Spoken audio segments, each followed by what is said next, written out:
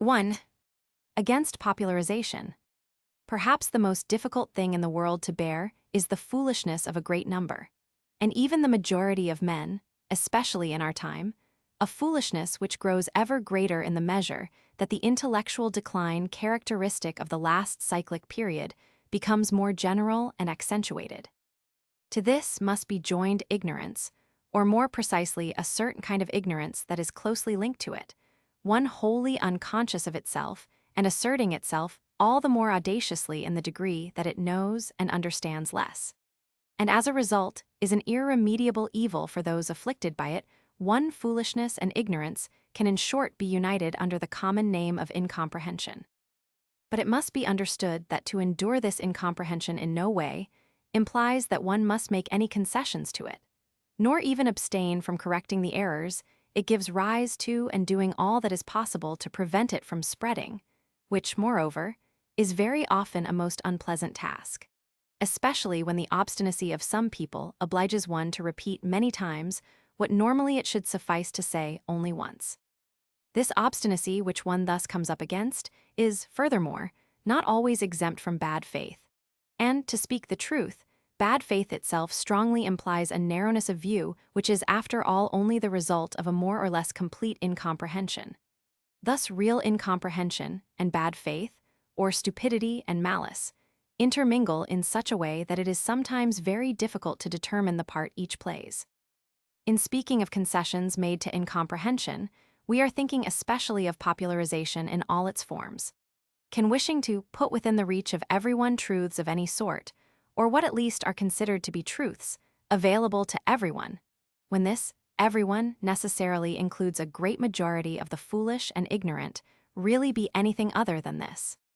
Moreover, popularization proceeds from an eminently profane solicitude, and just as with any propaganda, it presupposes a certain degree of incomprehension on the part of those who indulge in it, no doubt relatively less than in the general public, to which it is addressed, but all the greater to the extent that what they thus claim to expound exceeds this public's mental level.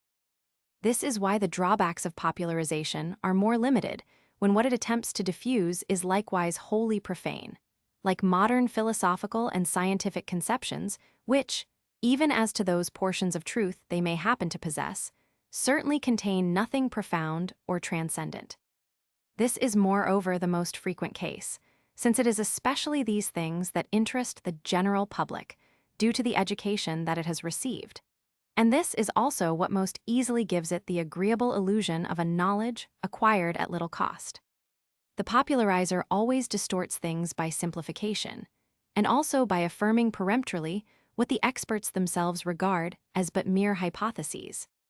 But after all, in taking such an attitude, he only continues the methods used in the rudimentary education that is imposed on everyone in the modern world, and which, basically, is itself nothing but popularization, in a sense perhaps the worst popularization of all, for it gives the mentality of those who receive it a scientistic imprint of which few are later able to rid themselves, and which the work of the popularizers properly so called only maintains and further reinforces, which attenuates their responsibility to a degree.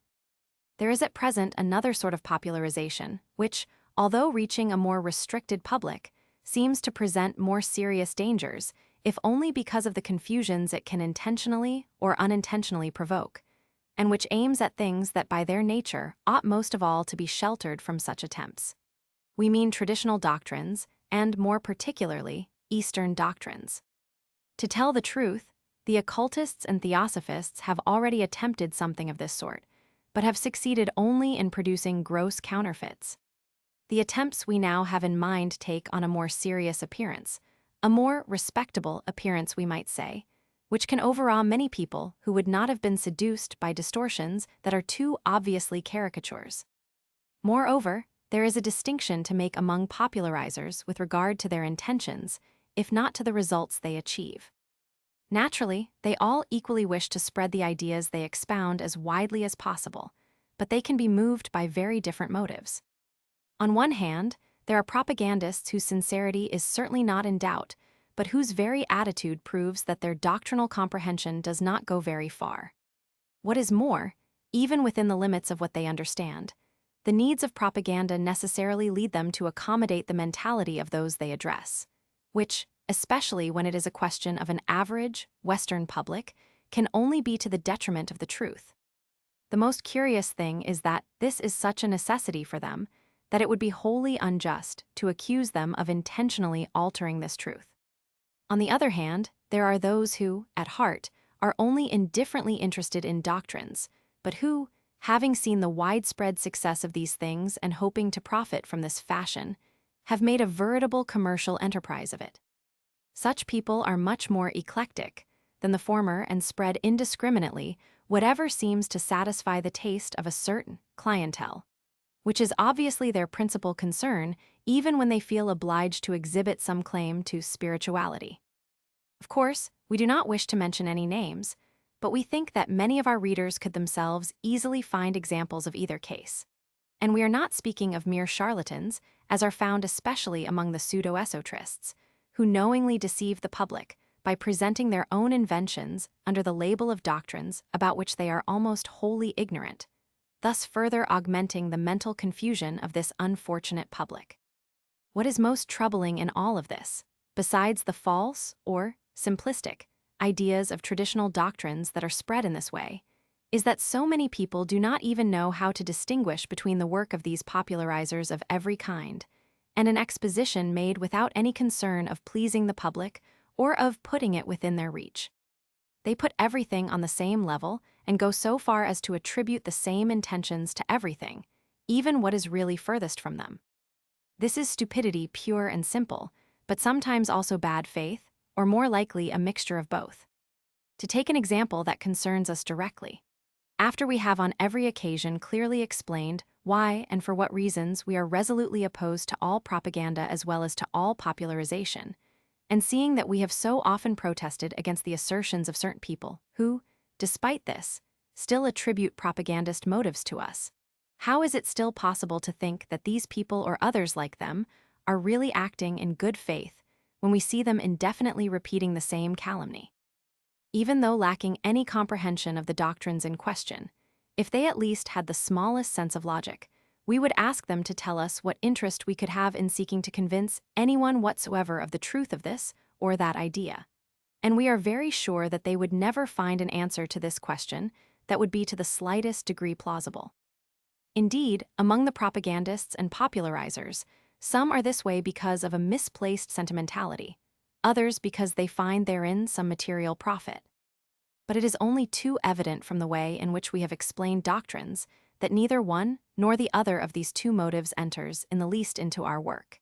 And even if it be supposed that we ever had the intention of creating any sort of propaganda, we would then have necessarily adopted an attitude wholly contrary to the rigorous doctrinal strictness that we have constantly maintained.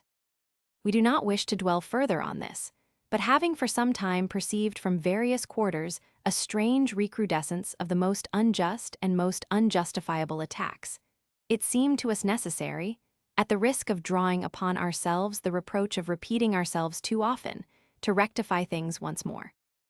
1. In the Islamic tradition, Hakikatu Zakah, the truth of almsgiving, in its inward and most real aspect, consists in bearing human foolishness and ignorance.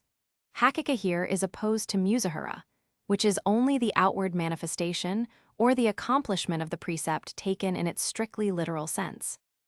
This naturally arises from the virtue of patience, as letter 1E63 br, to which a very special importance is attached, as is proved by the fact that it is mentioned 72 times in the Quran. 2. Metaphysics and dialectic. We recently learned of an article that seems to deserve some attention because certain of the misapprehensions it evinces have been taken so far when we were of course amused to read that those who have some experience of metaphysical knowledge, among whom the author obviously places himself even while, with a remarkable impudence, denying us the privilege, as if he could possibly know, will find nothing in our work but remarkably precise conceptual distinctions. That is, distinctions of a purely dialectical order, and representations that may serve as useful preliminaries, but that from the practical and methodological point of view do not advance one step beyond the realm of words toward the universal. But we greatly fear that our contemporaries, so accustomed to stopping at external appearances, will commit similar errors. When we see them falling into error regarding traditional authorities such as Shankaracharya, for example, there is assuredly no reason for surprise that they do the same with regard to us, taking the husk for the kernel. However this may be, we would like to know how truth of any order whatsoever could be expressed without the use of words, excepting the case of purely symbolic figures, which are not under discussion here, and without a dialectical form, in short, those discursive forms imposed by the very requirements of all human language. And also, given the subject under discussion, how any verbal explanation, whether written or oral, could be more than a useful preliminary. It seems, however, that we have sufficiently stressed the essentially preparatory character of all theoretical knowledge, which is obviously the only knowledge that can be attained through a study of such explanations. But this is not at all to say that, in this respect and within these limits, it is not rigorously indispensable for all those who then wish to go further. And to avoid any misunderstanding, let us immediately add that, contrary to what is said regarding a passage from our perspectives on initiation, we have never had the intention of saying anything about either our own inner experience, which is of no concern or interest to anyone or anyone else's, since it is always something strictly incommunicable by its very nature. Fundamentally, the author scarcely seems to understand what we mean by the term metaphysical, and even less what we mean by pure intellectuality, the transcendent character of which he would like to deny, thus betraying the common confusion between intellect and reason, an error not unrelated to another he commits concerning the role of dialectic in our writings, and, we could also say, in any writing concerned with this same realm. This is all too obvious when he asserts that the ultimate meaning of our work, about which he speaks with an assurance that his incomprehension scarcely warrants, resides in a mental transparency, not recognized as such and with limits that are still human, which we see at work when we take this transparency for effective initiation. Faced with such assertions, we must once again repeat as clearly as possible that there is absolutely no difference between pure and transcendent intellectual knowledge, which, as such and contrary rational knowledge, has nothing mental or human about it. That is to say effective and not merely theoretical metaphysical knowledge and initiatic realization, any more than between pure intellectuality and true spirituality. This explains why the author considered it necessary to speak out, and even with some vehemence, about our thought, that is, about something which strictly speaking ought to be considered as non-existent, or at least ought to count for nothing when applied to our work, since it is not at all what we have put into the latter, which is exclusively an exposition of traditional data, only the expression being our own. This data, furthermore, is not the product of any kind of thought whatsoever, by very reason of its traditional character, which essentially implies a superindividual and non-human origin. His error in this regard appears most clearly when he claims that we have mentally rejoined the idea of the infinite, which moreover is an impossibility. We have not, in fact, rejoined it mentally or otherwise. For this idea, and again, this word can only be used in such cases if we rid it of the exclusively psychological meaning currently ascribed to it, can only be grasped directly by an immediate intuition that belongs, we repeat, to the domain of pure intellectuality. All the rest are but means intended to prepare for this intuition those capable of it. It must be understood that as long as they are only thinking, through these means they will achieve no effective results, any more than someone who reasons or reflects on what are commonly called the proofs of the existence of God will attain an effective knowledge of divinity by this means alone. What it is necessary to know is that concepts as such, and above all abstractions, do not interest us in the least. It goes without saying that this us includes all who, like ourselves, adopt a strictly and integrally traditional point of view. And we willingly leave all these mental elaborations to philosophers and other thinkers too, but when obliged to explain matters of an altogether different order, and especially in a Western language, we fail to see how one can avoid using words that in the majority of cases, in fact, only express simple concepts in current usage, since there are no others at our disposal. 3. If some are incapable of understanding the transposition that must be effectuated in such a case in order to fathom the ultimate meaning, there is unfortunately nothing we can do about it. As for trying to discover in our work traces of the limits of our own knowledge, this is a waste of time, for, aside from this having nothing to do with us, our explanations are strictly impersonal by the very fact that they refer exclusively to truths of a traditional order. And if we have not always succeeded in making this characteristic perfectly obvious, this should be ascribed rather to difficulties of expression, for this reminds us only too well of those who suppose that anyone who intentionally refrains from speaking about a thing is either ignorant of it or does not understand it. As for esoteric dialectic, this expression is acceptable only if one means by it dialectic in the service of esoterism as the external means used to communicate what can be expressed verbally, and always with the reservation that such an expression is necessarily inadequate, especially in the purely metaphysical order, by the very fact that it is formulated in human terms. Dialectic is after all nothing but the use or practical application of logic. 5. Now, it hardly needs pointing out that the moment one wishes to say something it becomes necessary to conform to the laws of logic, which certainly does not mean that in themselves the truths to be expressed are dependent on these laws, any more than the fact that a draftsman is obliged to sketch a picture of a three-dimensional object on a two-dimensional surface, thereby proves his ignorance of the existence of the third dimension. Logic does in fact dominate everything pertaining to reason, and, as its name indicates, this is its proper domain. But on the other hand, everything of the superindividual, and therefore superrational, order by this very fact obviously escapes that domain, for the superior could not be subservient to the inferior. Regarding truths of this order, logic can therefore only intervene in an incidental way, and their expression in discursive, or dialectical, mode is a kind of descent to the individual level, failing which these truths would remain totally incommunicable. 6. With singular inconsistency the author, even while reproaching us, through pure and simple incomprehension moreover, for stopping at the mental level without realizing it, seems particularly embarrassed by the fact that we speak of the renunciation of the mental. What he says on this subject is quite confused, but at bottom he seems unwilling to admit that the limits of individuality can be transcended, and that, as regards realization, for him everything is restricted, if we may express it so, to a sort of exaltation of these limits, since he claims that the individual by itself tends to rediscover its original source, which is precisely an impossibility for the individual as such, since it obviously cannot surpass itself by its own means. And if this source were of an individual order, it would still be something very relative. If the being which is a human individual were truly nothing more than a being in a certain state of manifestation, there would be no way for him to emerge from the conditions of this state. And as long as he has not effectively emerged from it, that is, as long as he is still only an individual according to appearances, and we must not forget that, for his present consciousness, these appearances are confounded with reality itself, since they are all that he can attain of it. All that is necessary to enable him to go beyond them can only present itself as external 7, for he has not yet arrived at the stage where such distinctions as interior and exterior cease to be valid.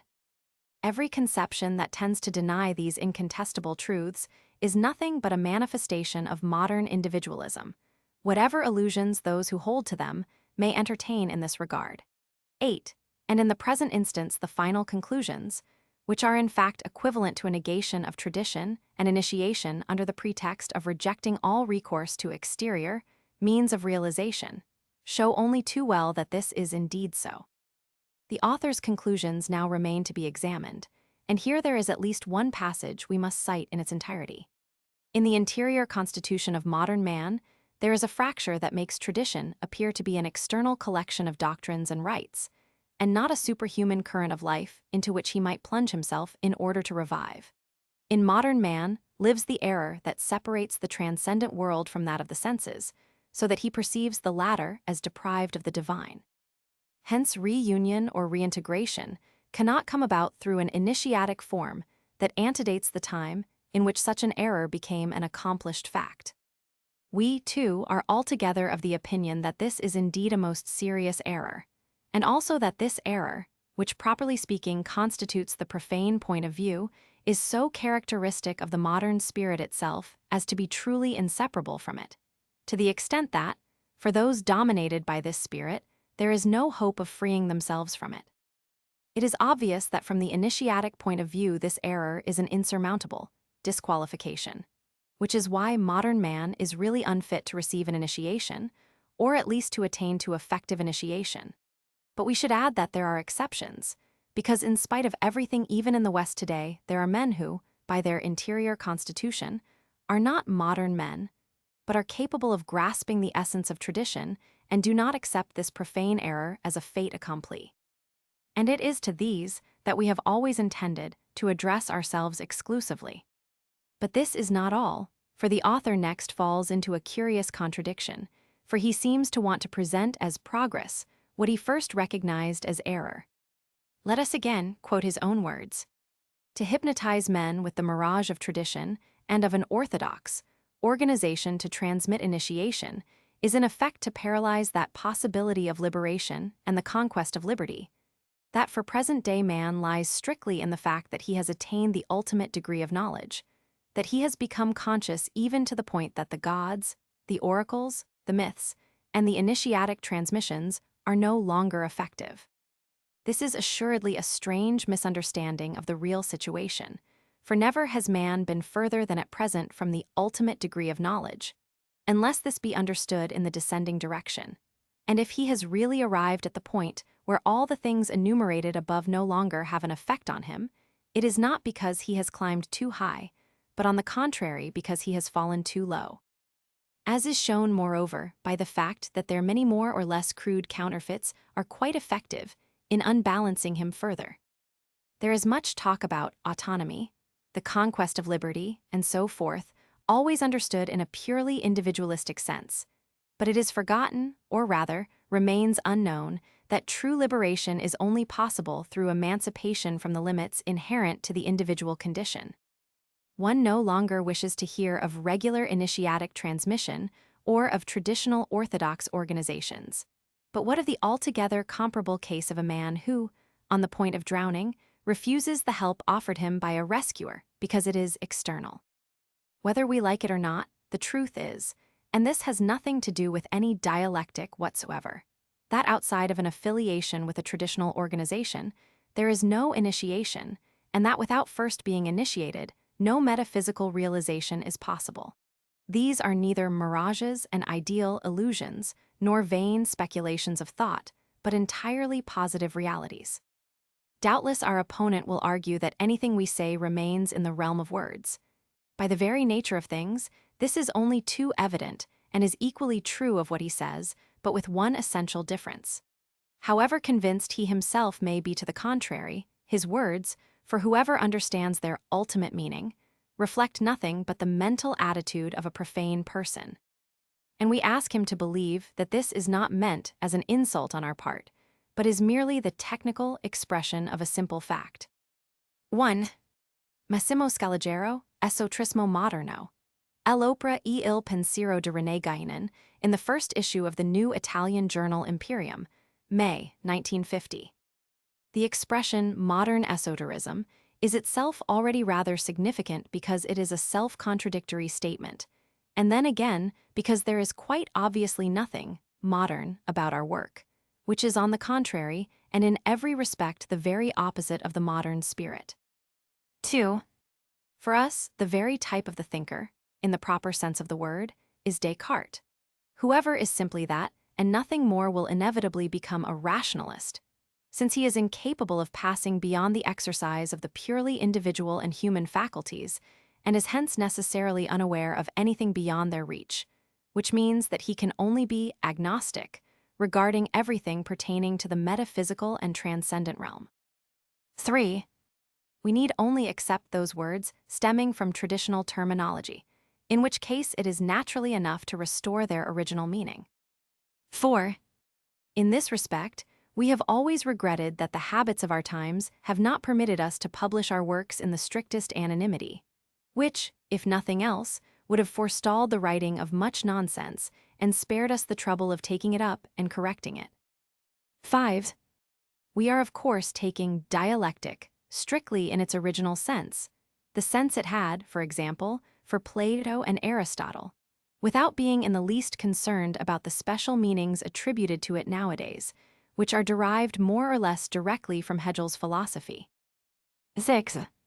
We shall not dwell on the reproach addressed to us that we speak, as if transcendence and so-called external reality were separate from each other. If the author knew what we have stated about descending realization, or if he had understood it, he would certainly have dispensed with this criticism. This does not in any case alter the fact that this separation really exists, in its own order, which is that of contingent existence, and that it ceases only for the one who has passed beyond this existence and is definitively free of its limiting conditions. Whatever he may think, it is always important to know how to situate each thing in its rightful place, and at its proper degree of reality, and these are surely not distinctions of a purely dialectical order. 7. It hardly seems necessary to remind the reader here that initiation naturally takes the aspirant as he is in his present state, in order to give him the means for transcending it, which is why such means may at first seem external. 8. At present, many people sincerely believe themselves to be anti-modern, and yet are deeply affected by the influence of the modern spirit, which moreover is merely one of many examples of the confusion that reigns everywhere in our time. 3. The malady of anguish. These days it is the fashion in certain circles to speak of metaphysical anxiety, and even of metaphysical anguish. These patently absurd expressions give further proof of the mental disorder of our time. But, as always in such a case, there may be some interest in trying to find out precisely what lies behind these errors, and what exactly such an abuse of language implies. It is clear enough that those who speak in this way do not have the slightest notion of what metaphysics really is. But one may still wonder why they wish to transpose these terms anxiety and anguish into whatever notion they have of this domain, of which they are ignorant, rather than any others that would be neither more nor less out of place. No doubt, the first or most immediate reason for this lies in the fact that these words represent certain sentiments, particularly characteristic of the present age. And the predominance they have acquired today is moreover quite comprehensible, and could even be considered legitimate in a certain sense if it were limited to the order of contingencies. For it is manifestly only too well justified by the present state of disequilibrium and instability of all things, a state which continues to worsen and is certainly not calculated to give a feeling of security to those who live in such a troubled world. If there is something morbid in these sentiments, it is that the state through which they are occasioned and maintained is itself abnormal and disordered. But all this, which amounts to no more than a simple explanation of fact, does not sufficiently take into account the intrusion of these same sentiments into the intellectual order, or at least into what lays claim to its place among our contemporaries. This intrusion shows that the evil runs much deeper, and that there must be something in it related to the whole of the mental deviation of the modern world. In this connection, we may note first of all that the perpetual restlessness of the moderns is nothing other than one form of the need for agitation that we have often denounced, a need that in the mental order takes the form of research for its own sake. That is, research which, rather than leading to knowledge as it normally should, is pursued indefinitely and leads nowhere, and which moreover is undertaken without any intention of attaining truth. Something in which so many of our contemporaries do not even believe. We admit that a certain anxiety may have its legitimate place at the starting point of any inquiry as a motive inciting that very inquiry. For it goes without saying that if man were satisfied with his state of ignorance, he would remain in it indefinitely and never seek to escape it. But even so, it would be better to give such mental anxiety another name.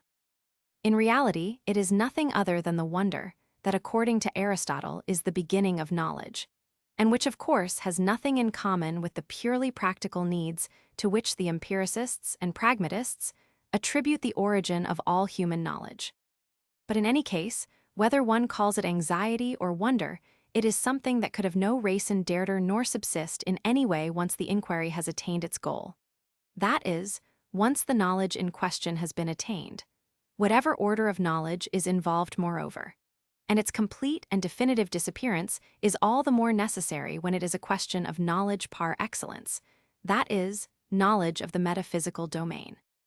One can thus see in the idea of an anxiety that has no end, and hence does not serve to draw man out of his ignorance, the mark of a sort of agnosticism, which may be more or less unconscious as the case may be, but which is no less real for all that. Whether one likes it or not, to speak of metaphysical anxiety is basically equivalent either to denying metaphysical knowledge itself, or at the very least to declaring one's powerlessness to obtain it, which in practical terms amounts to no great difference. And when this agnosticism is truly unconscious, it is usually accompanied by an illusion that consists of mistaking for metaphysics something that is not only no such thing, but that is not even to any degree of valid knowledge, even of a relative order.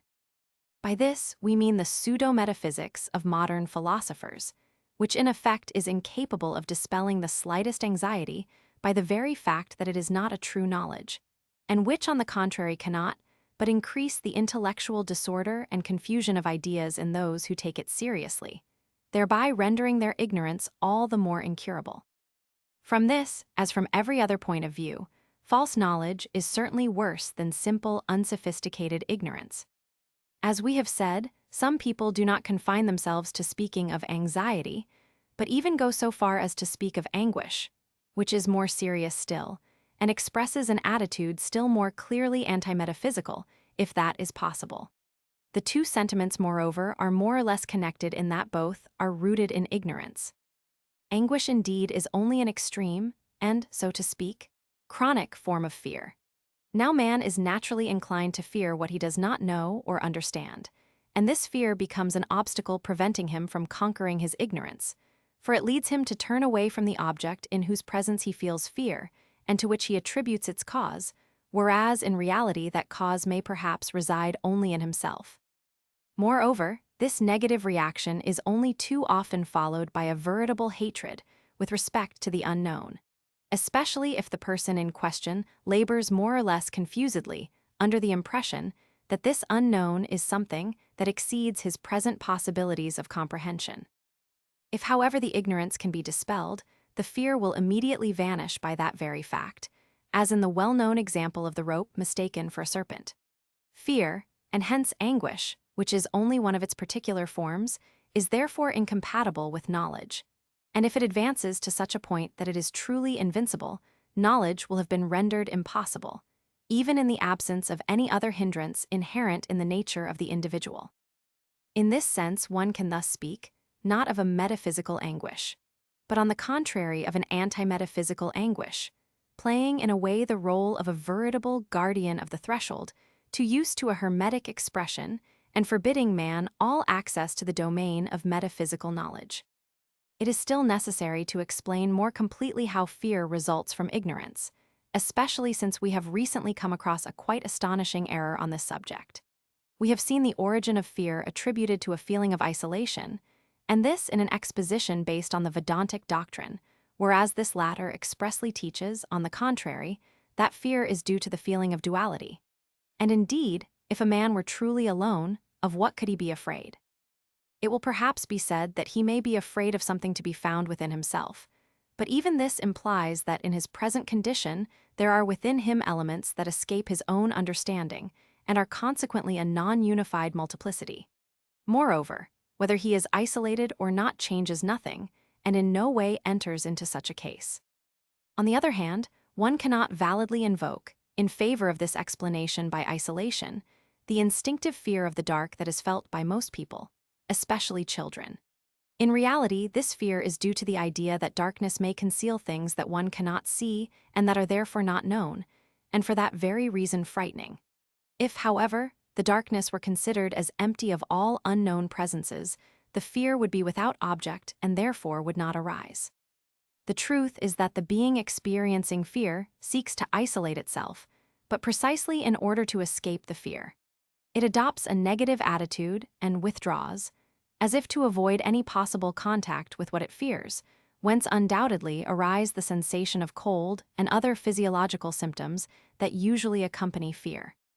But this sort of unthinking defense is in any case ineffectual, for it is quite evident that, whatever a being may do, it cannot really isolate itself from the circumstances in which it is placed by the very conditions of its contingent existence, and that, so long as it considers itself surrounded by an external world, it is impossible that it find complete refuge from the latter. Fear can only be caused by the existence of other beings, which, insofar as they are other, constitute this external world, or other elements that, although incorporated in the being itself, are no less foreign and external to his present consciousness. But the other, as such, exists only by virtue of ignorance, since all consciousness essentially implies an identification. One can therefore say that the more a being knows, the less the other or external exists for it, and that in the same measure the possibility of fear, an altogether negative possibility moreover, is likewise abolished for him. And finally, that the state of absolute solitude, kaivalya, which is beyond contingency, is a state of pure impassibility. Incidentally, let us note in this regard that the ataraxy of the Stoics represents only a deformed conception of such a state, for it claims to apply to a being that in reality is still subject to contingencies, which is contradictory. To try to treat exterior things as indifferent, to the extent one can in the individual condition, may constitute a kind of preparatory exercise with a view to deliverance, but nothing more, since for the being that is truly delivered, there are no exterior things. In short, such an exercise could be regarded as equivalent to what, in initiatic trials, expresses in one form or another the need to conquer fear at the outset in order to attain knowledge, which will in turn render that fear impossible, because there will then no longer be anything by which the person could be affected. And it is obvious that one must take care not to confuse the preliminaries of initiation with its final result. Another observation, admittedly secondary but nonetheless not without interest, is that the sensation of cold and the exterior symptoms to which we alluded just now are also produced even without the one who experiences them being consciously afraid, properly speaking, in cases where psychic influences of the most inferior order manifest themselves, as for example in spiritualist seances and in the phenomena of haunting. Here again, it is a case of the same subconscious and almost organic defense in the presence of something hostile, and at the same time unknown, at least to the ordinary man, who effectively knows only what is susceptible of being grasped by the senses, that is, only things of the corporeal domain. The panic terrors, which occur without any apparent cause, are also due to the presence of various influences that do not belong to the perceptible order. Moreover, they are collective, which again contradicts the explanation of fear through isolation. And in this case, it is not necessarily a question of hostile influences or of the inferior order, for it may even happen that a spiritual influence, and not merely a psychic one, provokes a terror of this kind among the profane, who perceive it vaguely without knowing anything of its nature. An examination of these facts, which in short are not abnormal, despite common opinion, only further confirms that fear is indeed really caused by ignorance, and this is why we thought it well to note them in passing. Returning to the essential point, we can now say that those who speak of metaphysical anguish, in the first place, show thereby their total ignorance of metaphysics. Furthermore, their very attitude renders this ignorance invincible, all the more so as anguish is not a simple momentary feeling of fear, but a fear become in a way permanent, installed in the very psychism of the being, and that is why one can consider it a true malady. So long as it cannot be overcome, it properly constitutes, as do all other serious defects of a psychic order, a disqualification with respect to metaphysical knowledge. On the other hand, knowledge is the sole definitive remedy against anguish, as well as against fear in all its forms, and against simple anxiety. For these feelings are only the consequences or products of ignorance, and consequently, as soon as knowledge has been attained, it destroys them entirely at their very root and renders them henceforth impossible, whereas without it, even if they are momentarily put aside, they can always reappear under the pressure of circumstances. If it is a question of knowledge par excellence, this effect will necessarily have repercussions in all the various inferior domains, and thus such feelings will also disappear with regard to the most contingent things. Indeed, how could they affect one who, seeing all things in their principle, knows that no matter what the appearances may be, they are ultimately only elements of the total order? What is true here is likewise true of all the evils from which the modern world suffers. The true remedy can come only from above, that is, from a restoration of pure intellectuality. As long as one seeks to remedy them from below, that is, resting content to oppose contingencies with other contingencies, all one's efforts will be vain and ineffectual. But who will prove able to understand this while there is still time? 4. Custom versus tradition. We have repeatedly denounced the strange confusion that the moderns constantly make between tradition and custom. Indeed, our contemporaries are quite apt to give the name, tradition, to all sorts of things that are really only customs, and often customs that are altogether insignificant and sometimes of very recent invention. Thus it is enough that some profane festival, established by anyone at all, simply endure a few years in order to be qualified as traditional. This abuse of language is evidently due to modern man's ignorance of everything traditional in the true sense of the word. But one can also detect in this a manifestation of that spirit of counterfeit to which we have drawn attention on so many other occasions. Where nothing traditional any longer remains, people seek consciously or unconsciously to substitute for it a sort of parody that can, so to speak, fill, at least in outward appearance, the void left by its absence.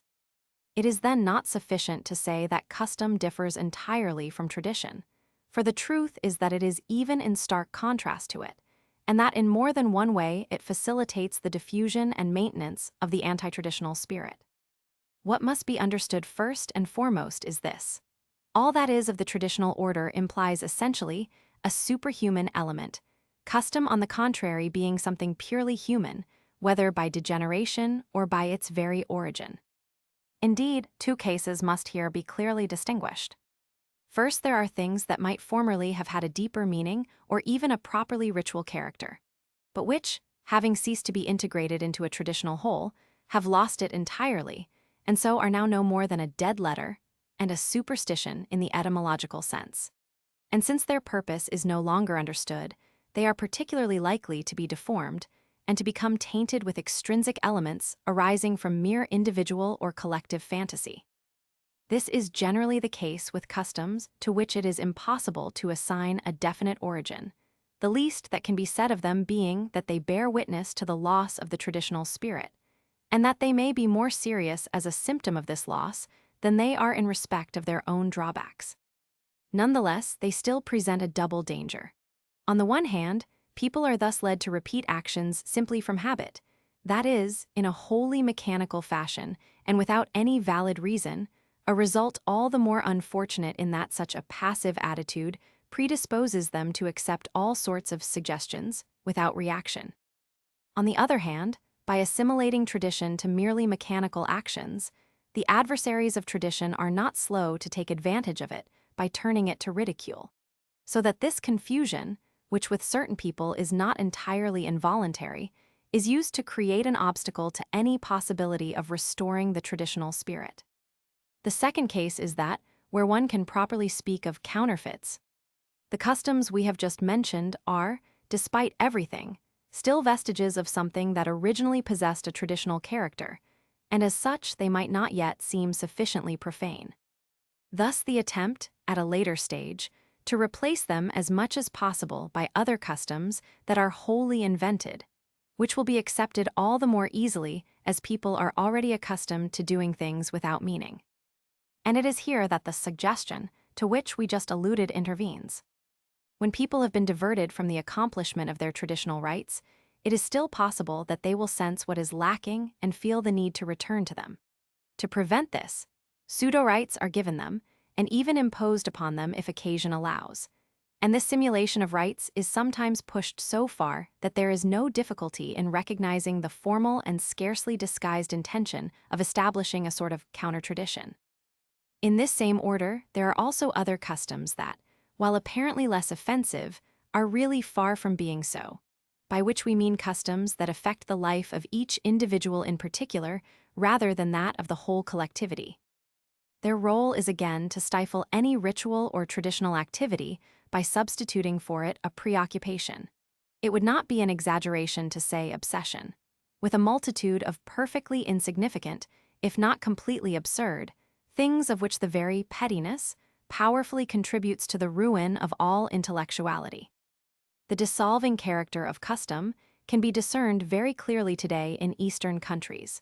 For as concerns the West, it has long since passed the stage where it was even conceivable that all human actions might have a traditional character. But where the idea of ordinary life, understood in the profane sense that we have explained elsewhere, has not yet become general, one can as it were catch in the act the manner in which such a notion takes shape and the role played in this by the substitution of custom for tradition. It goes without saying that we are speaking of a mentality that, at least for the present one, is hardly that of most people of the East, and belongs only to those who can be said to be more or less modernized or westernized, the two words basically expressing one and the same thing. When someone acts in a way that he cannot justify except by declaring that it is the custom, one can be sure that one is dealing with an individual detached from his tradition and no longer capable of understanding it. Not only does he no longer accomplish its essential rites, but if he does keep some of its secondary observances, this is solely by custom and for purely human reasons, among which concern for opinion holds a preponderant place. And above all, he will never be found wanting in the scrupulous observance of a host of those invented customs of which we were just speaking, customs that are in no way different from the silliness that constitutes the good manners of modern Westerners, and that are sometimes pure and simple imitations of them. What is perhaps most striking in these wholly profane customs, whether of the East or the West, is the incredible pettiness we have already mentioned.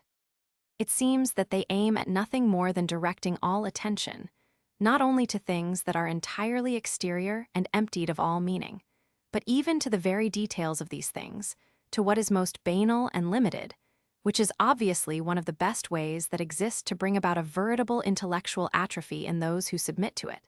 And in the West, what is called the worldly mentality is the best example. Those in whom such preoccupations come to predominate, even without reaching this extreme degree, are only too manifestly incapable of conceiving any reality of a profound order. There is an incompatibility here so evident that it would be useless to dwell upon it further, and it is also clear that such people find themselves enclosed thenceforth in the circle of ordinary life, which is nothing, precisely, but a thick fabric of outward appearances like those on which they have been trained to exclusively exercise all their mental activity. For them, one might say that the world has lost all its transparency, for they no longer see in it anything that could be a sign or an expression of higher truths, and even if one were to speak to them of the inner meaning of things, not only would they fail to understand, but they would immediately begin to wonder what their peers might think or say of them if by chance they were to admit such a viewpoint, and even more conform their lives to it. It is indeed the fear of opinion that more than anything else allows custom to impose itself as it does, and to take on the character of a veritable obsession. Man can never act without some motive, legitimate or illegitimate, and when there can no longer exist any valid motive, as is the case here since we are speaking of actions that truly have no significance, one must then be found in an order that is as basely contingent and as deprived of all effective importance as is that to which these actions themselves belong. It might be objected that for this to be possible an opinion must already have been formed about the customs in question. But in fact, it is enough that they be established in a very restricted milieu, even if at first merely as a fashion, for this factor to come into play. From this point, having become fixed by the very fact that no one dares any longer abstain from observing them, they can thereafter spread gradually, and correlatively, what was initially only the opinion of a few ends by becoming what is called public opinion. It could be said that respect for custom as such is fundamentally nothing other than respect for human stupidity, for in such a case, this is what is naturally expressed in public opinion.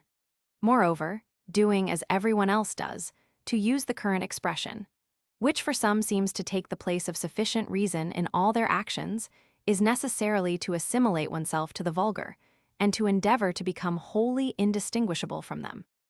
It surely would be difficult to imagine anything more base and also more contrary to the traditional attitude, according to which each person must constantly strive to raise himself in the full measure of his possibilities, rather than sink down to the sort of intellectual nullity represented by a life wholly absorbed in the observation of the silliest customs, all for pure fear of being judged unfavorably by whomsoever may happen along.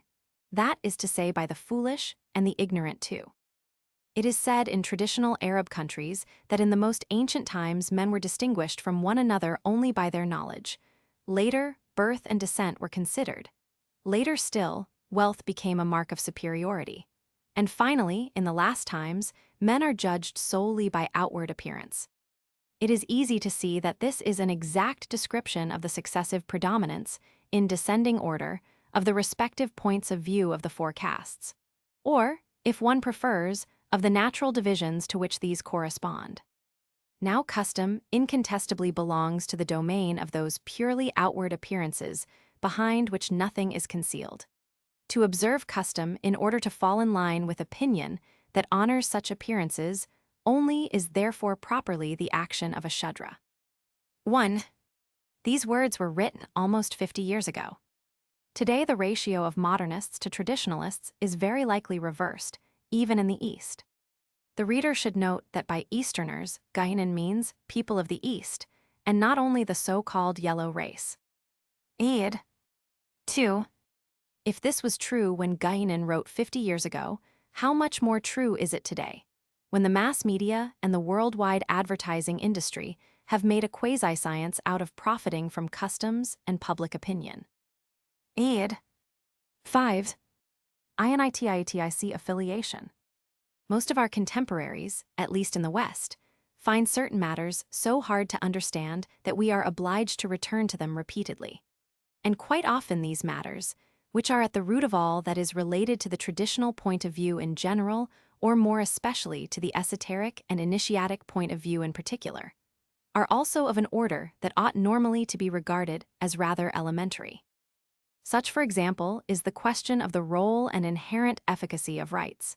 And perhaps it is at least in part because of its rather close involvement with rites that the question of the need for initiatic affiliation seems to be in the same situation. Indeed, when one understands that initiation consists essentially in the transmission of a certain spiritual influence, and that this transmission can only be operated by means of a rite, which is precisely what effectuates the affiliation one to an organization that as its chief function conserves and communicates this influence, it does seem that there should no longer be any difficulty in this respect. For transmission and affiliation are fundamentally only the two inverse aspects of one and the same thing, according to whether it is envisaged as descending or ascending the initiatic chain. Recently, however, we have had occasion to ascertain that this difficulty exists even for some who, in fact, have such an affiliation. This may seem rather astonishing, but we doubtless see here one result of the speculative diminishment that the organization to which they belong has undergone. For it is obvious that for anyone who confines himself to this single, speculative point of view, questions of this order, as well as all those that might properly be called technical, will only appear in a very indirect and distant perspective. And it is also clear that by this very fact, their fundamental importance risks being more or less completely misunderstood. We might even say that such an example enables us to measure the distance separating virtual from effective initiation. Not, of course, that the former can be regarded as negligible, for quite the contrary, it is this that constitutes initiation properly speaking, the indispensable beginning, inidium, that carries with it the possibility of all later developments. But we have to recognize that especially under present conditions, it is very far indeed from this virtual initiation to the slightest hint of realization. However this may be, we think we have already sufficiently explained the need for initiatic affiliation one. But in the face of certain questions still being asked on this topic, it will be useful to add a few points of detail to complement what we have already said. We must first of all set aside the objection that some might be tempted to draw from the fact that the neophyte in no way, experiences the spiritual influence at the actual moment of its reception. To tell the truth, this case is quite comparable to that of certain rites of an exoteric order, such, for example, as the religious rites of ordination, where a spiritual influence is also transmitted, and, at least in a general way, is no longer experienced either, which does not prevent it from being truly present and conferring upon those who receive it certain aptitudes that they would not have possessed without it. But in the initiatic order, we must go further. In a way, it would be contradictory for the neophyte to be aware of the transmitted influence, since with respect to this influence, as well as by definition, he is still in a purely potential and non-developed state, whereas the capacity to experience it would, on the contrary, necessarily imply a certain degree of development or actualization. And this is why we have just said that one must begin with a virtual initiation. But in the exoteric domain, there is in fact no disadvantage in not having any conscious awareness of the influence received, even indirectly, and in its effects, since in this domain it is not a matter of obtaining an effective spiritual development as a result of the affected transmission. On the other hand, it is an altogether different matter when it is a question of initiation, and hence the interior work of the initiate, for ultimately the effects of this work should be felt, and this is precisely what constitutes the passage to effective initiation, at whatever degree it may be envisaged. This is at least what ought to take place normally if the initiation is to yield the results rightly expected from it. It is true that in most cases initiation remains forever virtual, which amounts to saying that the above-mentioned effects remain in a latent state indefinitely. But if this is the case, it is nonetheless an anomaly from a strictly initiatic point of view, and due only to certain contingent circumstances too, as, for instance, an initiate's insufficient qualifications. That is, the limitation of those possibilities which he bears within himself, and for which nothing external can make up, or again the state of imperfection or degeneration to which certain initiatic organizations are reduced at the present time, and which prevents them from furnishing sufficient support for the attainment of effective initiation, so that even the existence of such an initiation is unsuspected by those who might otherwise be qualified for it, although these organizations do remain capable of conferring a virtual initiation, that is, of assuring the initial transmission of a spiritual influence to those who possess the minimum of the indispensable qualifications. Incidentally, and before passing to another aspect of the question, we should add that, as we have already expressly noted, this transmission does not and cannot have anything magical about it, for the very reason that it is essentially a matter of a spiritual influence, whereas everything of a magical order is concerned exclusively with the manipulation of psychic influences. Even if it happens that the spiritual influence is accompanied secondarily by certain psychic influences, this changes nothing, for it amounts to no more than a purely accidental result, due only to the correspondence that always necessarily obtains between different orders of reality.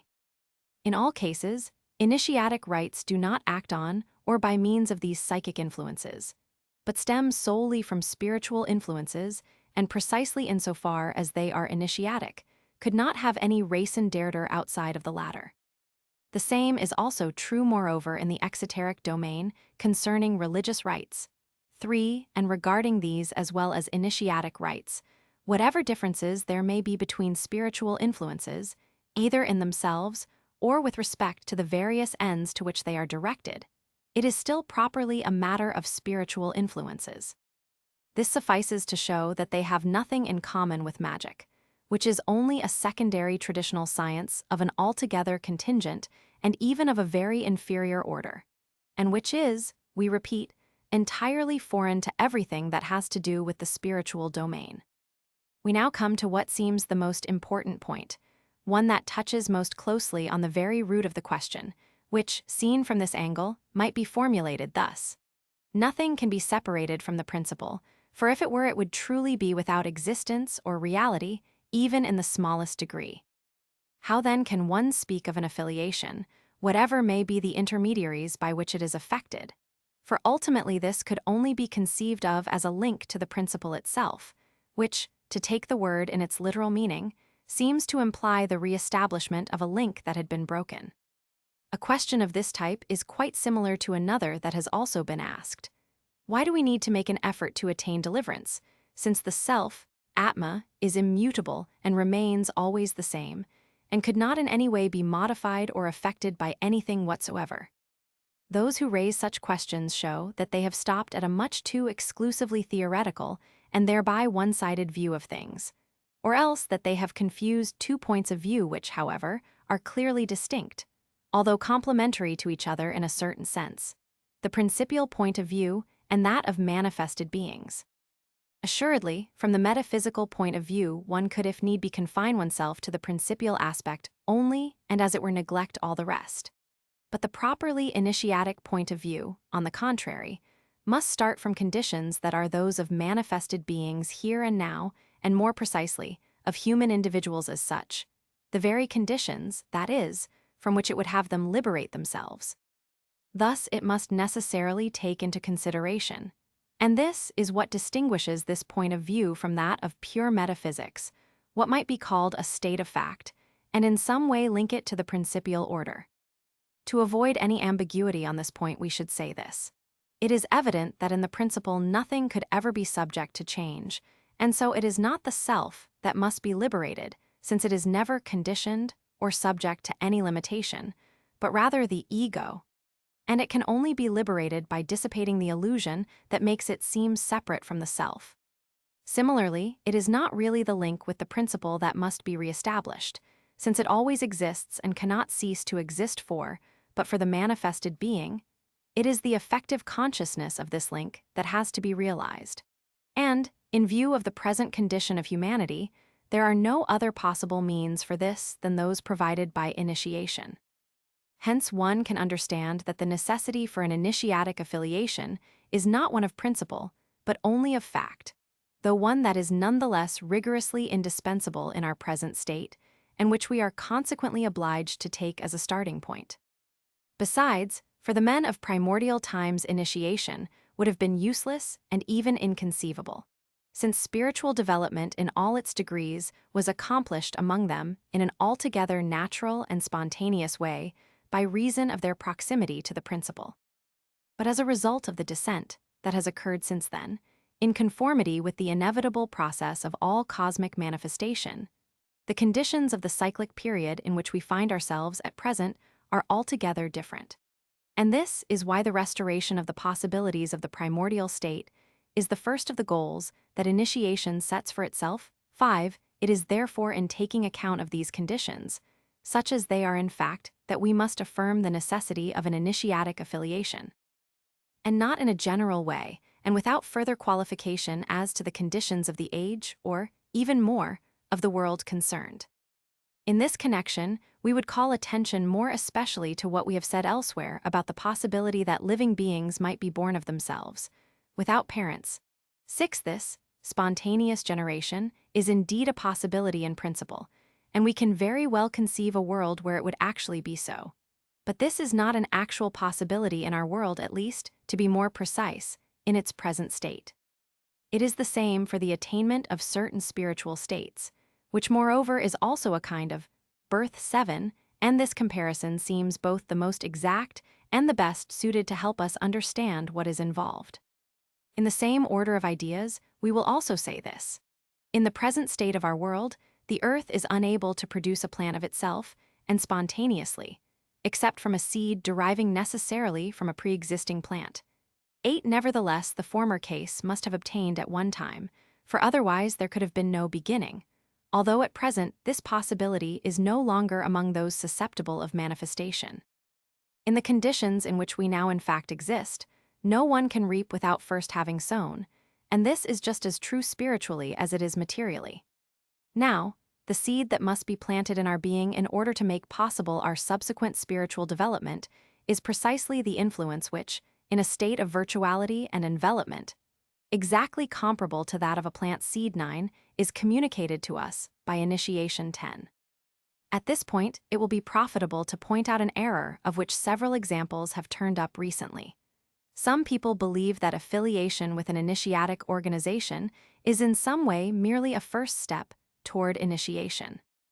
This would only be true on condition that we clearly specify that this is the case with effective initiation. But the people in question do not make any distinction between virtual initiation and effective initiation, and perhaps do not even have the faintest notion of such a distinction, which, however, is of the greatest importance and even, one might say, altogether essential. Besides, it is quite possible that they have been more or less influenced by certain conceptions of occultist or theosophist provenance concerning the great initiates and other things of this kind, which are assuredly apt to cause or maintain many confusions. In any case, such people obviously forget that initiation is derived from an idiom, a word that properly means entrance and beginning. It is the entrance into a way that will be traversed thereafter, or again the beginning of a new existence in the course of which possibilities of another order will be developed, possibilities beyond the narrow confines of the ordinary life. Understood in its strictest and most precise sense, initiation is in reality nothing other than the initial transmission of a spiritual influence in its seed state, or in other words, initiatic affiliation itself. Recently, another question concerning initiatic affiliation has been raised, but to correctly assess its scope, we should first of all say that it particularly concerns cases where initiation is obtained outside the ordinary and normal channels 11, and it must be clearly understood above all that such cases are never anything but exceptional, and that they occur when certain circumstances render normal transmission impossible. Since their res in derder is precisely to substitute in some measure for that transmission. We say in some measure, because such a thing can only happen with individuals possessing qualifications far beyond the ordinary and aspirations strong enough to, in a way, attract to themselves the spiritual influence that they would not find if left to their own devices, and also because for such individuals it is even rarer still, for lack of the assistance provided by constant contact with a traditional organization, that the results obtained through such an initiation are anything but fragmentary and incomplete. This cannot be insisted on too much, and yet to speak of such a possibility is nevertheless perhaps still not entirely without danger, if only because too many people have a tendency to entertain illusions in this regard. Let an event occur in their lives that is a little extraordinary, or so it seems to them, but that is really rather commonplace, and they interpret it as a sign that they have received this exceptional initiation. And present-day Westerners in particular are all too easily tempted to seize upon the flimsiest pretext of this kind in order to dispense with a regular affiliation, which is why we are quite justified in insisting that as long as this latter is not in fact impossible to obtain, one should not expect to receive any other kind of initiation apart from it. Another very important point is this. Even in such a case, affiliation with an initiatic chain and the transmission of a spiritual influence is always involved, whatever may otherwise be the means and modalities, which no doubt can differ greatly from what they are in normal cases, and may, for example, imply an activity outside of the ordinary conditions of time and place. But at any rate, there is necessarily a real contact, which assuredly has nothing in common with visions or reveries that arise only from the imagination 12 in certain well-known cases, such as that of Jacob Boehme, to which we have alluded elsewhere. 13. This contact was established by an encounter with a mysterious personage who did not reappear thereafter.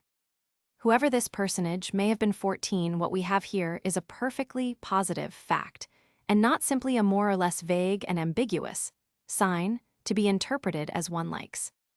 But it must be understood that an individual initiated by such means may not have any clear awareness of the true nature of what he has received, or to what he has thus been affiliated. What is more, lacking instructions that could enable him to gain some idea, however imprecise, on all of this, he himself may be quite incapable of explaining the matter. He may not even have heard of initiation, the word and the thing itself being totally unknown in his milieu, but this is basically of small concern, and obviously does not in any way affect the reality of that initiation itself, provided we understand that this kind of initiation presents certain inevitable disadvantages with respect to normal initiation. 15. Having said this, we now come to the question alluded to previously, for these few remarks enable us to answer it more easily.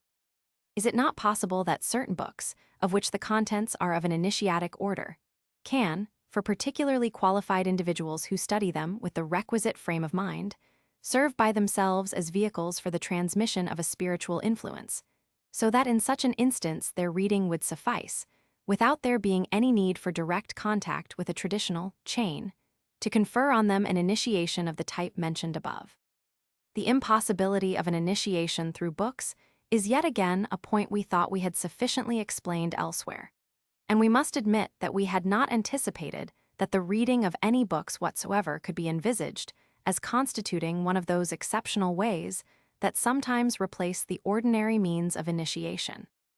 Besides, even outside of those particular and special cases where it is properly a matter of the transmission of an initiatic influence, there is here something clearly opposed to the fact that an oral transmission is always and everywhere considered a necessary condition of true traditional teaching, so much so that putting this teaching in writing can never dispense with it.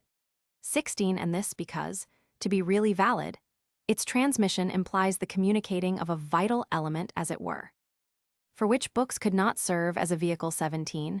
But what is perhaps most astonishing is that this question was raised in connection with a passage about bookish studies, a passage in which we thought that matters were explained with sufficient clarity to preclude any misunderstanding, where we indicated that precisely those books having an initiatic content were apt to give rise to such misunderstandings.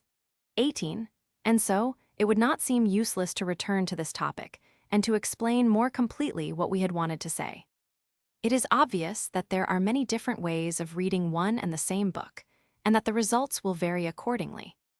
In the case of a tradition's sacred scriptures, for example, a person who is profane in the most complete sense of the word, such as the modern critic, will view it only as literature, from which he will only be able to derive that kind of exclusively verbal knowledge which constitutes pure and simple erudition, without the addition of any real comprehension of even the most exterior kind, since he does not know and does not even ask whether what he is reading is the expression of a truth. And this is the kind of knowledge that can be qualified as bookish in the strictest sense of the term. Anyone affiliated to the tradition in question, even if he knows only its exoteric side, will already see something altogether different in its scriptures, although his comprehension may still be limited to the literal sense alone. But what he finds there will be incomparably more valuable for him than any erudition, and this remains equally true for those at the lowest level, who, through an incapacity to understand doctrinal truths, regard them simply as rules of conduct which at least enable them to participate in the tradition to the extent of their possibilities. And yet someone like the theologian who aims at assimilating the exoterism of the doctrine as completely as possible, and is thus situated at a very much higher level, is still only concerned with the literal sense, and may not even suspect the existence of other more profound meanings. In short, those of esoterism. Whereas, on the contrary, someone having no more than a theoretical grasp of esoterism will, with the help of certain commentaries or otherwise, be able to begin to perceive the plurality of meanings contained in the sacred texts, and hence be in a position to discern the spirit hidden beneath the letter. His comprehension, therefore, will be of a much more profound and lofty order than that which is aspired to by the most learned and accomplished of the exoterists. The study of such texts can then form an important part of the doctrinal preparation that normally must precede all realization. But if the one devoting himself to this does not also receive an initiation, he will always be left with an exclusively theoretical knowledge, no matter what predisposition he brings to it, which no amount of study will of itself enable him to surpass. If instead of the sacred scriptures we consider certain writings of a properly initiatic character, as for example those of Shankaracharya or M.U. letter 1E25 y Idin ibn al-Arabi, we could, except on one point, say almost exactly the same thing. And so, to take one instance, the only gain that an Orientalist could derive from reading them would be to know that such an author, indeed, they are for him authors, and nothing more has said such or such a thing. Furthermore, if he wishes to express this material in his own words, rather than resting content to repeat it verbatim by a simple act of memory, there is the greatest risk that he will deform it, since he has not assimilated its real meaning to any degree. This only differs from what we mentioned earlier, in that there is no longer any reason to consider the case of the exoterist, since these writings relate to the esoteric domain alone, and as such are entirely beyond his competence. Were he truly able to understand them, he would by that very fact already have crossed the boundary separating exoterism from esoterism. And then we would in fact be in the presence of a theoretical esoterist, of whom we could only repeat unaltered what we have already said on this subject. Nothing remains now but to focus on one last difference, which however is not the least important from our present point of view. This is the difference between the reading of one and the same book by both the theoretical esoterist just mentioned, who, we will suppose, has not yet received any initiation, and by someone who already possesses an initiatic affiliation. The latter will naturally see in it things of the same order as the former, though perhaps more completely, and above all they will appear to him in a different light, as it were. Moreover, it goes without saying that as long as his is only a virtual initiation, he can do no more than simply pursue, to a more profound degree, a doctrinal preparation that had remained incomplete until then. But it is altogether different once he enters into the way of realization. For him, the content of the book is then properly no more than a support for meditation, in the sense one might call ritual, and in exactly the same way as the various kinds of symbols he uses to assist and sustain his inner work. Surely, it would be inconceivable for traditional writings, which by their very nature are necessarily symbolic in the strictest sense of this term, not to play such a role as well. Beyond the letter, which has now as it were disappeared for him, he will truly see nothing but the spirit, and thus possibilities altogether different from those inherent in a simple theoretical understanding will be as open to him as when he meditates by concentrating on a mantra or a ritual yantra. But if this is so, it is only, we repeat, by virtue of the initiation received, which constitutes the necessary condition without which, whatever qualifications an individual might otherwise possess, there cannot be the slightest beginning of realization, which in short amounts simply to saying that every effective initiation necessarily presupposes a virtual initiation.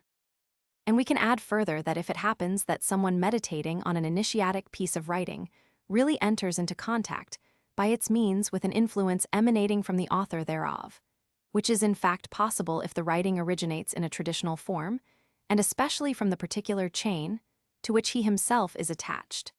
This too, far from taking the place of an initiatic affiliation, can on the contrary never be anything but a consequence of a prior affiliation. However we look at it then, there can be absolutely no initiation through books, but only, under certain circumstances, an initiatic use of books, which is obviously something altogether different. We hope that this time we have sufficiently stressed this point so that not even the slightest ambiguity remains, and that no one will continue to think that there might be something here which lends itself, even if only under exceptional circumstances, to dispensing with the need for an initiatic affiliation. 1. See Perspectives on Initiation, especially Chaps 5 and 8. 2. One could say in a general way, moreover, that in the conditions of an age like ours, it is almost always the truly normal case that from the traditional point of view appears as the exception. 3. It goes without saying that the same holds true for exoteric rites in traditions other than those clothed in a religious form. If we speak more particularly of religious rites here, it is because, in this domain, they represent the most generally known case in the West. 4. This link is basically none other than the Sutratma of the Hindu tradition, which we have mentioned in other studies. 5. On initiation considered in connection with the lesser mysteries, as enabling the accomplishment of a reascent of the cycle by successive stages back to the primordial state, cf. Perspectives on Initiation, chap. 40. 6. Perspectives on Initiation, chap. 4. 7. In this regard, there is hardly need to recall everything we have said elsewhere on initiation considered as a second birth. Moreover, this manner of envisaging things is common to all traditional forms without exception. 8. Let us point out, without being able to stress the point just now that this is not unrelated to the grains of wheat of Eleusis, or, in Masonry, to the password of the grade of companion. The initiatic application is, moreover, obviously closely related to the idea of spiritual posterity. In this respect, it is perhaps not without interest to note also that the word neophyte means literally new plant. 9. It is not that the spiritual influence in itself can ever be in a state of potentiality, but that the neophyte receives it in a manner somehow proportioned to his own state. 10. We could even add that, by reason of the correspondence that obtains between the cosmic order and the human order, there can be between the two terms of comparison that we have just indicated not just a similarity, but a much closer and more direct relationship, of such a nature as to justify it even more completely. And from this, we can begin to see that the biblical text in which fallen man is represented as condemned to being no longer able to harvest anything from the soil without hard labor, Gen. 3:17-19, may well correspond to a truth, even in its most literal sense. 11. The explanatory note added to a passage of Pages Dédiés à Mercure d'Abdul Hadi, Études Traditionnelles, August 1946, pp. 318-9, and reproduced in the appendix to the present volume refers to these cases. 12. It should be kept in mind further that when questions of an initiatic order are involved, one cannot be too distrustful of the imagination. Whatever has to do only with psychological or subjective illusions is completely worthless in this respect, and should not be allowed to intervene in any way or to any degree. 13. Perspectives on Initiation, Chap. 10. 14.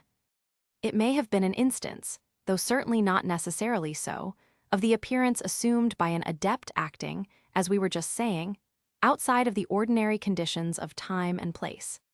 To better understand possibilities of this order, cf. Perspectives on Initiation, Chap. 42. 15.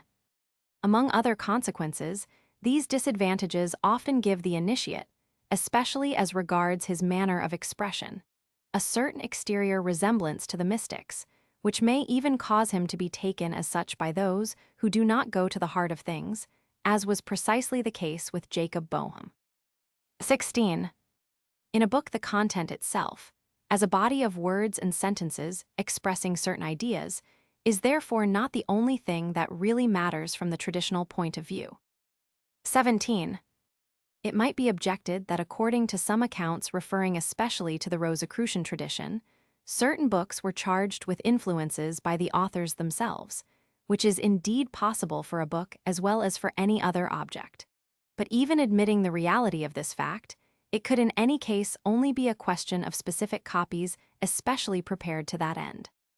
Moreover, each of these copies would have been destined exclusively for a given disciple, to whom it was directly entrusted, not to take the place of an initiation, which that disciple would have already received, but solely to furnish him with more effective help when, in the course of his personal work, he would use the contents of the book as a support for meditation.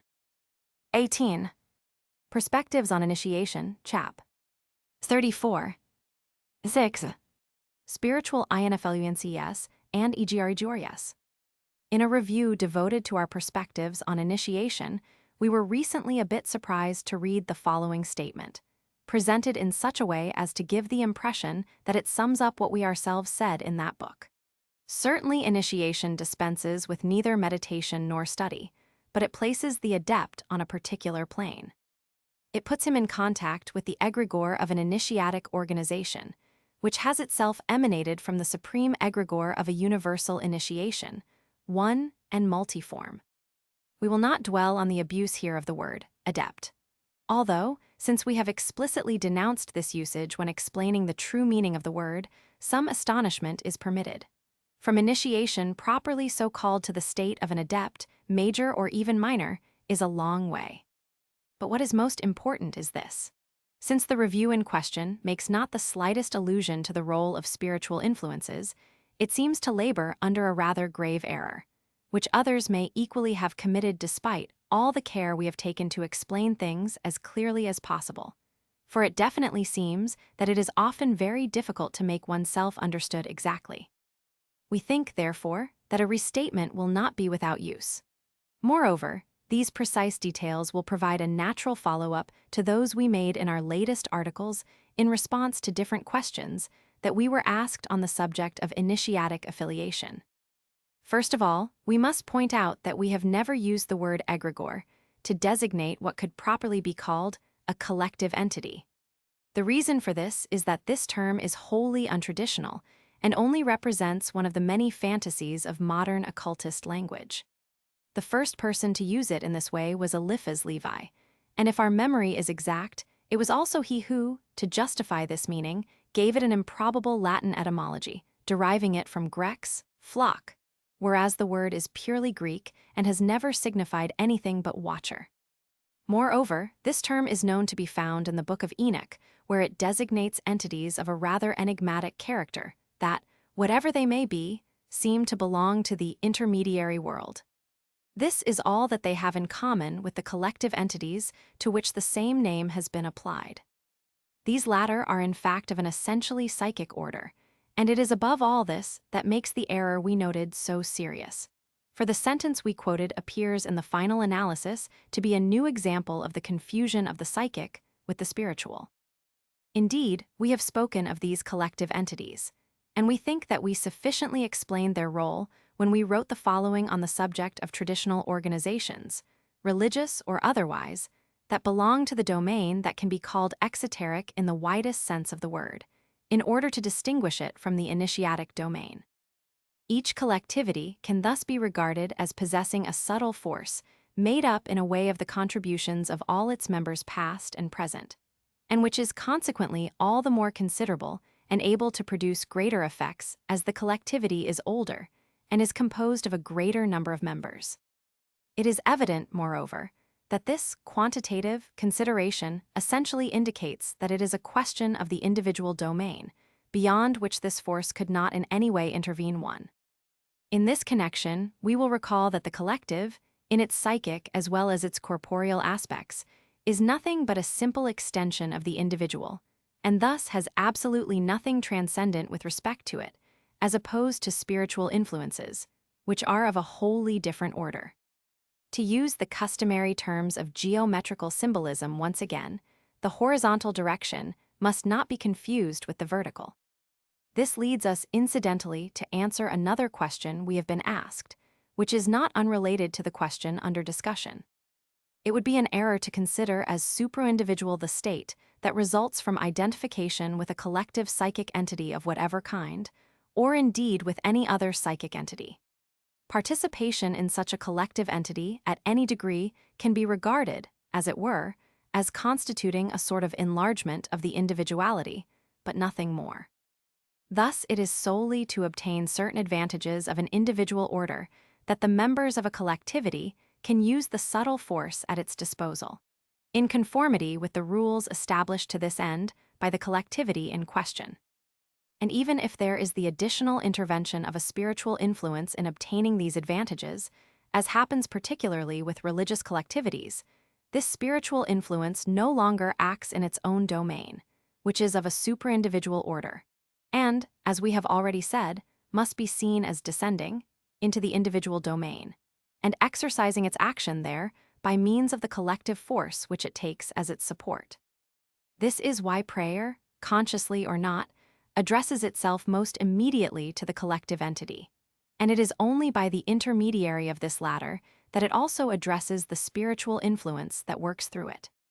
The conditions arranged for its efficacy by the religious organization cannot be explained otherwise. The case is wholly different with initiatic organizations by the very fact that these, and these alone, have the essential goal of going beyond the individual domain, and that even what relates more directly to the development of the individuality constitutes in the final analysis only a preliminary stage for finally surpassing the limitations of that domain. It goes without saying that these organizations, like all the others, also include a psychic element that can play an effective role in certain respects. For example, to establish a defense toward the outer world and to protect members from various dangers arising from the latter. for it is evident that such results cannot be obtained by means of a spiritual order, but only by means that are as it were on the same level as those posed by the outer world. But this is something very secondary and purely contingent that has nothing to do with initiation itself. Initiation is entirely independent of the action of any psychic force, since it consists strictly and essentially in the direct transmission of a spiritual influence that must produce effects whether immediate or deferred, that depend equally on the spiritual order itself, and not, as in the case discussed earlier, to a lower order. In this case, therefore, the spiritual influence no longer acts by the intermediary of a psychic element. Thus, an initiatic organization as such must not be envisaged as a mere collectivity, for the collectivity can never provide that which enables it to fulfill the function that is its whole raison d'être. Since in the final analysis, a collectivity is only a union of individuals, it cannot by itself produce anything of a supra-individual order, for the higher can never proceed from the lower. If affiliation with an initiatic organization can have effects of a supra-individual order, this is solely to the extent that the initiatic organization is the depository of something that is itself supra-individual and transcendent with respect to the collectivity. That is, of a spiritual influence, the conservation and transmission of which it must ensure without any discontinuity. Thus, initiatic affiliation must not be thought of as affiliation with an egregore or with any collective psychic entity, for this is only a completely accidental aspect in which initiatic organizations do not differ at all from exoteric organizations. What essentially constitutes the chain, let it be said again, is the uninterrupted transmission of the spiritual influence across successive generations too likewise. The link between the different initiatic forms is not a mere filiation of egregores, as one might be led to believe from the text which formed the starting point of these reflections. In reality, it results from the presence in all these forms of one and the same spiritual influence, one as to its essence and as to the ends in view of which it acts, if not as to the more or less particular modalities by which it acts. And it is only as a result of this that, step by step and in different degrees, a communication, effective or virtual as the case may be, can be established with the supreme spiritual center. We will add to these considerations another remark that also has its importance from the same point of view. When an initiatic organization finds itself in a more or less marked state of degeneration, although the spiritual influence always remains present, its action is necessarily diminished, while the psychic influences, on the contrary, can act in a more visible and sometimes almost independent fashion. The extreme case of this can be seen when an initiatic form has ceased to exist as such, and the spiritual influence has been entirely withdrawn, leaving behind the psychic influences alone as harmful and even particularly dangerous residues, as we have explained elsewhere 3 of course. As long as initiation really exists, even if reduced to something purely virtual, things cannot go so far. But it remains true that a preponderance of psychic influences in an initiatic form constitutes an unfavorable sign as to its actual state. And this again shows how far from the truth those are who would relate initiation itself to influences of this order.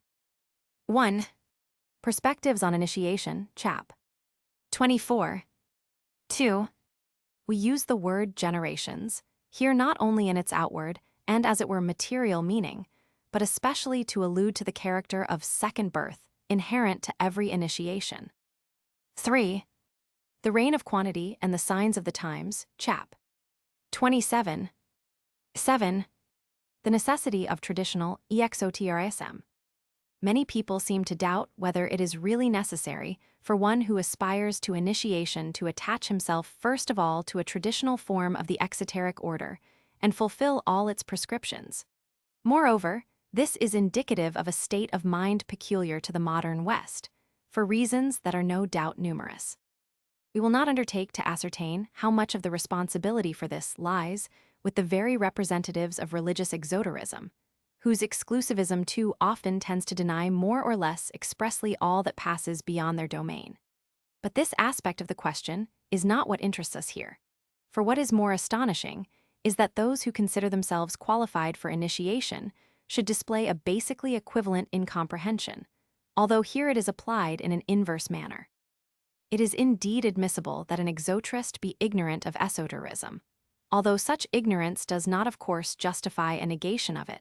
But what is inadmissible is that anyone with pretensions to esoterism should ignore exoterism, even if only in a practical way, for the greater must necessarily comprehend the lesser.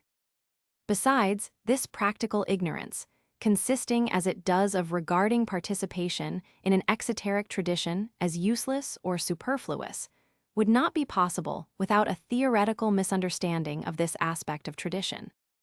And it is this misunderstanding that makes the matter all the more serious, for it can be asked whether someone with such a misunderstanding, whatever his other possibilities may be, is really prepared to approach the initiatic and esoteric domain, and whether he ought not rather apply himself to better understanding the value and scope of exoterism before seeking to go further. In fact, there is manifest here an enfeeblement of the traditional spirit understood in its general sense. And it should be obvious that it is this spirit that one must first integrally restore in oneself if one wishes thereafter to penetrate the profound meaning of tradition. The misunderstanding in question is fundamentally of the same order as that concerning the efficacy proper to rites, which is also so widespread in the contemporary West. We readily admit that the profane ambience in which many live renders the comprehension of these things more difficult.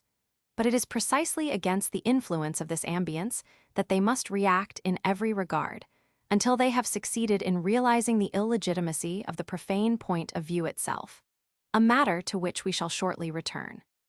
We have said that the state of mind we are denouncing here is peculiar to the West. Indeed, it could not exist in the East, first because of the persistence of the traditional spirit there, which still penetrates the entire social milieu one. And then also because where exoterism and esoterism are directly linked in the constitution of a traditional form, too, in such a way as to be as it were the two faces, exterior and interior, of one and the same thing. It is immediately comprehensible to everyone that one must first adhere to the exterior in order, subsequently, to be able to penetrate to the interior three, and that there can be no other way than this. This may appear less evident in the case, which actually occurs in the contemporary West, where one finds oneself in the presence of initiatic organizations with no link to the whole of a definite traditional form. But then we can say that, in principle at least, they are by this very fact compatible with every exoterism, whatever it may be, although from the strictly initiatic point of view, which alone concerns us here to the exclusion of a consideration of contingent circumstances. These initiatic organizations are not really compatible with the absence of any traditional exoterism. In order to explain things in the simplest way possible, let us say first that one does not build upon the void, and wholly profane existence, that is, existence from which all traditional elements are excluded, is in this respect really only void and nothingness. If one wishes to construct a building, one must first lay down the foundation, which provides the indispensable base upon which the whole edifice, including its loftiest parts, will rest, and this foundation remains even when the building is completed. In the same way, adherence to an exoterism is a preliminary condition for coming to esoterism, and furthermore one must not believe that this exoterism can be rejected once initiation has been obtained, any more than the foundation can be removed once the building has been constructed. Exoterism, far from being rejected, must in reality be transformed in the measure corresponding to the degree attained by the initiate, for he becomes more and more qualified to understand the profound reasons for it. And as a result, the doctrinal formulas and rites take on for him a significance much more genuinely important than they could have for the mere exoterist, who in the end is by definition always restricted to the exterior appearance alone. That is, to what counts least with regard to the truth of the tradition envisaged in its integrality. Then also, and this brings us back to a consideration we alluded to above, whoever does not take part in any traditional exoterism, by this very fact gives the purely profane outlook the greatest conceivable scope in his own individual existence. And in these conditions, he must necessarily conform all his exterior activity to this outlook. At another level, and with wider consequences, this is the same error as that committed by the majority of those modern Westerners who believe themselves still religious, but make of religion something entirely apart, having no real contact with the rest of their lives. Such an error is, moreover, all the less excusable for one who wishes to place himself at the initiatic point of view than for one who keeps to the exoteric perspective. And in any case, it is easily seen how far this is from corresponding to an integrally traditional conception. Basically, this amounts to admitting that outside, or alongside the traditional domain, there is a profane domain that is equally legitimate in its own order. Now, as we have often said before, there is really no profane realm to which some things belong by their very nature. There is only a profane point of view, which is merely the product of the spiritual degeneration of humanity, and which consequently is entirely illegitimate. In principle, then, one ought to make no concession to this point of view. But in the present Western environment, this is assuredly very difficult to do in fact, and perhaps even impossible in certain cases, and up to a certain point. For apart from very rare exceptions, each individual is obliged by the necessity for social relationships to submit himself more or less to the conditions of ordinary life, at least in appearance, which precisely is nothing other than the practical application of this profane point of view. But even if such concessions are indispensable in order to live in this environment, they should nevertheless be kept to a strict minimum by all those for whom tradition still has meaning, whereas they are, on the contrary, pushed to the utmost by those who claim to dispense with all exoterism, even if this is not their intention, and even if they are only more or less unconsciously coming under the influence of the profane milieu. Such dispositions are certainly as unfavorable as can be to initiation, which has to do with a domain that exterior influences must normally not penetrate in any way. If, however, because of the anomalies inherent to the conditions of our age, those harboring this attitude are nonetheless able to receive a virtual initiation, we strongly doubt that it will be possible for them to go further and proceed to effective initiation so long as they voluntarily persist in this orientation. 1. We speak here of the milieu taken as a whole, and so need not take into account modernized or westernized elements, which, however clamorous they may be, constitute in spite of everything only a small minority. 2. For ease of expression, we use the two terms exoterism and esoterism in their widest sense and for ease of expression, which should cause no inconvenience. For it goes without saying that, even in a tradition where such a division is not formally established, there is necessarily always something that corresponds to both two points of view. In the present case, moreover, the link between them is all the more evident. 3. One can also say, according to a frequently employed symbolism, that the kernel can only be reached by way of the shell. 8. Salvation and deliverance. We recently observed, not without some astonishment, that some of our readers still experience difficulty in understanding the essential difference between salvation and deliverance.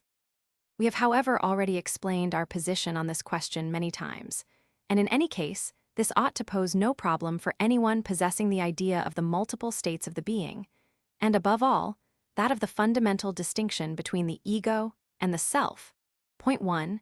It is therefore necessary to return to the subject in order to dispel definitively any possible misunderstanding, and to leave no room for any objection.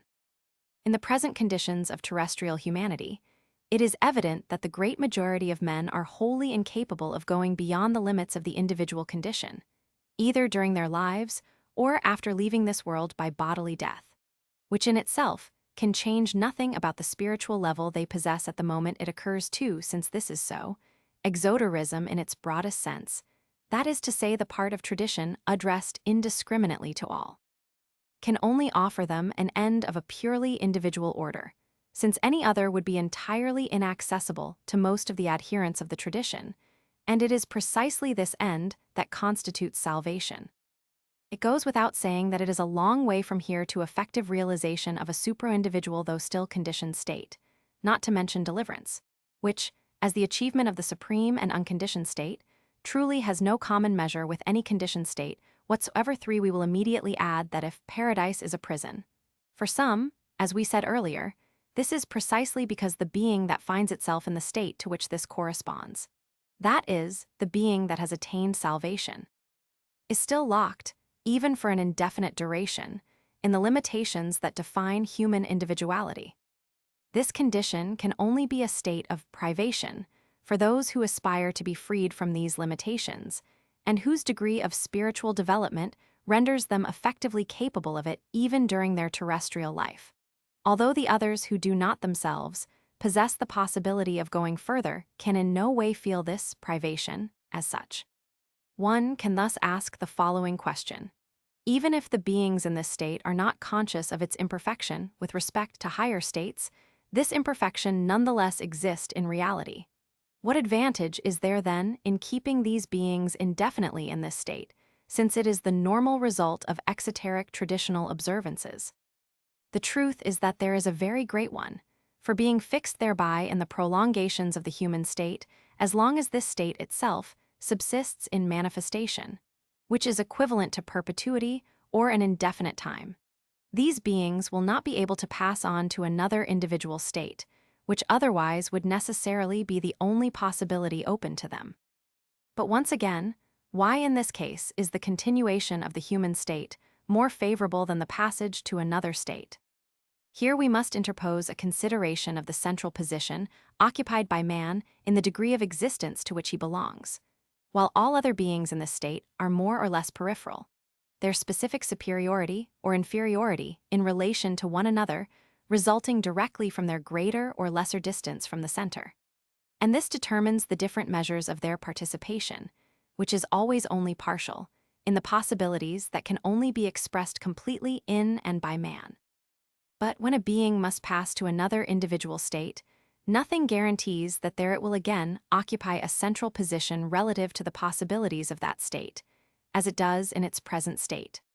On the contrary, there is even an incomparably greater probability that it will encounter one of the innumerable peripheral conditions comparable in our world to those of animals or even vegetables. One can immediately understand how serious a disadvantage this would be, especially from the point of view of the possibilities for spiritual development, even if, as would be normal to suppose, this new state envisaged in its entirety constituted a degree of existence higher than ours. This is why certain Oriental texts say that human birth is difficult to obtain, which of course applies equally to what corresponds to it in every other individual state. And this is also the reason why exoteric doctrines portray the second death as a formidable and even sinister eventuality. This death being the dissolution of the psychic elements by which the being ceases to belong to the human state and thereby must necessarily and immediately be born into another state. It would be wholly different and even quite the contrary if this second death gave access to a supra-individual state. But this is no longer the province of exoterism, which can and must consider only the most general case, while the exceptions are precisely what constitute the raison d'être of esoterism. Ordinary man, who cannot attain a supra-individual state, can, if he attains salvation, at least reach the end of the human cycle. He will thus escape the danger we have just mentioned, and so will not lose the benefit of his human birth. On the contrary, he will preserve it in a definitive way, for to say salvation is to say preservation, and it is this that is of essential importance in such a case. For it is in this, but only in this, that salvation can be considered to bring the being closer to his ultimate destination, or, as improper as such a manner of speaking may be, to constitute in a certain sense progress toward deliverance. Moreover, one must take great care not to be led into error through certain apparent similarities of expression, for the same terms can have many meanings and be applied at very different levels, according to whether it is a question of the exoteric or esoteric domain. Thus, when the mystics speak of union with God, what they mean by this can certainly not be assimilated in any way to yoga, and this remark is particularly important because some people might perhaps be tempted to say, how can a being have a higher end than union with God? All depends on the sense in which one takes the word union. In reality, The mystics, like all other exoterists, are concerned with nothing more or other than salvation.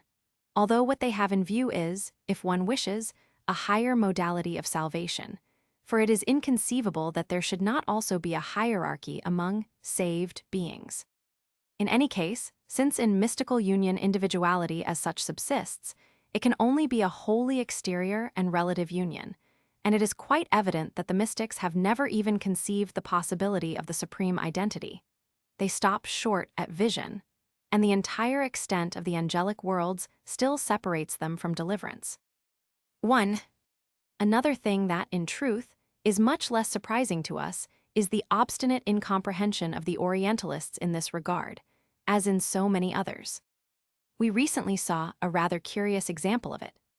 In a review of Man and His Becoming According to the Vedanta, one of them, noting with ill-disguised bad humor our criticisms of his colleagues, mentions as something particularly shocking what we said about the constant confusion between salvation and deliverance, and he appears indignant that we faulted a certain Indianist for having translated moksha by salvation from one end of his works to the other, without seeming even to suspect the mere possibility of an inexactness in this assimilation. Obviously, it is wholly inconceivable to him that moksha could be anything other than salvation. This aside, what is truly amusing is that the author of this review deplores the fact that we have not adopted the Orientalists' transcription, even though we expressly stated our reasons for this, and also that we did not include a bibliography of works by Orientalists, as if they ought to have been authorities for us, and as if, from our point of view, we did not have the right purely and simply to ignore them. Such remarks give the correct measure of the comprehension of certain people. 2. Many people seem to imagine that the sole fact of death can suffice to give a man intellectual or spiritual qualities that he never possessed while alive. This is a strange illusion, and we do not see what reasons could be invoked to give it the least appearance of justification. 3. Incidentally, we will explain that if we are accustomed to begin salvation in the lower case and deliverance with a capital, this is to mark clearly that one is of the individual order and the other of a transcendent order, just as when we write ego and self. This remark is meant to prevent anyone attributing to us intentions that are in no way ours, such as depreciating salvation in some way, when it is solely a matter of situating it as exactly as possible in the place that in fact belongs to it in total reality. 9. Ritual and moral points of view. As we have remarked on various occasions, similar phenomena can proceed from entirely different causes. This is why phenomena in themselves, which are only outward appearances, can never really constitute proof of the truth of any doctrine or theory, contrary to the illusions of modern experimentalism in this regard.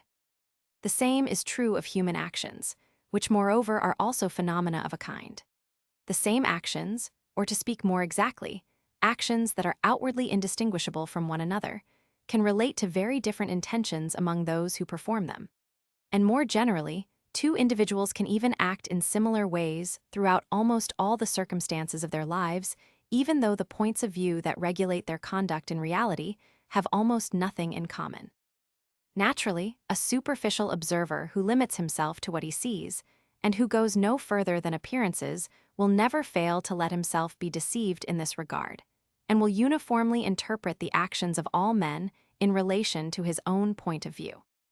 It is easy to understand that this can be the cause of many errors, as in the case of men belonging to different civilizations, for example, or with historical facts dating from distant ages. A very striking, and as it were extreme example of this is provided us by those of our contemporaries who, because economic considerations in fact play a preponderant role for themselves, seek to explain all of human history by appealing exclusively to matters of this order, without even thinking to ask whether this has been true in all times and places. This is an effect of the tendency, also to be observed among psychologists, to believe that men are always and everywhere the same, a tendency perhaps natural in a certain sense, but nonetheless unjustified, and we think one of which we cannot be too mistrustful.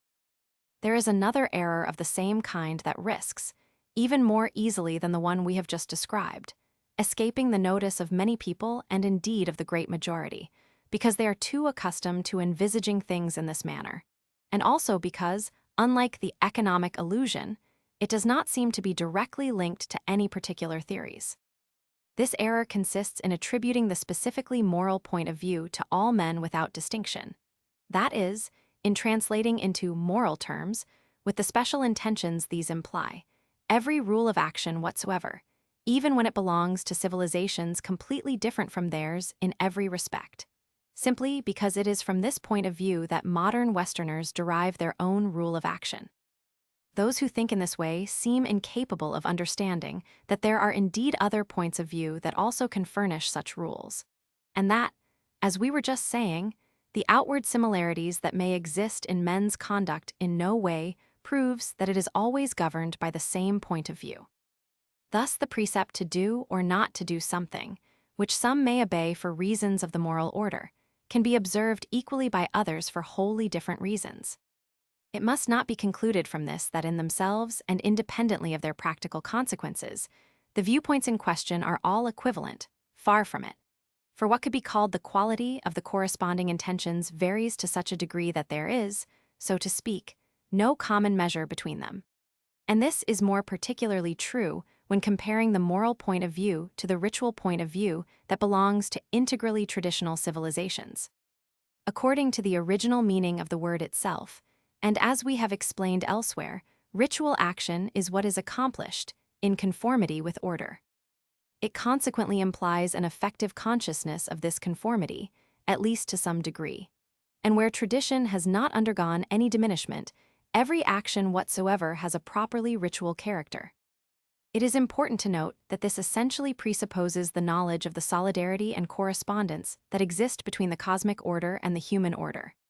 This knowledge, with the multiple applications deriving from it, exists in all traditions, whereas it has become completely foreign to the modern mentality, which sees nothing but fantastic speculations in everything that does not fall within its crude and narrowly limited conception of what it calls reality.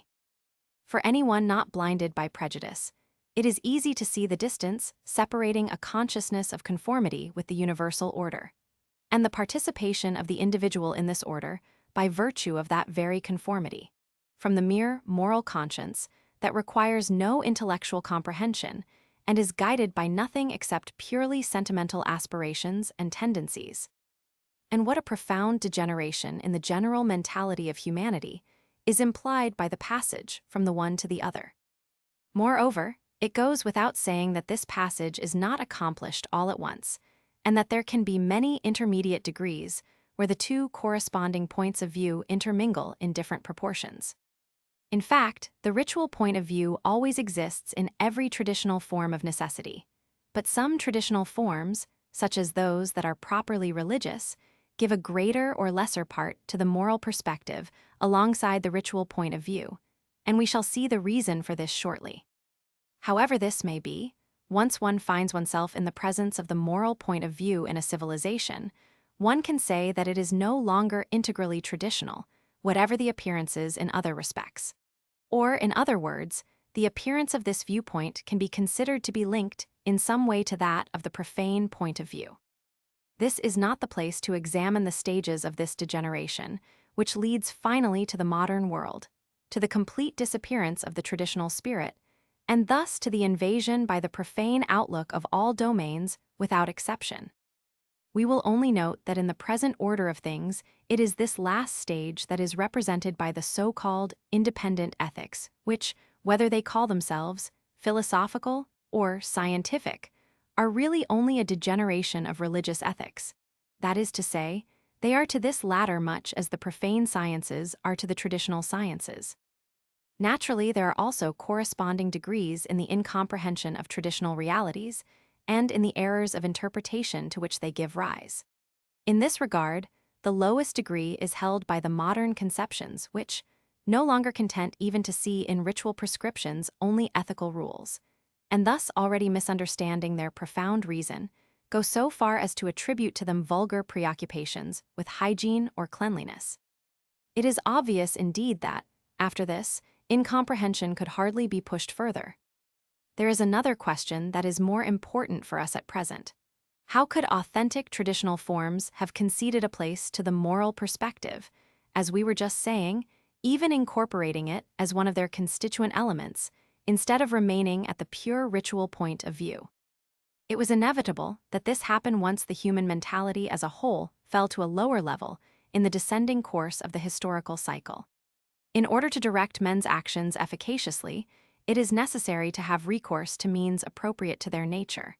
And when this nature is mediocre, the means must also be so in a corresponding degree. For this is the only way to save those who can still be saved in such conditions.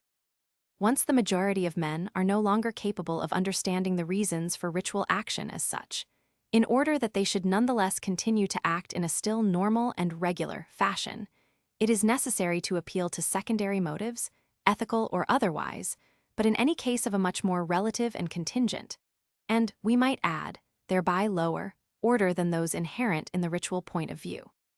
In this, there is really no deviation, but only a necessary adaptation. The particular traditional forms must be adapted to the circumstances of time and place that determine the mentality of those to which they are addressed, since it is this that is the very reason for their diversity, especially regarding their most outward aspect, which must be common to all without exception, and to which all rules of action naturally relate.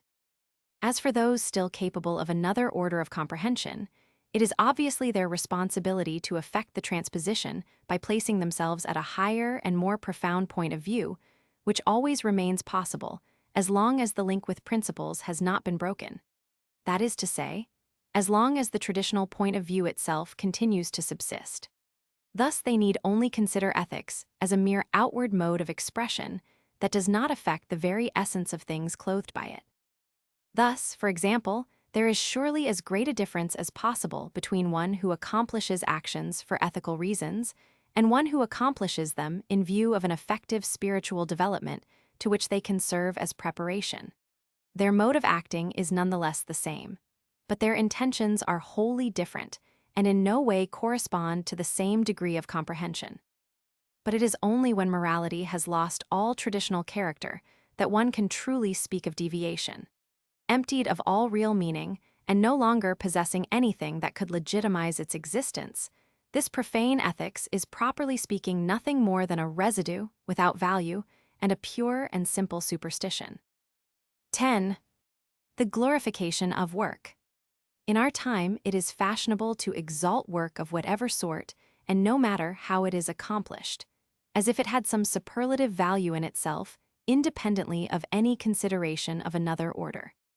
This has been the subject of innumerable pronouncements, as empty as they are pompous, not only in the profane world, but, what is more serious, even in the initiatic organizations remaining in the. It is easy to understand that this way of envisaging things is directly linked to the exaggerated need for action that characterizes modern Westerners.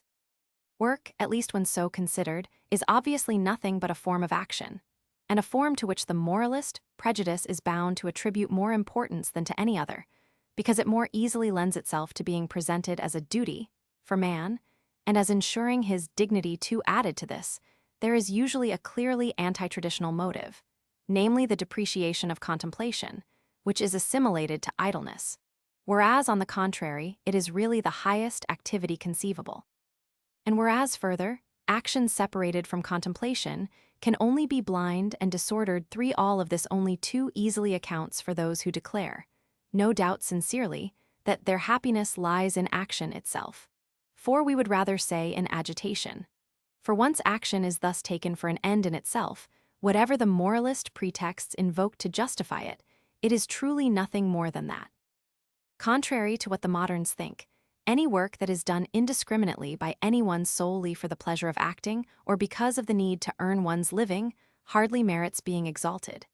And indeed it can only be regarded as something abnormal, opposed to the order that ought to regulate human institutions, to such a point that, in the conditions of our age, it only too often acquires a character that without any exaggeration qualifies as infrahuman. What our contemporaries seem to ignore completely is that work is not truly valid unless it conforms to the very nature of the being that accomplishes it, and results therefrom in a spontaneous and necessary way, as it were, so that it is no more than the means for that nature to realize itself as perfectly as possible.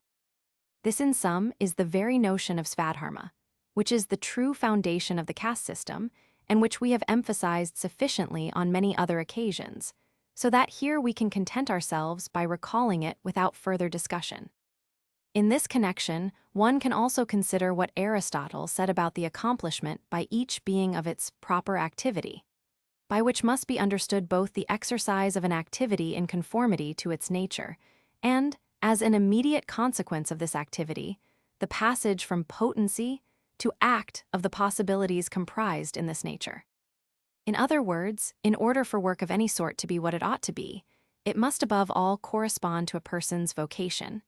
In the proper meaning of this word, 5, and when things are thus, the material profit that can legitimately be derived from it is only a wholly secondary and contingent, not to say negligible end compared to the higher end, which is the development, and as it were the fulfillment, in act of the very nature of the human being. It goes without saying that what we have just said constitutes one of the essential foundations of any craft initiation, for the corresponding vocation is one of the requisite qualifications for such an initiation, and is even, one might say, the first and most indispensable. 6. There is nonetheless one other thing that needs to be emphasized, particularly from the initiatic point of view, for it gives to work in its traditional understanding its deepest meaning and highest importance. Going beyond a consideration of human nature alone to link it with the cosmic order itself, and through this, in the most direct way, to universal principles. In order to understand this, one can begin with the definition of art as the imitation of nature in its mode of operation. 7, that is to say nature as cause, natura naturans, and not as effect, natura naturata. From the traditional point of view, there is no distinction between art and craft, any more than between artist and artisan, and this also is a point that we have already had occasion to explain. All that is produced in conformity with order, thereby equally and by the same right merits consideration, as a work of art. 8. All traditions insist on the analogy between human artisans and the divine artisan, both operating by a word conceived in the intellect, which, let us note in passing, marks as clearly as possible the role of contemplation as the preliminary and necessary condition to the production of any work of art. And this, too, is an essential difference from the profane conception of work, which, as we said above, reduces it purely and simply to action, and which even tries to oppose it to contemplation. According to the Hindu scriptures, we must build as the Devas did in the beginning. This, which naturally extends to the exercise of all crafts worthy of the name, implies that work has a properly ritual character, as moreover all things ought to have in a civilization that is integrally traditional. And this ritual character not only ensures that conformity to order of which we have just spoken, but one can even say that it is truly one with this conformity itself. 9. When the human artist thus imitates the operation of the divine artist in his own particular domain, he participates to a corresponding measure in the very work of the divine artist, and in a way that is all the more effective as he is the more conscious of that operation, and the more he realizes through his work the virtualities of his own nature. At the same time, the more his resemblance to the divine artist increases, and the more perfectly his works are integrated into the harmony of the cosmos. One can see how far this is from the banalities our contemporaries are in the habit of pronouncing in the belief that they are praising work. But when work is all that it traditionally ought to be, and only then, it is in reality far above all that they are capable of conceiving. Thus we can conclude these few remarks, which could easily be developed almost indefinitely, by saying this. The glorification of work, indeed, corresponds to a truth, and even to a profound truth. But the way in which modern people understand it is nothing but a deformed caricature, and in a way even an inversion of the traditional notion. Work is not glorified by vain discourse, something which does not even have a plausible meaning. But work itself is glorified, that is to say, transformed, when, instead of being a mere profane activity, it constitutes a conscious and effective collaboration toward the realization of the plan of the great architect of the universe. 1. In Masonry, the glorification of work is notably the theme of the final part of initiation to the grade of companion. And unfortunately, it is today generally understood in this wholly profane manner instead of being understood, as it ought to be, in the legitimate and truly traditional sense that we propose to describe in what follows. 2. Let us immediately say that between this modern conception of work and its traditional conception, there is all the difference which exists in a general way between the moral viewpoint and the ritual viewpoint, as we explained above. 3. Here let us recall one of the applications of the fable of the blind man and the paralytic, who represent respectively the active life and the contemplative life, cf. Spiritual authority and temporal power, chap. 5. 4. We take this phrase from a commentary on Masonic ritual, which nonetheless is in many ways certainly not the worst, that is, not one most affected by infiltrations of the profane spirit. 5. On this point, as on the other considerations that follow, we will refer to the numerous studies that A.K. Kumaraswamy devoted particularly to these questions for fuller explanations. 6. Certain modern occupations, especially those that are purely mechanical and for which there cannot really be any question of vocation, and which consequently have in themselves an abnormal character, cannot validly be the occasion for any initiation. 7. And not in its productions, as the partisans of a so-called realist art imagine, which art is more exactly called naturalistic. 8. It is hardly necessary to recall that this traditional notion of art has absolutely nothing in common with the aesthetic theories of the moderns. 9. For all of this, see A.K. Kumaraswamy, is art a superstition or a way of life? In the collection entitled Why Exhibit Works of Art. 11. The sacred and the profane. We have often explained that in an integrally traditional civilization, every human activity, whatever it may be, possesses a sacred character. For by very definition tradition leaves nothing outside of itself. Its applications thus extend to all things without exception in such a way that nothing can be considered indifferent or insignificant in regard to it, and such that whatever a man does, his participation in the tradition is constantly assured by his very actions. As soon as certain things are excluded from the traditional point of view, or, what amounts to the same thing, are regarded as profane, this is a manifest sign that there has already been a degeneration entailing a weakening and attenuation of a tradition. In human history, such a degeneration is naturally linked with the descending course of cyclic unfolding. Obviously, there can be many different degrees, but, as a general rule, it can be said that today, even in civilizations that previously maintained the most clearly traditional character, a certain portion of daily life is always given over to the profane as a kind of forced concession to a mentality determined by the very conditions of the age. This is not to say, however, that a tradition can ever recognize the profane point of view as legitimate, since this would be tantamount to denying itself, at least partially, and to the degree of latitude accorded to that point of view. Through all of its successive adaptations, tradition can only maintain in principle, if not in fact, that its own point of view is really valid for all things and includes them all equally.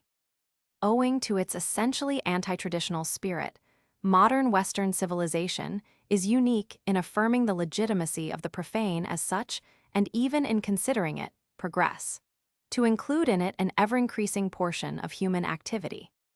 Indeed, this is so true that for the wholly modern spirit nothing exists but the profane, and all of its efforts ultimately tend finally to the negation or exclusion of the sacred. The relationships are here reversed. Even an attenuated traditional civilization can only tolerate the existence of the profane point of view as an unavoidable evil, and endeavor to limit its consequences as much as possible. In modern civilization, on the contrary, it is the sacred that is tolerated, and only because it cannot destroy it at a single blow. While waiting for the complete realization of this ideal, it grants it a smaller and smaller role, taking the greatest care to isolate all the rest behind an impenetrable barrier.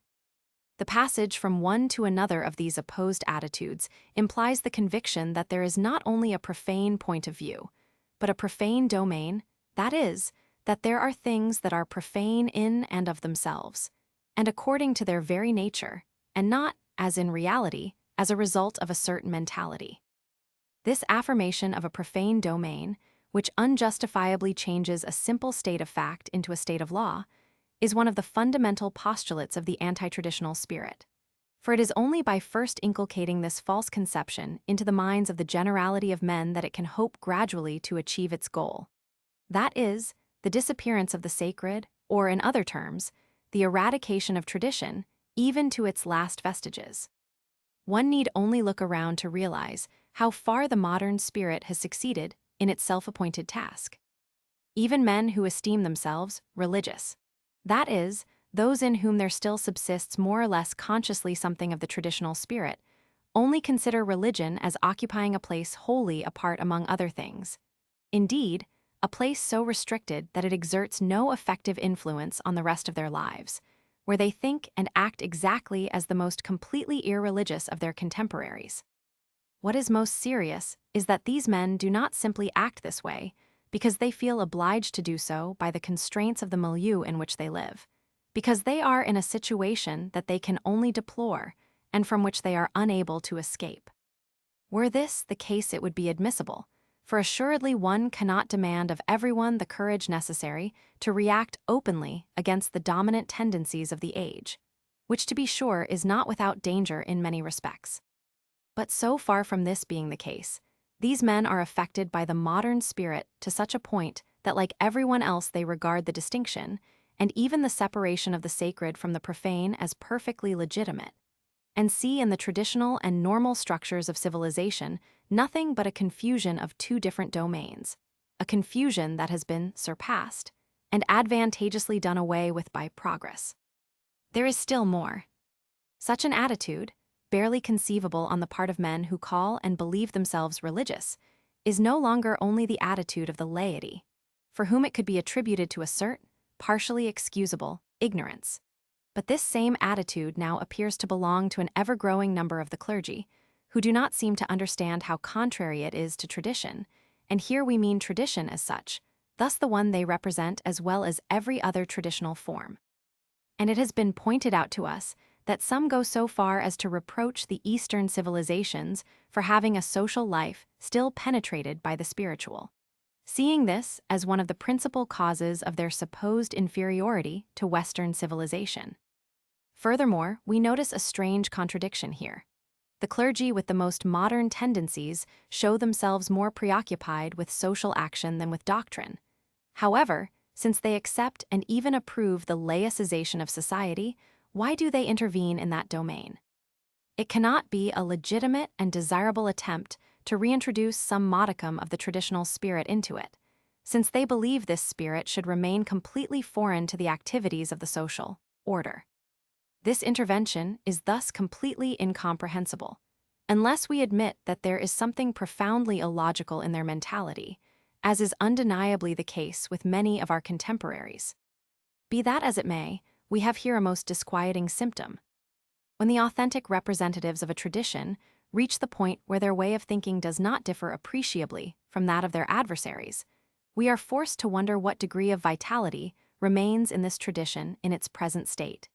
And since it is a question of the tradition of the Western world, what are its chances for rectification under these conditions? At least if we confine ourselves to the exoteric domain and do not envisage any other order of possibilities. 12. Conversions. The word conversion can be taken in two totally different senses. Its original meaning corresponds to the Greek term metanoia, which properly expresses a change of nous, or, as A.K. Kumaraswamy has said, an intellectual metamorphosis. This interior transformation, indicated moreover by the Latin etymology converter, simultaneously implies both a gathering or concentration of the powers of the being and a return by which the being passes from human thought to divine comprehension. Metanoia, or conversion, is therefore the conscious passage of the ordinary and individual mind, normally turned towards sensible things, to its superior transposition, where it is identified with the hegemon of Plato or the Antaryami of the Hindu tradition. It is obvious that this passage is a necessary phase in every process of spiritual development. It must be understood that this development is of a purely interior order, having absolutely nothing in common with any kind of exterior and contingent change, whether arising simply from the moral domain, as is too often believed today.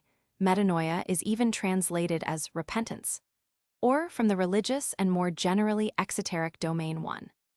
After the above explanations, and in order to avoid any confusion, we must now take up the common meaning of the word conversion, the meaning it bears constantly in contemporary language, where it designates only the exterior passage from one traditional form to another, whatever the reasons that determine the change, reasons usually completely contingent, sometimes lacking any real importance, and in any case having nothing to do with pure spirituality. Although without doubt more or less spontaneous conversions can sometimes occur, at least in appearance, they usually result from religious proselytism.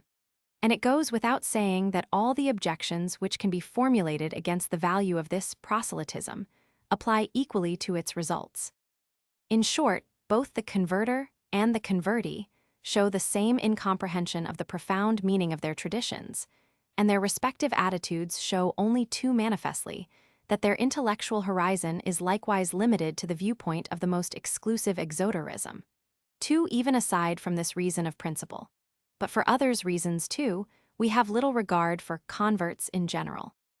Not that their sincerity should be doubted a priori, for here we do not consider the all too frequent case of those motivated by some base material or sentimental interest, who really should be called pseudo-converts.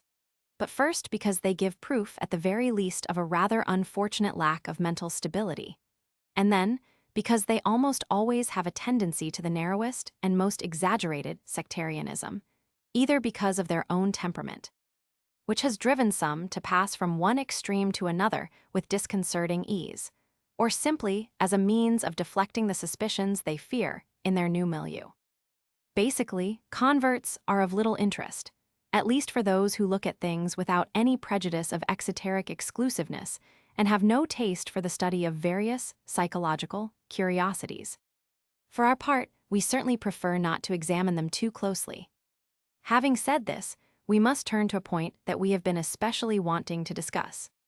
People often speak of conversions very inappropriately, and in cases where this word, understood in the sense just given above, could never be applied. That is, the case of those who, for reasons of an esoteric and initiatic order, adopt a traditional form different from that to which they would seem to be linked by their origin. This could be either because their native tradition furnished them with no possibility of an esoteric order, or simply because their chosen tradition, even in its exoteric form, gives them a foundation that is more appropriate to their nature, and consequently more favorable to their spiritual work.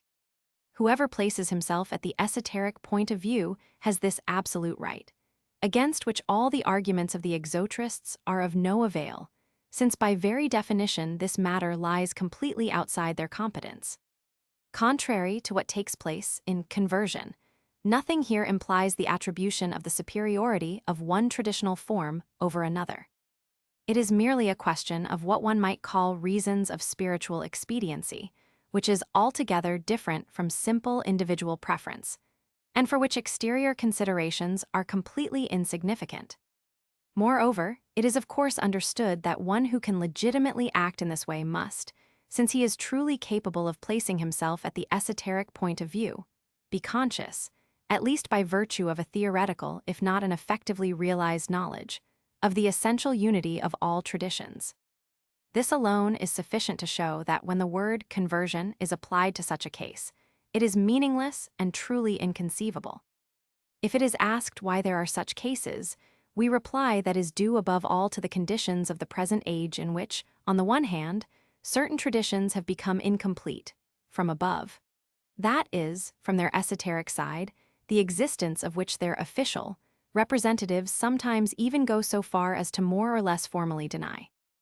And on the other hand, it too often happens that someone is born into a milieu not in harmony with his own nature, and because not really suitable for him, does not allow his possibilities, especially of the intellectual and spiritual order, to develop in a normal manner.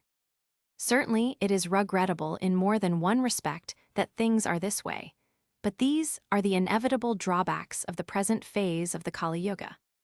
Besides the case of those who take up their abode in a traditional form because it puts at their disposal the most adequate means for the interior work they have yet to accomplish, there is another that we must also mention. This is the case of men who, having reached a high degree of spiritual development, adopt outwardly one or another traditional form according to circumstances, and for reasons of which they are the sole judges, especially since these reasons are generally those which necessarily escape the understanding of ordinary men. Because of the spiritual state they have reached, these men are beyond all forms, for whom they are only a matter of outward appearance, unable to affect or modify their inner reality in any way. Not only have they reached that understanding spoken of earlier, but they have fully realized, in its very principle, the fundamental unity of all traditions. To speak of conversion in this case would be absurd. Nevertheless, this does not prevent certain people from writing seriously that Sri Ramakrishna, for example, had converted to Islam during one period of his life and to Christianity during another. Nothing could be more ridiculous than such assertions, which give a rather sorry idea of the author's mentality. For Sri Ramakrishna, it was simply only a kind of verification, by direct experience of the validity of the different ways, represented by the traditions to which he temporarily assimilated himself. Is there anything in this that could closely or distantly resemble conversion in any way? Generally speaking, anyone who has an understanding of the unity of traditions, whether through a merely theoretical comprehension or through an effective realization, is necessarily for this very reason unconvertible to anything whatsoever. Moreover, he is the only person who is truly so, since everyone else is always at the mercy of contingent circumstances to some degree. We cannot denounce too vigorously the equivocation that leads certain people to speak of conversion where there is no trace of it, for it is important to put an end to all such nonsense widespread in the profane world, and beneath which it is not difficult to divine intentions that are clearly hostile to everything associated with esotericism. 1. On this subject, see A.K. Kumaraswamy, On Being in One's Right Mind in What is Civilization. Great Barrington, M.A., Lindisfarne Press, 1989. 2. In principle, there is only one really legitimate conversion, the one that consists in the connection to a tradition, whatever it may be, on the part of someone who was previously lacking any traditional attachment. 13. Ceremonialism and ESTCTICSM.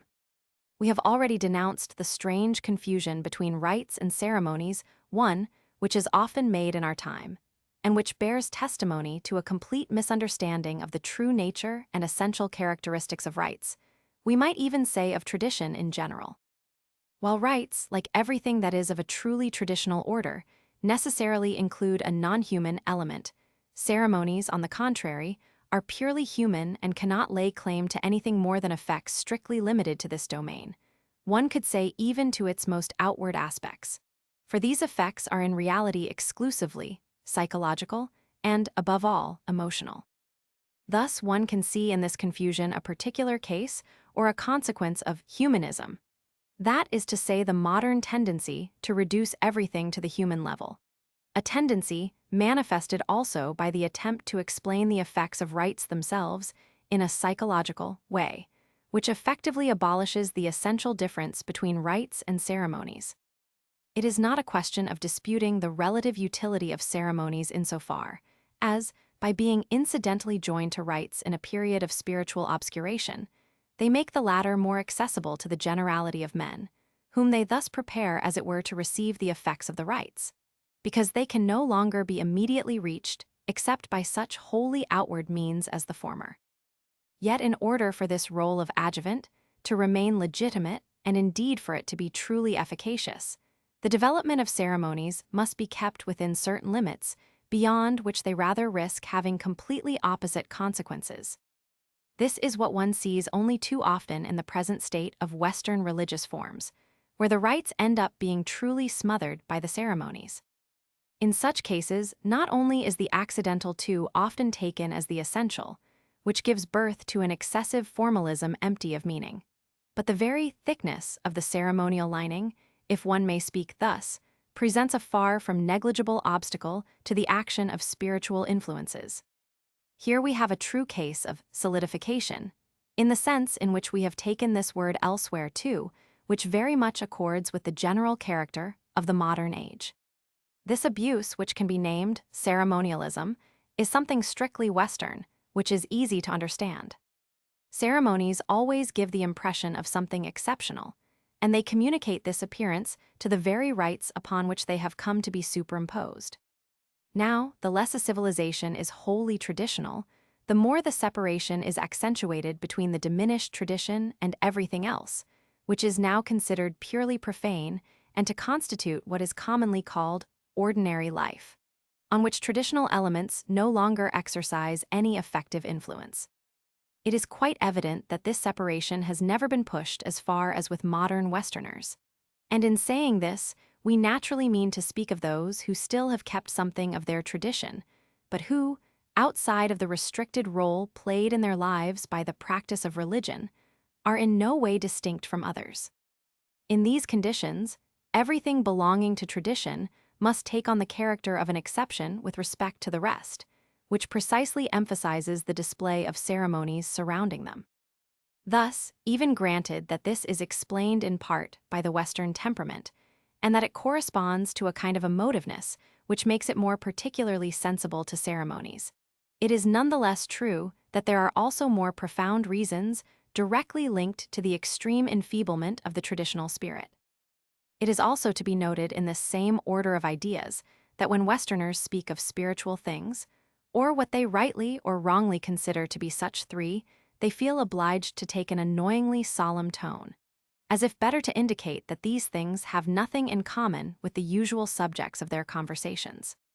Whatever they may think, this affectation of ceremoniousness assuredly has no connection with the dignity and seriousness appropriate to everything of a traditional order, and which never exclude the most perfect naturalness and greatest simplicity of attitude, as one can still see today in the East.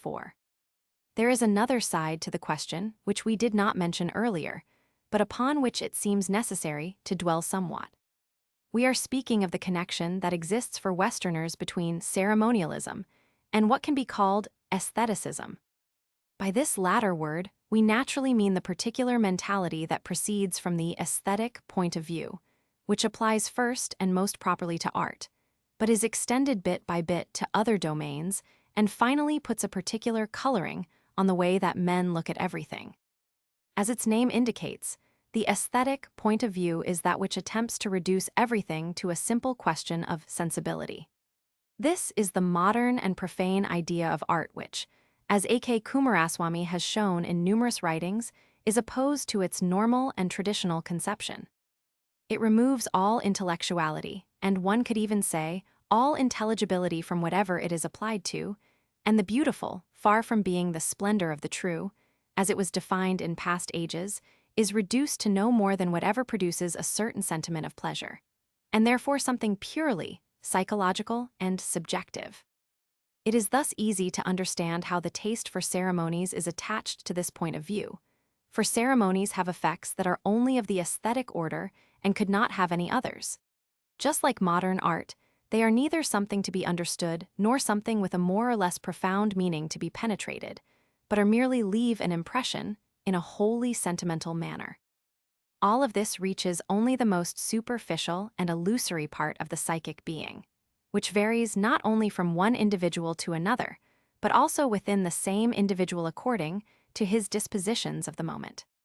This sentimental domain is indeed, in all respects, the most complete and the most extreme type of what one could call subjectivity in its pure state 5.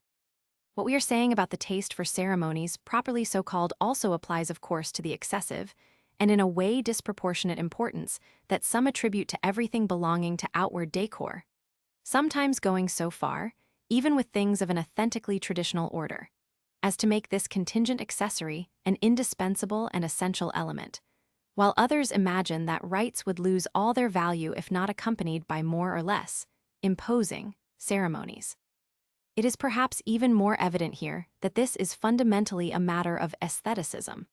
And even when those who are thus attached to decor assure us that they are so because of the significance that they recognize in it, we are not certain, but that they perhaps deceive themselves and are attracted rather especially by something much more outward and subjective, by an artistic impression in the modern sense of the word. The least one can say is that the confusion between the accidental and the essential, which in any case exists, is always the sign of a very imperfect comprehension. Thus, for example, among those who admire the art of the Middle Ages, even when they are sincerely persuaded that their admiration is not simply aesthetic, as was that of the Romantics, and that the principal motive is the spirituality expressed by this art, we doubt that there are many who truly understand it and who are capable of making the necessary effort to see it otherwise than with modern eyes, that is, to really place themselves in the state of mind of those who produced this art and of those for whom it was intended. Among those who take pleasure in surrounding themselves with the decor of that period, to a greater or lesser degree, one almost always finds, if not strictly speaking the mentality, at least the perspective of the architects who build in neo-Gothic style, or of the modern painters who try to imitate the works of primitives. In these reconstitutions, there is always something artificial and ceremonious, something that rings false, one might say, and that rather recalls the exhibition, or museum, much more than the real and normal use of works of art in a traditional civilization. To say it all in a word, one has the clear impression that the spirit is absent. 6. What we have just said about the Middle Ages in order to provide an example from the Western world itself could also be said, and with even more reason, in cases of Eastern decor. It is indeed rare that even when composed of authentic elements, these do not rather represent above all the whole idea that Westerners have formed of the East, something having only a very distant relation to what the East really is in itself. 7. This leads us to clarify yet another important point. Among the many manifestations of modern aestheticism, one must single out the taste for the exotic, so frequently witnessed among our contemporaries, a taste which, whatever the different factors that may have contributed to its spread, and which would take too long to examine here in detail, once again finally comes down to a sort of artistic sensibility foreign to any true comprehension, and this, unfortunately, among those who do nothing but follow and imitate others. Even to a mere question of fashion, as is the case with the admiration affected for one or another form of art, which varies from one moment to the next according to circumstances. But the case of the exotic concerns us somehow more directly than any other, because it is greatly to be feared that the very interest in Eastern doctrines manifested by some people is too often due to this tendency. When such is the case, it is evident that one is dealing with a purely outward attitude that cannot be taken seriously. What complicates matters is that this same tendency can also be mixed in varying proportions with a much more real and sincere interest. This case is certainly not as hopeless as the other, but what must then be taken into account is that one can never arrive at a true comprehension of any doctrine until the impression of exoticism that it might have had initially should have disappeared entirely.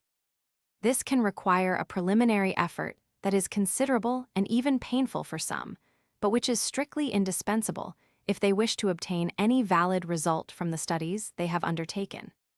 If this is impossible, which naturally sometimes happens, this is because one is dealing with Westerners who, because of their special psychic constitution, can never cease being what they are and who consequently would do much better to remain so entirely and frankly, and to renounce occupying themselves with things from which they can draw no real profit, for whatever they do. These things will always be for them in another world, having no connection to the one to which they in fact belong and which they are incapable to leaving. We will add that these remarks are particularly important in the case of Westerners by birth who, for one reason or another, and especially for reasons of an esoteric and initiatic order, the only reasons we can consider worthy of interest 8, have decided to join an Eastern tradition. In fact, here we have a true question of qualification, which is imposed on them, and which in all strictness ought to be the object of a sort of preliminary trial, before any question of a real and effective adherence. In any case, and even in the most favorable conditions, such people must be very much convinced that, as long as they find the slightest exotic character in the traditional form they have adopted, this is incontestable proof that they have not truly assimilated the form, and that, whatever the appearances, it remains something exterior to their real being and modifies it only superficially. This is one of the first obstacles such people encounter on their way, and experience obliges us to recognize that, for many, this is perhaps not the least difficult to overcome. 1. See Perspectives on Initiation, chap. 19. 2. See The Reign of Quantity and the Signs of the Times. 3. We add this restriction because of the many counterfeits of spirituality current among our contemporaries. But it suffices that they be convinced that it is spirituality, or that they wish to convince others so, for the same observation to apply in all cases. 4. This is particularly manifest in the case of Islam, which naturally has many rites but not a single ceremony. On the other hand, even in the West one can see in the sermons that have been preserved from the Middle Ages that the preachers of that truly religious period did not at all disdain to use a familiar, and sometimes even humorous tone.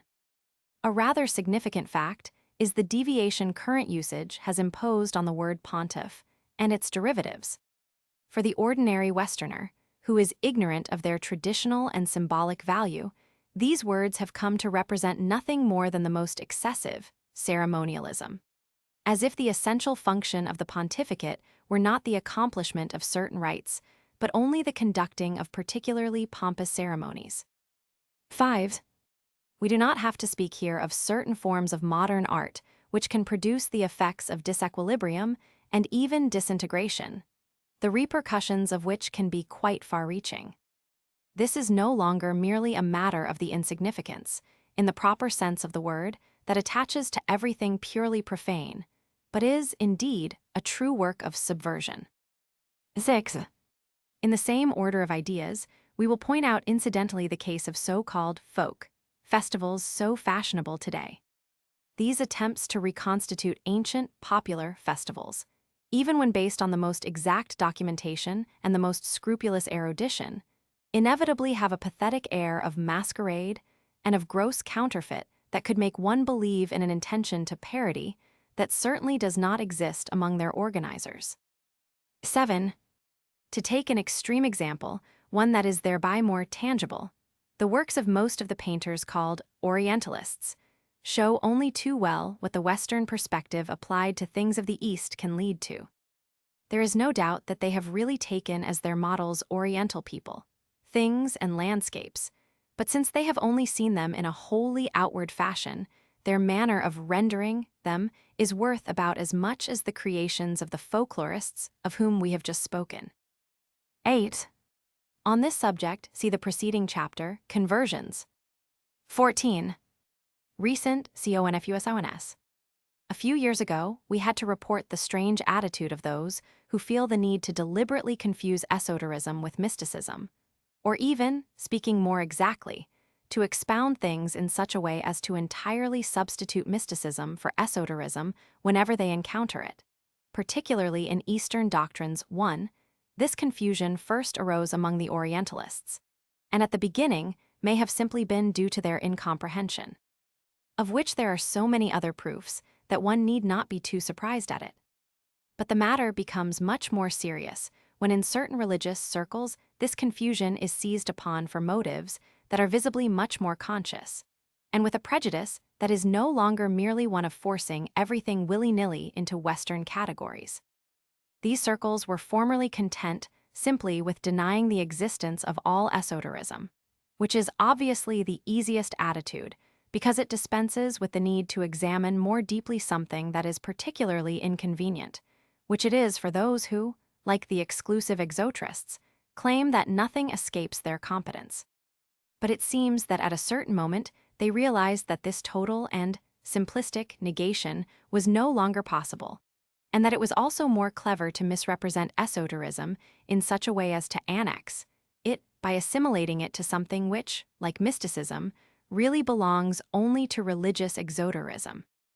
Thus, one could still forgo use of the word esoterism, since the word mysticism everywhere took its place, and the thing itself was thereby so travestied that it seemed to enter into the exoteric domain, which was no doubt what was essential for their proposed aims, and allowed some people to make random judgments about things they were not in the least qualified to appreciate, and which, by their true nature, were from every point of view entirely outside their jurisdiction. Most recently, we have noted yet another change of attitude, and, we will freely say, a change of tactics. For it goes without saying that in all of this it is not simply a matter of an attitude, which, as erroneous as it may be, could at least pass for being disinterested, as one can concede in the case of most Orientalists. Too, what is rather curious is that this new attitude began to show itself precisely in the same circles as the preceding, as well as in others which adhered rather closely to them. Judging from the fact that the same people appear in both three now, there is no longer any hesitation to speak plainly of esoterism, as if this word had suddenly ceased to be frightening to certain people. What could have happened to make them come to this point? No doubt it would be rather difficult to say exactly, but one is permitted to suppose that in one way or another the existence of esoterism has become too evident a truth for them to continue to pass over in silence, or to hold that esoterism is nothing more than mysticism. To tell the truth, we fear that we ourselves count for something in the rather painful discomfiture that this finding must have caused in these circles, but that is the way things are, and we can do nothing about it. One must resign oneself to it, and do one's best to accommodate oneself to changes in the circumstances of the milieu in which one lives. This, moreover, is what people are keen to do, but this is not to say that we must congratulate ourselves overmuch, for there are hardly any illusions about what one could call the quality of this change. Indeed, it is not sufficient for us that the existence of esoterism as such finally be recognized. It is also necessary for us to see how it is presented and how it is discussed, and, as we ought to have expected, it is just here that things deteriorate in a rather singular way. First of all, these people seem to admit not only the existence of esoterism, but also, to a degree, its validity, especially under the cover of symbolism. Although it is not always easy to know what some of them really think, because they seem to try hard never to dispel entirely the ambiguities that enter into their writings, and we do not wish to wrong them by believing that this is solely incompetence on their part. And surely it is already something appreciable that, as regards symbolism, they are no longer content with the annoying banality of current exoteric interpretations and the shallow moralism which usually inspires them. Nonetheless, we will readily say that in certain respects, they sometimes go too far in the sense that, to these very legitimate considerations, they mix others from a wholly fantastic pseudo-symbolism that is impossible to take seriously. Should one see here only the effect of a certain inexperience in this domain, where nothing can be improvised? Something of this is very possible, but there may also be something else. One could even say that this mélange is expressly made to devalue symbolism and esoterism, and yet we cannot believe that this is the intention of those who write these things, for they would then have to resign themselves to seeing this discredit recoil upon themselves and their own work. But it is less certain that this intention does not exist in any way among those who direct them, for it goes without saying that in such cases all are not equally conscious of the underlying motives for the tactics in which they collaborate. However this may be, until we have proof to the contrary, we prefer to think that what is involved is only a minimizing of the esoterism they can no longer deny. This is what a proverb calls keeping the fire from spreading, of reducing its scope as much as possible by introducing questions that are of no real importance, and that are even wholly insignificant. Amusements for a public that is naturally only too disposed to form an idea of esoterism itself after these little things, which, much more than all the rest, are to the measure of its powers of comprehension for. This, however, is not what is most serious. There is something else that seems even more disquieting in certain respects. The inextricable mixing of true esoterism with its many contemporary deformations and counterfeits, occultist, theosophist, and others, and the practice of drawing notions and references from each indiscriminately, and then presenting them as if they were all on the same plane, so to speak, while refraining from indicating clearly what one accepts and what one rejects. Is this only ignorance or a lack of discernment? Indeed, these latter may often play a role in such cases, and moreover, the directors often know very well how to use them for their own ends. But it is unfortunately impossible for this to be all there is to the present case, for we are entirely certain that among those who act thus are those who are perfectly aware of what is really happening. How then should we qualify this way of proceeding, which seems expressly calculated to cause trouble and confusion in the minds of their readers? Besides, since this is not an isolated case, but a general tendency among those of whom we speak, it indeed seems that a preconceived plan is involved. Naturally, one can see in this a new example of the modern disorder that more and more extends everywhere, and without which confusions of this kind could scarcely occur, much less spread. But this is not a sufficient explanation, and once again, we must ask what more precise intentions underlie all of this. Perhaps it is too early to distinguish them clearly, and it is best to wait a while in order to see in what direction this movement will develop. But when everything is thus confounded, is it not in the first place a question of transferring to authentic esoterism something of the suspicion that very legitimately attaches to its counterfeits? This might seem to contradict the very acceptance of esoterism, but we are not quite sure that this is really so, and this is why. First, the very fact of the ambiguities to which we alluded above means that this acceptance is only in principle, as it were, and does not actually bears on anything clearly defined. Then, although they refrain from any assessment of the whole, from time to time they throw out malicious insinuations, which almost always happen to be directed against true esoterism. These remarks lead one to ask whether in the final analysis it is simply a matter of preparing the establishment of a new pseudo-esoterism of a rather particular kind, meant to give an appearance of satisfaction to those who are no longer content with exoterism, while at the same time diverting them from the true esoterism to which they intend to oppose it if this is the case, since this pseudo-esoterism, of which perhaps we already have a few samples in the fantasies and the amusements mentioned, is probably still quite far from being entirely complete. It would be understandable that, while waiting for it to be so, they should have every interest in remaining vague, with the idea of going forth and openly taking the offensive at the right moment, and in this way all would be quite well explained. Of course, until we know more we can only present what we have just said as a hypothesis, but all who know the mentality of certain people will surely recognize that it does not lack plausibility. And as for ourselves, for some time now we have received from various sources accounts of claimed initiations that, however inconsistent they may be, also confirm this. We do not wish to say anything more about this for the moment, but we were obliged not to wait longer to warn those who, with the best faith in the world, risk letting themselves be too easily seduced by certain deceptive appearances. And we will be only too happy if, as sometimes happens, the mere fact of exposing these things is sufficient to arrest their development before they go too far. We will add that, at a much lower level than this, we have recently also observed confusions which are in the final analysis of the same sort, and with these at least the intention is in no way doubtful. This is manifestly to try to assimilate esoterism with its worst counterfeits, and the representatives of traditional initiatic organizations with the charlatans of the various pseudo-initiations. There is assuredly a difference between these crude ignominies, against which one cannot protest too strongly, and certain much more subtle maneuvers. But fundamentally does not all of this tend in the same direction, and are not the most clever and insidious attempts, by this very fact, also the most dangerous? 1. See Perspectives on Initiation, chap. 1. 2. We say most, for obviously, an exception must be made for certain Orientalists who are found to have at the same time more or less close links with the religious circles in question. 3. We have already given an example of the attitude in question in our recent book reviews in connection with a new book, and we will shortly have occasion to give others.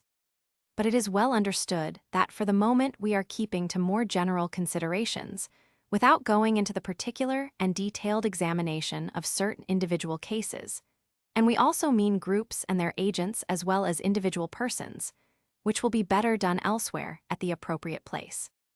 4. We know of one ecclesiastic who, after expounding views of incontestable interest about symbolism, later thought himself obliged not to renounce them, but to attenuate them by declaring that he attached to them only a very secondary importance and considered them doctrinally insignificant. This seems to support what we were saying about the deliberate belittling of esoterism, which moreover can be accomplished in many apparently contrary ways by making out as important what is not so, and by belittling what really is. 5. The incorporation of certain really traditional elements does not prevent it, as a construction and as a whole, from being only a pseudo-esoterism. Besides, the occultists themselves have proceeded in this way, although for different reasons and much less consciously. 15. Intellectual pride.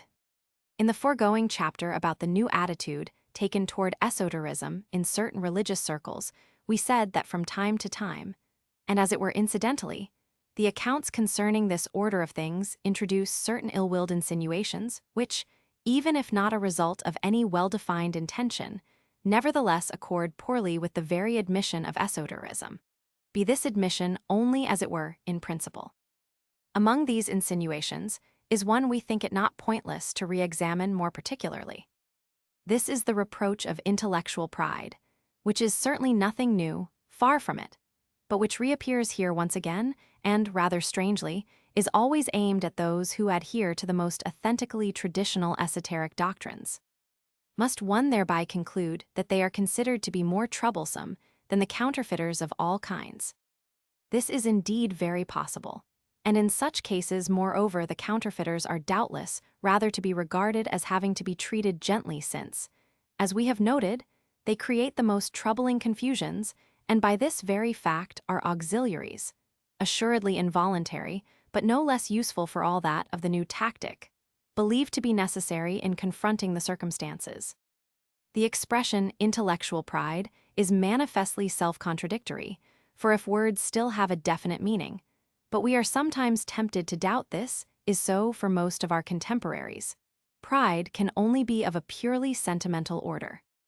In a certain sense, one could speak of pride in connection with reason, because this belongs to the individual order just as sentiment does, so that between the one and the other reciprocal reactions are always possible.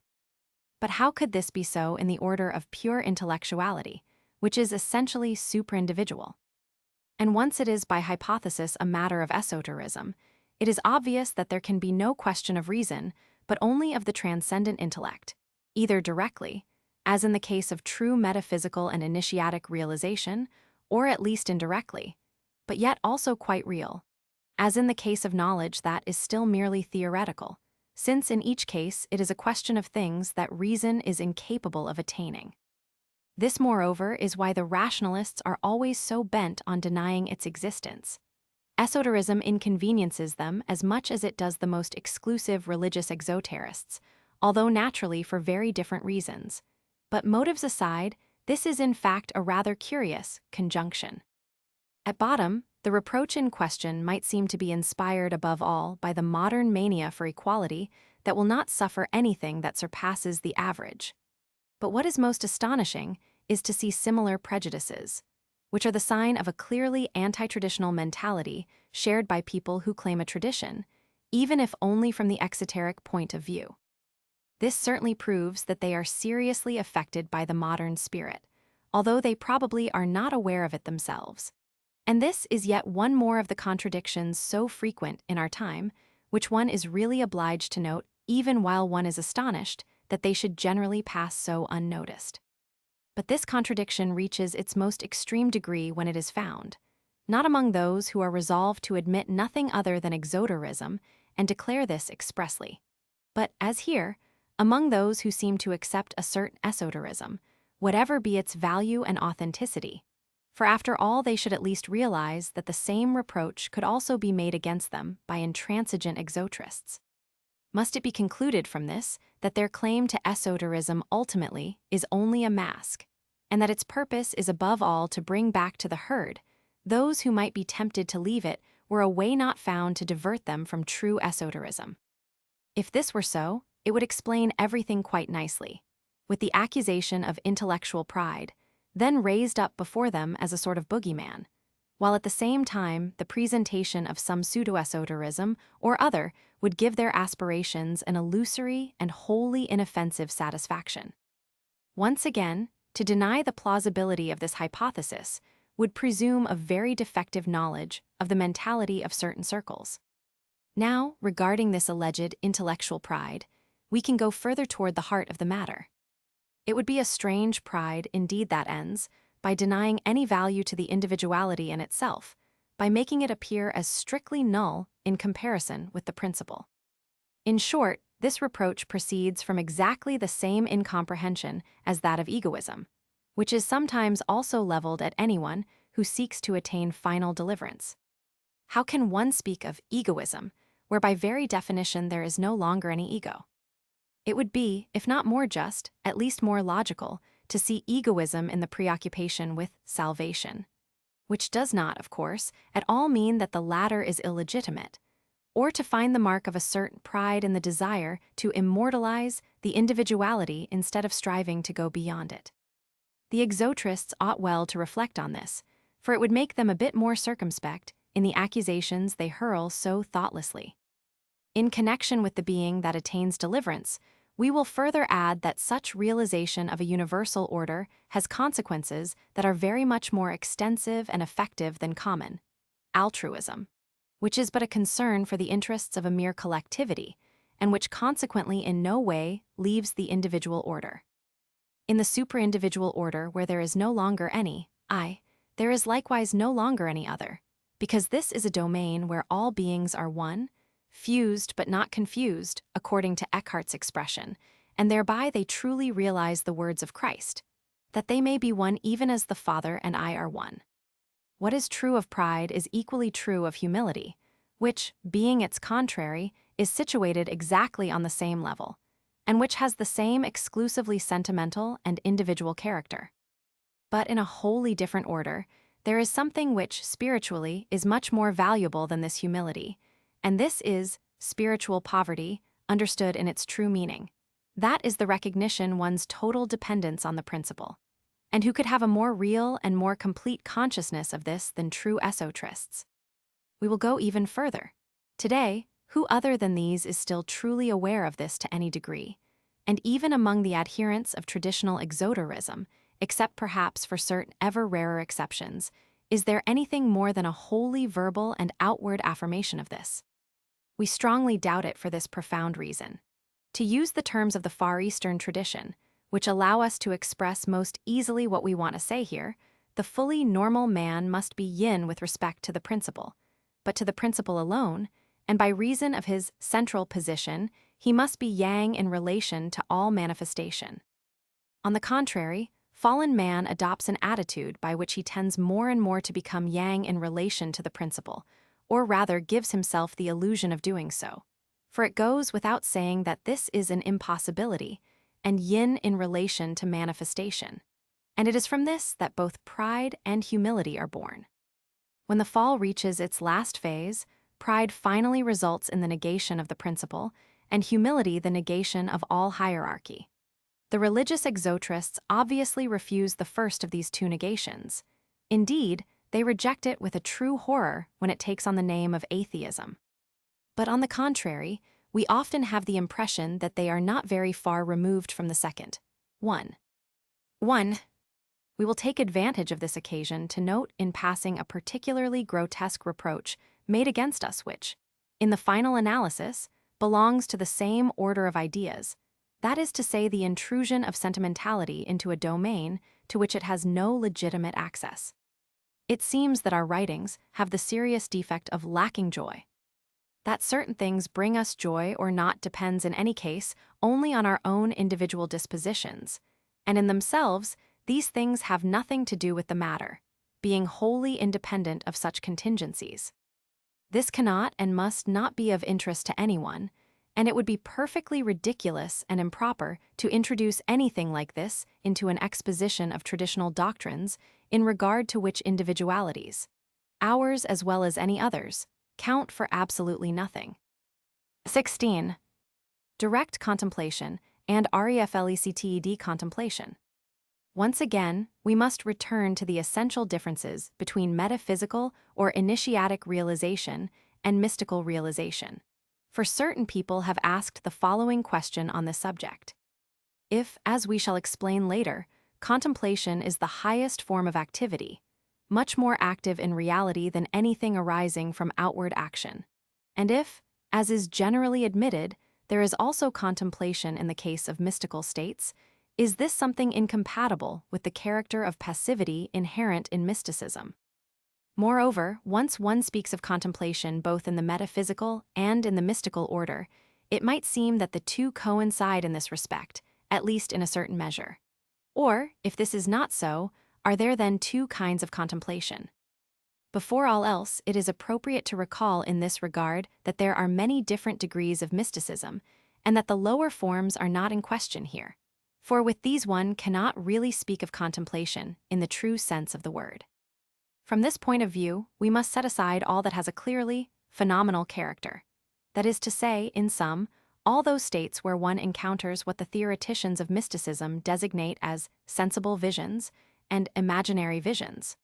Although the imagination belongs equally among the sensible faculties taken in the widest sense, states which they themselves consider to be inferior, and which indeed they consider only with a certain mistrust, and with good reason. For it is evident that it is here that illusion can most easily be introduced.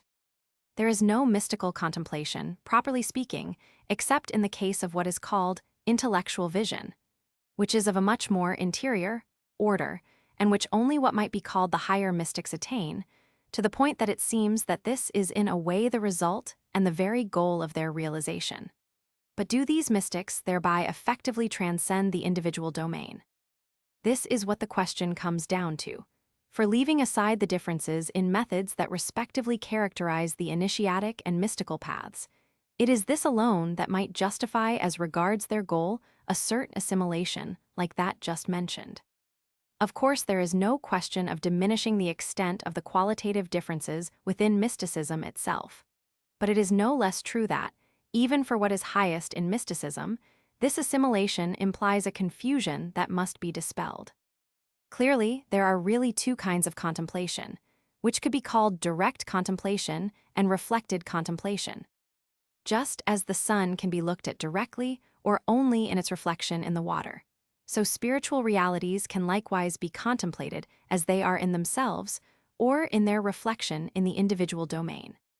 In both cases, one can indeed speak of contemplation, and in a certain sense it is even the same realities that are contemplated, just as it is the same sun that is seen directly or in its reflection.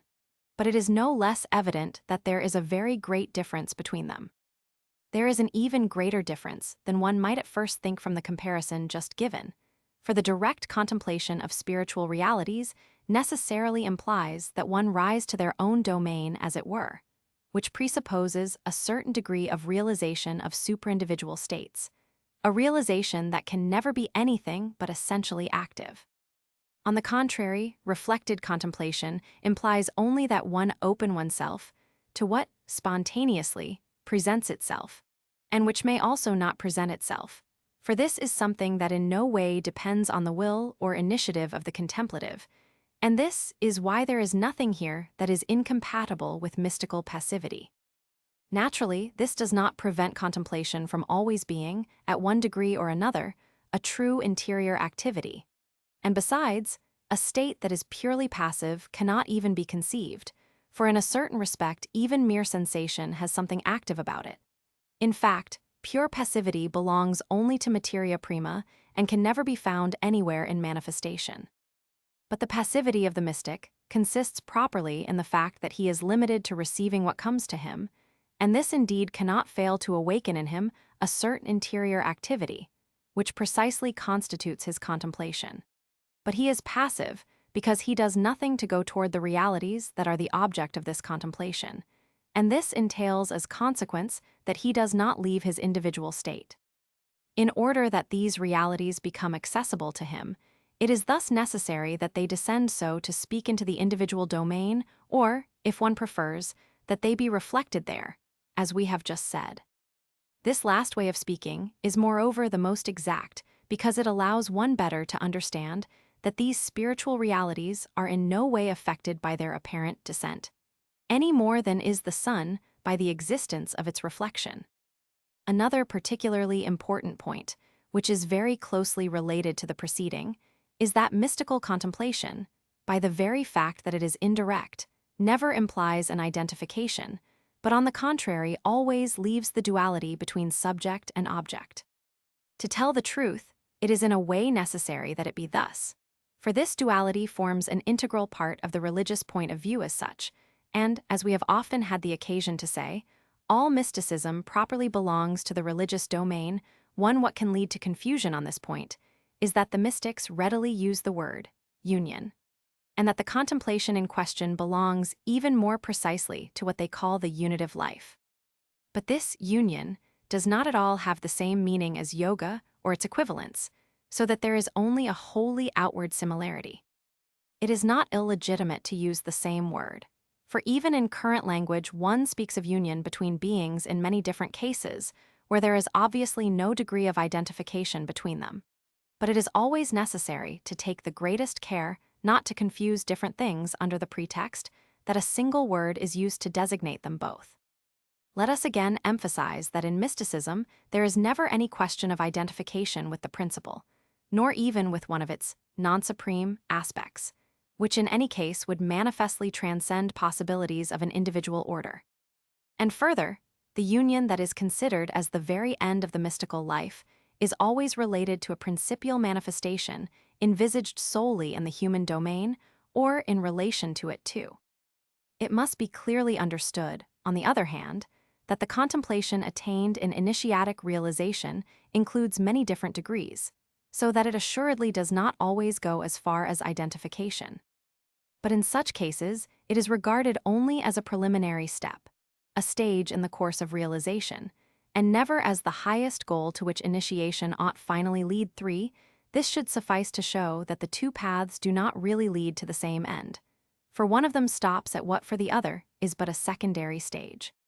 Furthermore, even at this degree, there is the great difference that in one of the two cases it is a reflection that is contemplated in itself, and for itself, as it were, while in the other this reflection is taken only as the end point of rays that must be followed in order to reascend from there to the very source of the light.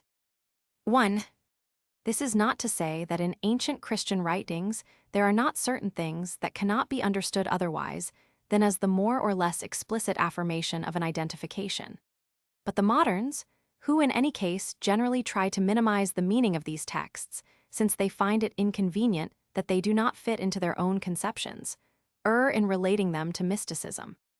At that time, even in Christianity, there were certainly many things of a wholly different order, of which they have not the faintest idea.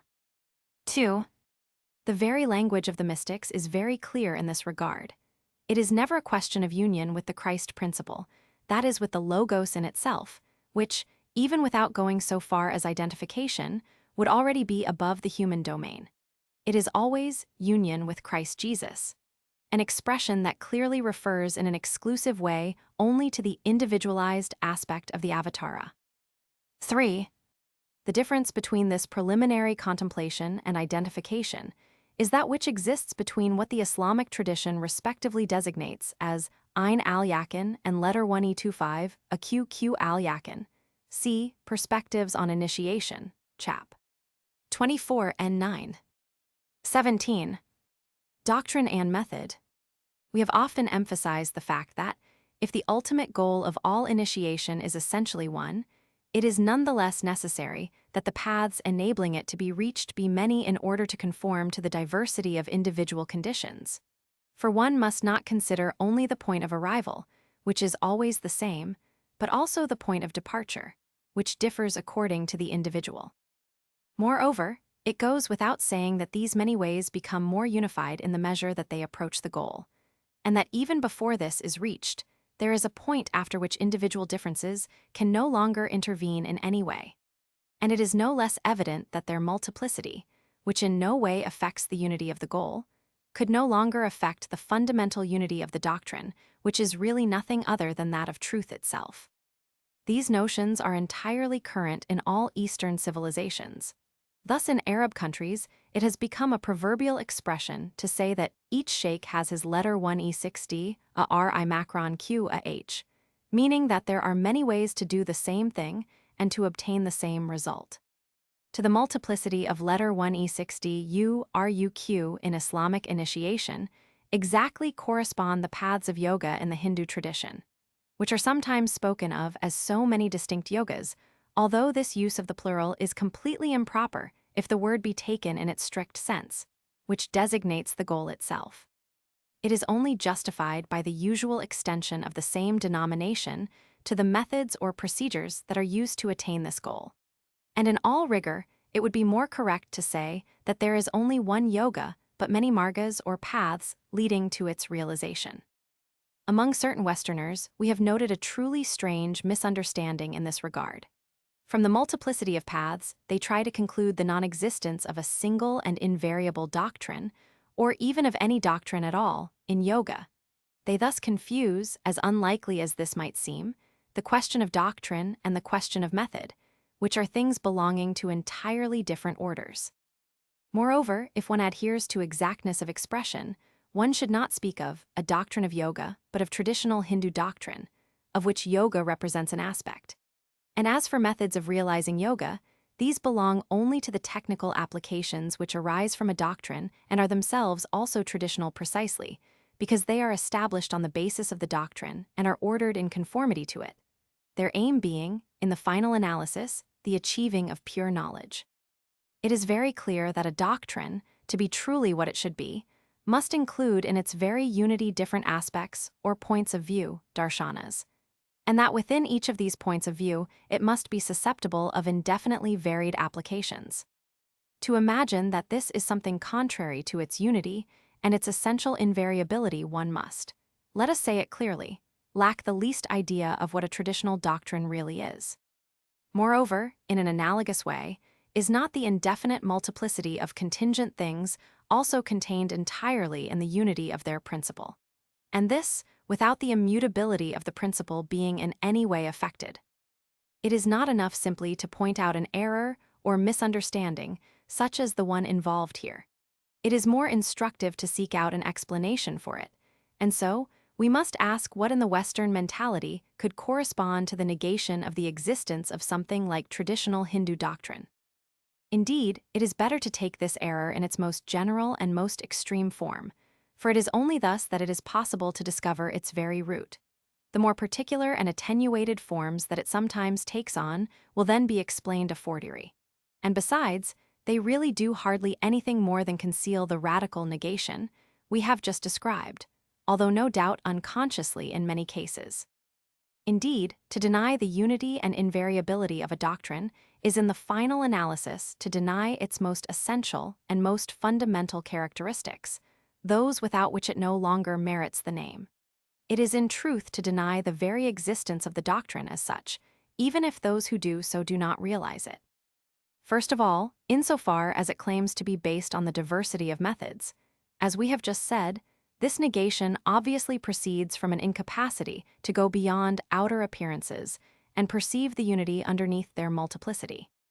In this respect, it is of the same kind as the negation of the fundamental and principial unity of all traditions because of the existence of different traditional forms, which in reality are nothing but so many expressions in which the one and only tradition clothes itself in order to adapt itself to different conditions of time and place.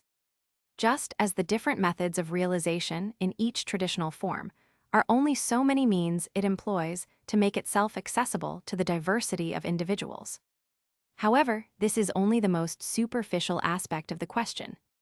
In order to go to the heart of things, it must be said that this same negation also shows that, when speaking of doctrine as we are doing here, certain people completely misunderstand what is really involved. Indeed, if they did not divert the word from its normal meaning, they could not dispute that it applies to a case like that of the Hindu tradition, and that it is even only in such a case, that is, in the case of a traditional doctrine, that it possesses all the fullness of its meaning.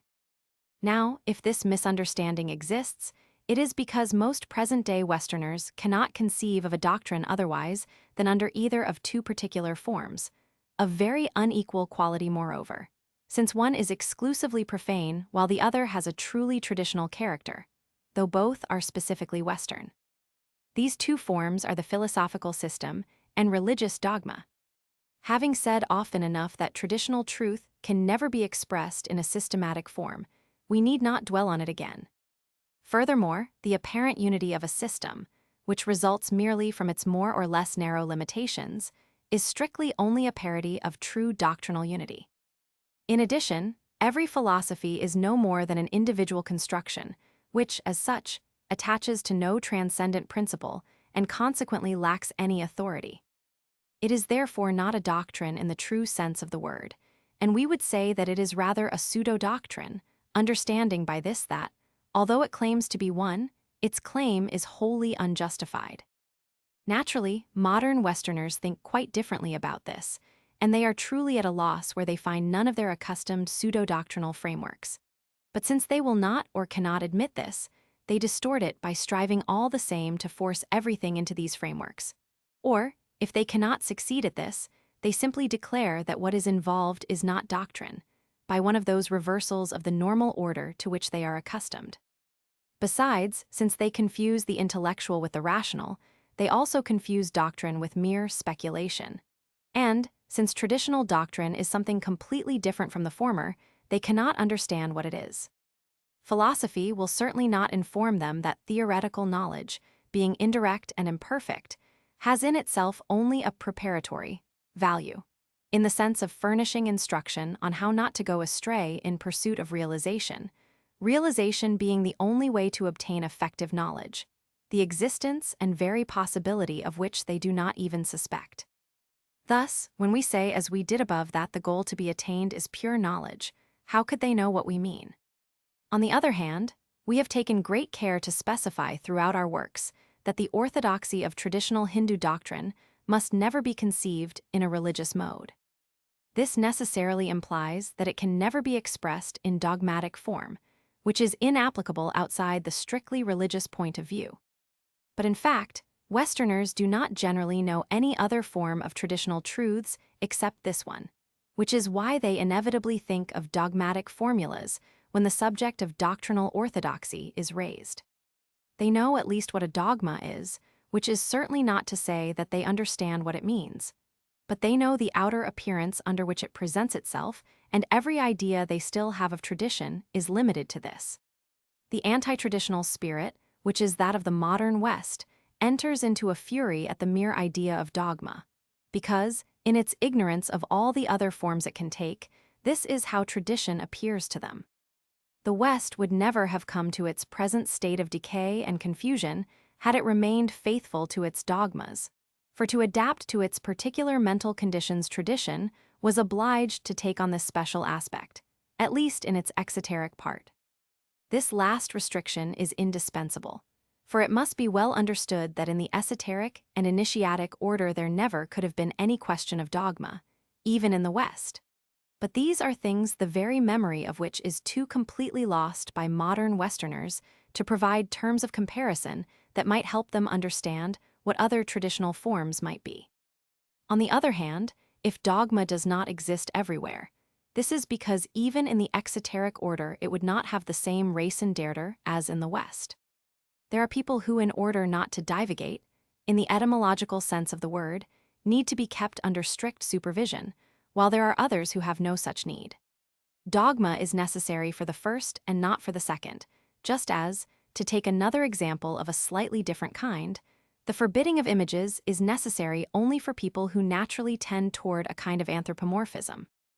And doubtless, one could easily show that dogma is bound up with the special traditional organizational form represented by the constitution of a church, which is also something specifically Western. This is not the place to dwell longer on these last points, but we can say the following in conclusion. When it is complete, traditional doctrine by its very essence has truly unlimited possibilities. It is therefore vast enough to include within its orthodoxy all aspects of the truth, but it can never include anything other than this, And this is precisely what is signified by the word orthodoxy, which excludes only error, but excludes it absolutely.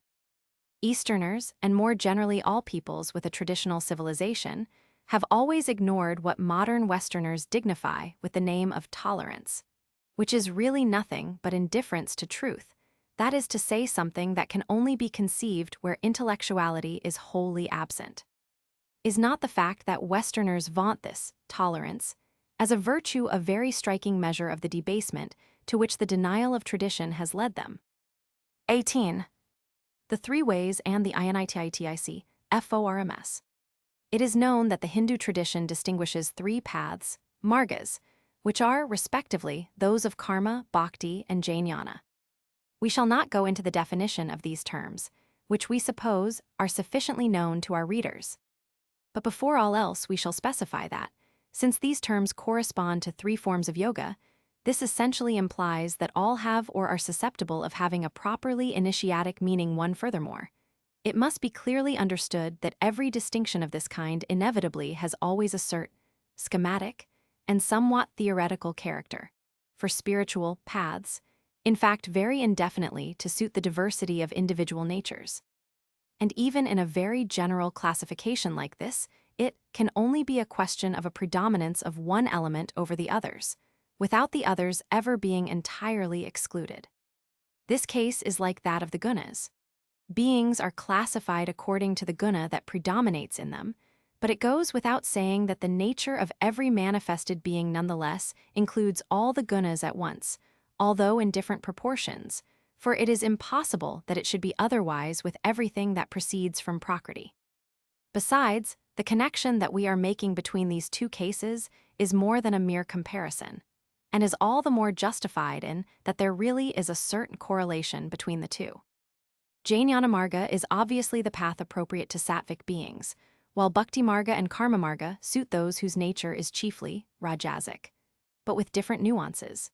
In a certain sense, one could say that in the last there is something closer to tamas than there is in the previous path, but we must not push this consideration too far, for it is quite clear that beings of tamasic nature are in no way qualified to follow any initiatic path at all. Whatever the case with this last reservation, it is no less true that a connection exists between the respective characters of the three margas and the constitutive elements of the being divided according to the ternary, spirit, soul, body too in itself. Pure knowledge is of an essentially supra-individual order, that is to say, in the final analysis spiritual, like the transcendent intellect to which it belongs. The clearly psychic character of bhakti is evident, while karma in all its modalities necessarily includes a certain activity of a corporeal order, and whatever the transpositions of which these terms are susceptible, something of this original nature must inevitably be found there. This fully confirms what we said concerning the correspondence with the gunas. The jnanic path, in these conditions, is obviously suited only to beings in whom the ascending tendency of sattva predominates, and who, by this very fact, are predisposed to aim directly at the realization of higher states, instead of waiting for a detailed development of individual possibilities. The two other paths, on the contrary, begin by appealing to properly individual elements, if only to transform them finally into something belonging to a higher order.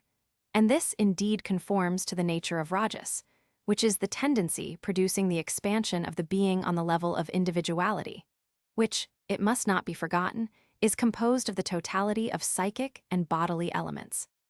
An immediate consequence of this is that the jnanic path refers more particularly to the greater mysteries, and the bhaktic and karmic paths to the lesser mysteries. In other words, this shows once again that it is only by jnana that one can attain the final goal, while bhakti and karma have rather a preparatory role. For the corresponding paths lead only to a certain point, but make possible the attainment of knowledge for those whose nature would not have the aptitude for it directly and without such a preparation. Moreover, it should be understood that even for the primary stages there could of course be no effective initiation without a degree of real knowledge, even when, in the methods used, the accent is put above all on the bhaktic or karmic element. But what we wish to emphasize is that in any case, beyond the limits of the individual state, There can be only a single and unique path, which is necessarily that of pure knowledge. Another consequence that we must also note is that, because of the connection of the Bhaktic and karmic paths with the domain of individual possibilities, and with the lesser mysteries, the distinction between the two is much less clear-cut than that with the Jnanic path, something which must naturally be reflected in the relationships between the corresponding initiatic forms. We shall have to return to this point later in our account. These considerations lead us to consider yet another relationship, that existing generally between the three margas and the three twice-born castes. It is moreover easy to understand why there must be such a relationship, since the distinction of castes is nothing else in principle than a classification of human beings according to their individual natures, and it is precisely in conformity with the diversity of these natures that there exists a plurality of paths. The Brahmins, being of a sattvic nature, are particularly qualified for Jnana Marga, and it is expressly said that they must strive as directly as possible toward a possession of the higher states of being. Moreover, their very function in traditional society is essentially, and before all else, a function of knowledge. The two other castes, whose nature is principally Rajasic, exercise functions that in themselves do not transcend the individual level and are oriented toward outward activity. 3. Those of the Kshatriyas correspond to what one might call the psyche of the collectivity, and those of the Vaisyas have as their object the different necessities of the corporeal order. From this, given what we said earlier, it results that the Kshatriyas are especially qualified for Bhakti Marga and the Vaisyas for Karma Marga. And in fact, it is just this that can be discerned generally in the initiatic forms respectively intended for them. However, there is an important remark to be made in this connection. If Karma Marga is understood in its widest sense, it is defined by Svadharma, that is, by each being's accomplishment of the function that conforms to its proper nature. One could then envisage this as applied to all the castes, although the term would be manifestly inappropriate with regard to the Brahmins, whose function is really beyond the domain of action. But it can at least be applied to both Kshatriyas and Vaisyas, although with different modalities, and this is an example of the difficulty, as we said earlier, of separating in an entirely clear way what is appropriate to the one or the other. And it is known that the Bhagavad Gita describes a karma yoga that is particularly intended for Kshatriyas. Despite this, it still remains true that, if the words are taken in their strictest sense, the initiations of the Kshatriyas present in their totality a particularly Bhaktic character, while those of the Vaisyas have a chiefly karmic one. And this will shortly become clearer by an example taken from the initiatic forms of the Western world itself. Indeed, it goes without saying that when we speak of the castes as we do here, referring primarily to the Hindu tradition for the convenience of our explanation, and because it furnishes us with the most adequate terminology in this regard, what we say of them applies equally to everything that elsewhere corresponds in one form or another to these castes. For the main categories among which the individual natures of human beings are divided are always and everywhere the same. For the very reason that reduced to their principle, they are nothing but a result of the respective predominance of the different gunas, which obviously applies to all of humanity inasmuch as it is a particular case of a law that is valid for the totality of universal manifestation. The only notable difference is in the greater or lesser proportion, according to conditions of time and place, of men who belong to each of these categories, and who, if they are qualified to receive initiation, are consequently capable of following one or the other of the corresponding paths for. In the most extreme case, it can happen that one of these paths might practically cease to exist in a given milieu when the number of those suited to follow it becomes insufficient to maintain a distinct initiatic. This is what happened notably in the West where, at least for a very long while, the aptitudes for knowledge have steadily become much rarer and less developed than the tendency toward action, which amounts to saying that in the entirety of the Western world, even among those who form the elite, if only a relative one, Rajas greatly outweighs Sattva. In addition, even as early as the Middle Ages, one does not find clear indications of the existence of strictly Jnanic initiatic forms, which normally should have corresponded to sacerdotal initiation. This to the point that even the initiatic organizations, which were most particularly linked to certain religious orders, had a very strongly accentuated Bactric character. As far as one can judge from the manner of expression most often used by those members who left written records. On the other hand, at this period one finds both chivalric initiation, the dominant character of which is obviously Bactric, 6, and the craft initiations, which were karmic in the strictest sense, since they were essentially based on the effective exercise of a craft. It goes without saying that the first was a Kshatriya initiation, and that the second were Vaisya initiations, taking the caste designations in the general sense just now explained. Additionally, the links that have almost always existed in fact between these two categories, as we have often noted elsewhere, are a confirmation of what we said above about the impossibility of separating them completely. Later, the Bactric forms disappeared, and the only initiations which continue to exist today in the West are the craft initiations, or what were such originally. Even when, because of particular circumstances, the practice of a craft is no longer required as a necessary condition for initiation, which can only be regarded as a diminishment, if not an actual degeneration, this changes nothing with regard to the essential character of these initiations. Now, if the exclusive existence in the present day, West of initiatic forms that can be qualified as karmic is an incontestable fact, it still is necessary to say that the interpretations occasioned by this fact are not always exempt from ambiguities and confusions, and this from more than one point of view. This, then, is what remains to be examined in order for our exposition to be as complete as possible. First of all, some have imagined that, because of their karmic character, Western initiations are in some way opposed to those of the East, which, according to this point of view, would all be strictly Jainianic. 7. This is wholly incorrect, for the truth is that in the East all categories of initiatic forms coexist, as is sufficiently proved by the teaching of Hinduism on the three margas. If in the West, on the contrary, there no longer exists more than one, it is because the possibilities of that order have been reduced to a minimum. That the more and more exclusive predominance of the tendency to outer action is one of the principal causes of this situation is not in doubt. But it is no less true that despite the aggravation of this tendency, an initiation of some sort still exists, and to claim the contrary implies a serious misunderstanding of the real significance of the karmic path, as we shall soon see more precisely. Moreover, it is not admissible to want to turn what is only the effect of a single contingent situation into a question of principle, and to envisage things as if every Western initiatic form must necessarily be of the karmic type, merely because it is Western. We believe there is no need to dwell further on this, for given everything we have said, it should be clear enough that such a view cannot correspond to reality, which is obviously much more complex than it seems to suppose. Another important point is this. The word karma, when applied to a path or to an initiatic form, must be understood above all in its technical sense of ritual action. In this regard, it is easy to see that in every initiation there must be a certain karmic aspect, since it always essentially implies the accomplishment of particular rites.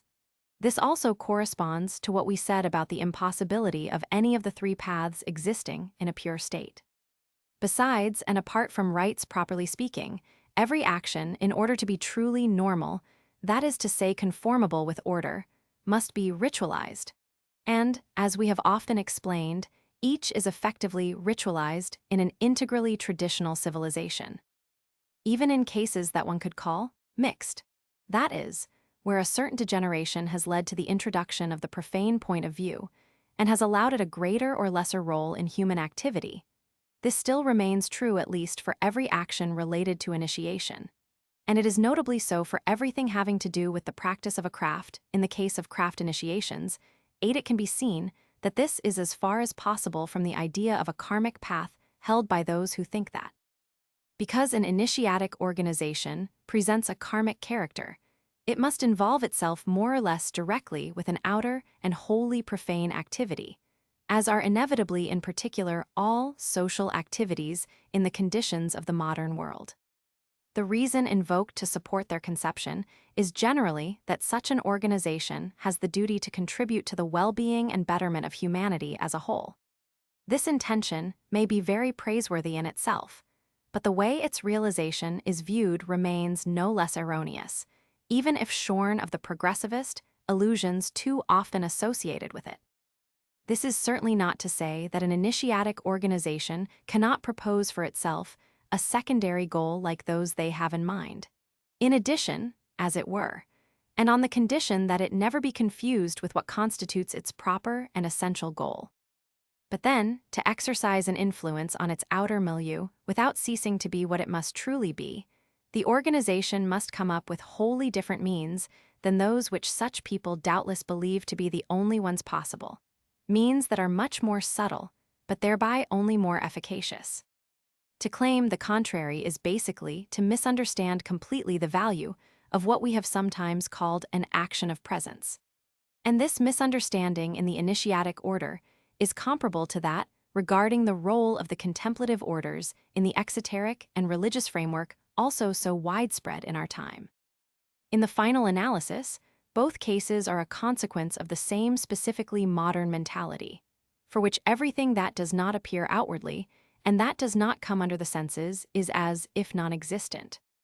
While we are on this subject, we shall add that there are also many misunderstandings on the nature of the two other paths, especially the Bhaktic path. For, as regards the Jnanic path, it is too difficult to confuse pure knowledge, or even the traditional sciences that depend on it and that belong more properly to the domain of the lesser mysteries, with the speculations of philosophy and of profane science.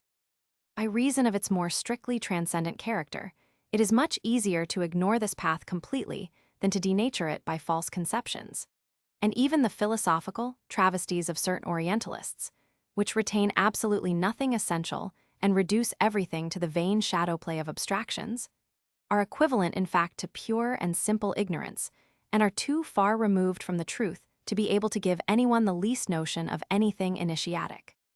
As for bhakti, the case is rather different, and here errors arise above all from a confusion of the initiatic sense of this term with its exoteric sense, which almost necessarily acquires in Western eyes a specifically religious and more or less mystical aspect that it could never have in the Eastern traditions. This surely has nothing in common with initiation, and if it were really a question of nothing else, it is obvious that it could not constitute bhakti yoga. But this leads us again to the question of mysticism and its essential differences with initiation. 1. We say are susceptible of having, because they also can have an exoteric meaning, but it is obvious that this is not involved when it is a question of yoga. Naturally, the initiatic meaning is like a transposition of the exoteric meaning into a higher order. 2. Here again, one must not see anything exclusive in such a correspondence, for every initiatic path necessarily implies a participation of the whole being if it is to be truly valid. 3. We say in themselves, because they can be transformed by an initiation that takes them as a support. 4. In order not to complicate our account unnecessarily, we shall not introduce here the question of anomalies which, today, especially in the West, result from the mingling of castes, from the ever-growing difficulty of determining exactly each man's true nature, and from the fact that most people no longer fill the function truly appropriate to their specific natures. 5. Let us point out incidentally that this may oblige those still qualified for this path to take refuge, if one can speak thus, in organizations that practice other initiatic forms and that originally were not meant for them, a drawback that can be attenuated by certain adaptations effected within these organizations. 6. The same is true of initiations, such as that of the Fedeli de Mare, as the very name clearly indicates, although the Jnanic element seems to have been more developed than in chivalric initiation, with which it had close connections, moreover. 7. It should be noted that according to such a conception, the existence of Bhaktic initiations is completely unknown or neglected. 8. One could say that in this case, karmic is almost synonymous with operative, understanding this last word of course in its true sense, which we have often emphasized. 19. Ascesis and asceticism. We have on various occasions noticed that some people make an all too little justified connection between the terms ascetic and mystical.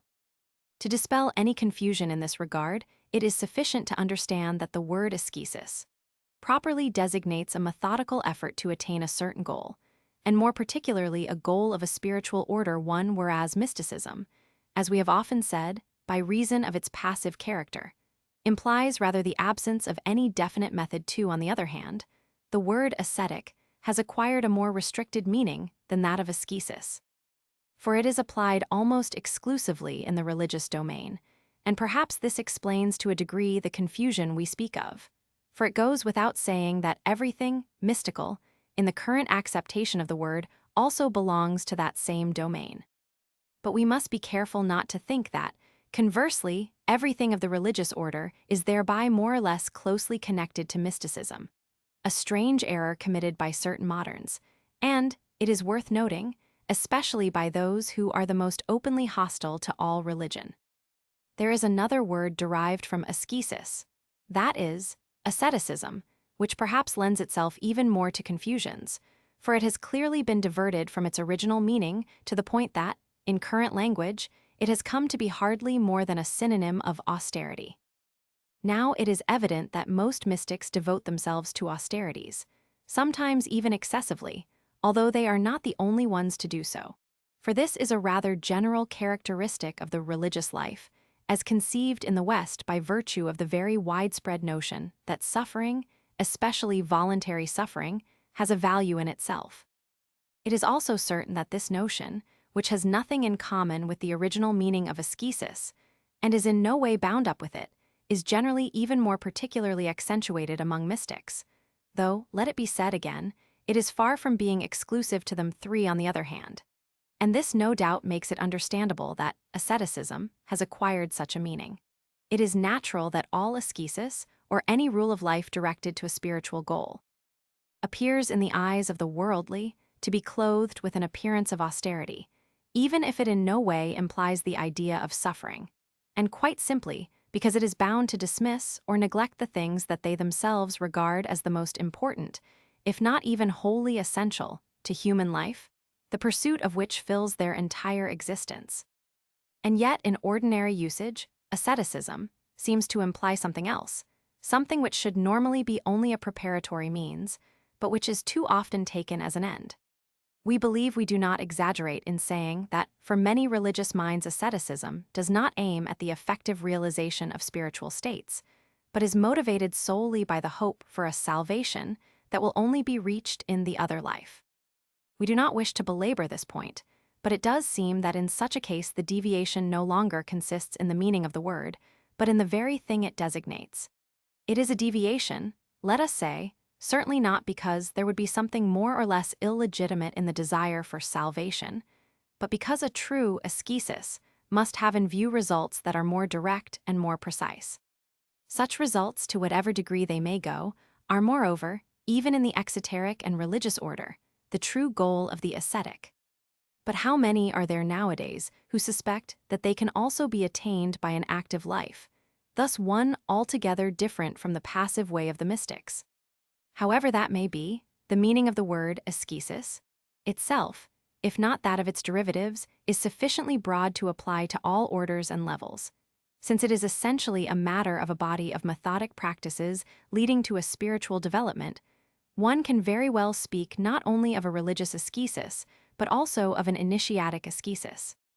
It is only necessary to note carefully that the goal of initiatic ascesis is not subject to any of the restrictions that almost by very definition necessarily limit that of religious ascesis, since the exoteric point of view to which the latter is joined relates exclusively to the individual human state whereas the initiatic point of view includes the realization of superindividual states, up to the supreme and unconditioned state itself, 5 furthermore. It goes without saying that the errors or deviations concerning ascesis that can occur in the religious domain cannot be found in the initiatic domain, for in the final analysis, they only arise from the very limitations inherent to the exoteric point of view as such. What we have just said about asceticism in particular can obviously be explained only by the more or less narrowly restricted spiritual horizon of most men, who are exclusively exotrists and consequently religious, men in the most ordinary sense of the term. The word ascesis, such as we understand it here, is what in Western languages corresponds most closely to the Sanskrit tapas, and although it is true that this latter term conveys an idea not directly expressed by the Western term, this idea is no less plainly included in one's notion of ascesis. The first meaning of tapas is in fact that of heat. In the present case, this heat is obviously that of an interior fire six that must consume what the Kabbalists would call the shells.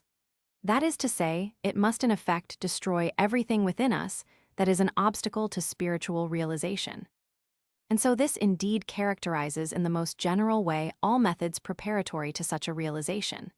Methods that from this point of view can be considered as constituting a purification, preliminary to the acquisition of any effective spiritual state 7, if tapas often acquires the sense of a difficult or painful effort. This is not because a special value or importance is attributed to suffering as such, or because this latter may here be regarded as anything more than an accident, but because, by the very nature of things, detachment from contingencies is inevitably difficult for the individual, whose very existence also belongs to the contingent order. There is nothing here that could be assimilated to an expiation or a penance, ideas which on the contrary play a large role in asceticism understood in the common way, and which doubtless have their raison d'être in a certain aspect of the religious point of view, but which manifestly could not have any place in the initiatic domain, nor moreover in traditions not clothed in a religious form 8. Fundamentally, one could say that all true ascesis is essentially a sacrifice, and elsewhere we have had occasion to see that in all traditions sacrifice, whatever form it takes, properly constitutes the ritual act par excellence, that which as it were sums up all the others. What is thus gradually sacrificed in ascesis 9 are all the contingencies from which a being must succeed in disengaging itself, as from so many bonds or obstacles preventing it from rising to a higher state. 10. But if it can and must sacrifice these contingencies, this is insofar as they depend on and are somehow part of it 11 moreover. Just as the individuality itself is but a contingency, ascesis, in its most complete and deepest meaning, is ultimately nothing other than the sacrifice of the ego, accomplished in order to realize a consciousness of the self. 1. Perhaps it is not useless to say that the word ascesis, which is of Greek origin, has no etymological relationship with the Latin ascendir, for there are some who let themselves be fooled in this regard by a purely and wholly accidental phonetic similarity between these words. Moreover, even if ascesis aims at obtaining an ascension of the being toward more or less elevated states, it is obvious that the means can in no way be confounded with the result. 2. Cf. Perspectives on Initiation, Chap. 1. 3. Cf. Ibid. Chap. 25. 4. Of course, the individuality is here envisaged in its integrality, with all the extensions of which it is susceptible, without which the religious idea of salvation itself would really have no meaning at all. 5.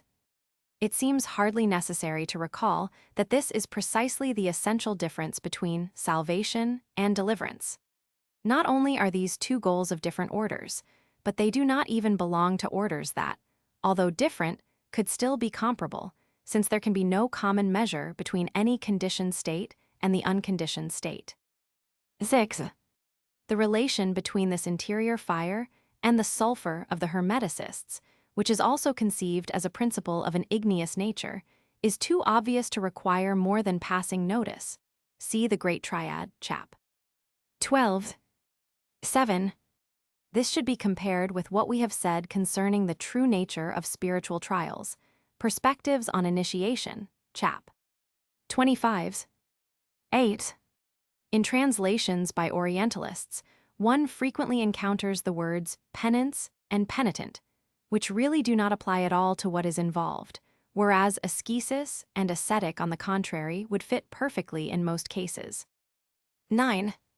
We say gradually for the very reason that it is a matter of a methodical process, and it is easy to understand moreover that, save perhaps for certain exceptional cases, complete detachment cannot be achieved all at once. 10. For this being it can be said that these contingencies are thenceforth destroyed as such, that is, as manifested things, for they truly no longer exist for it, although subsisting without change for other beings. But this apparent destruction is in any case really a transformation, for it goes without saying that, from the principial point of view, nothing, that is, can ever be destroyed. 11.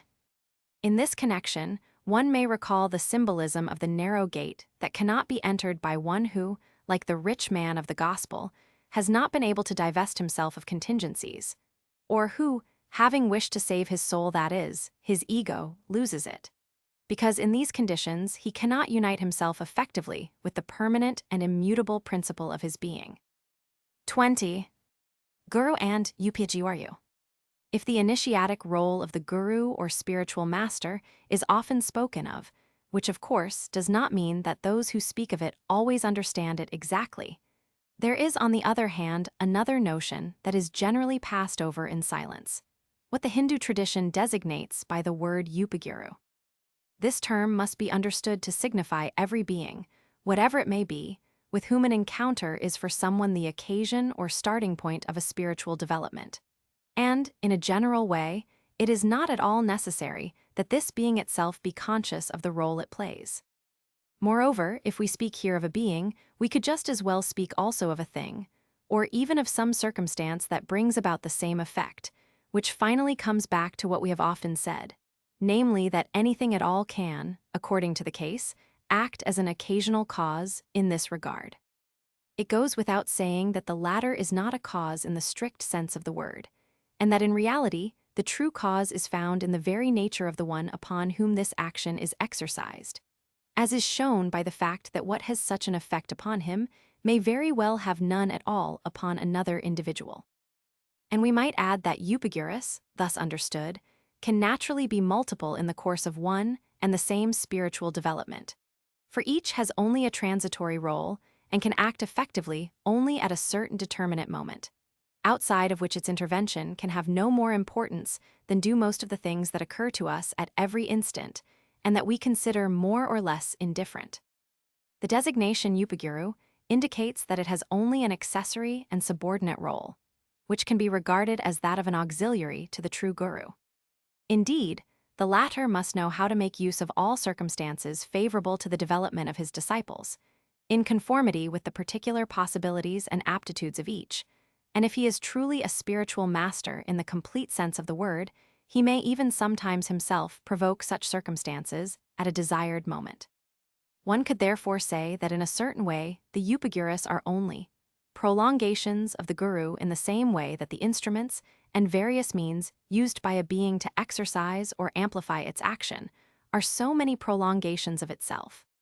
And consequently, it is evident that his proper role is in no way diminished thereby, but, quite to the contrary, that he finds in them the possibility of acting more completely, and in a way that is better adapted to the nature of each disciple, the indefinite diversity of contingent circumstances always permitting him to find in them some correspondence with that of their individual natures. What we have just said applies to cases that can be considered normal, or that at least ought to be so with respect to the initiatic process, namely, cases implying the effective presence of a human guru. And before passing on to considerations of another order, equally applicable to the more or less exceptional cases that can in fact exist apart from the normal, it is appropriate to make another observation. When initiation, properly speaking, is conferred by someone who does not possess the qualities required to fulfill the function of a spiritual master, and who therefore acts solely as a transmitter of the influence attached to the rite that he accomplishes, such an initiator may also be properly assimilated to an Upaguru, which as such has a very particular, and as it were unique importance of its kind, since it is its intervention that really determines the second birth. This being so even if the initiation is to remain merely virtual. This is also the only case where the Upaguru must necessarily be conscious of his role, at least to some degree. We add this restriction because, When it is a matter of more or less degenerate or diminished initiatic organizations, it may happen that the initiator is ignorant of the true nature of what he transmits, and even has no idea of the efficacy inherent in rites, which, as we have explained on other occasions, in no way prevents the latter from being valid as long as they are accomplished regularly and under the proper conditions. Only it must be clearly understood that, lacking a guru, such an initiation runs a great risk of never becoming effective, except perhaps in certain exceptional cases that we may speak about at some other time. All that we will say for the moment is that, although theoretically there is no absolute impossibility in this, it is almost as rare in fact as is an initiatic affiliation obtained outside the ordinary means, so that it is hardly useful to consider it when limiting oneself to what is susceptible of the widest application.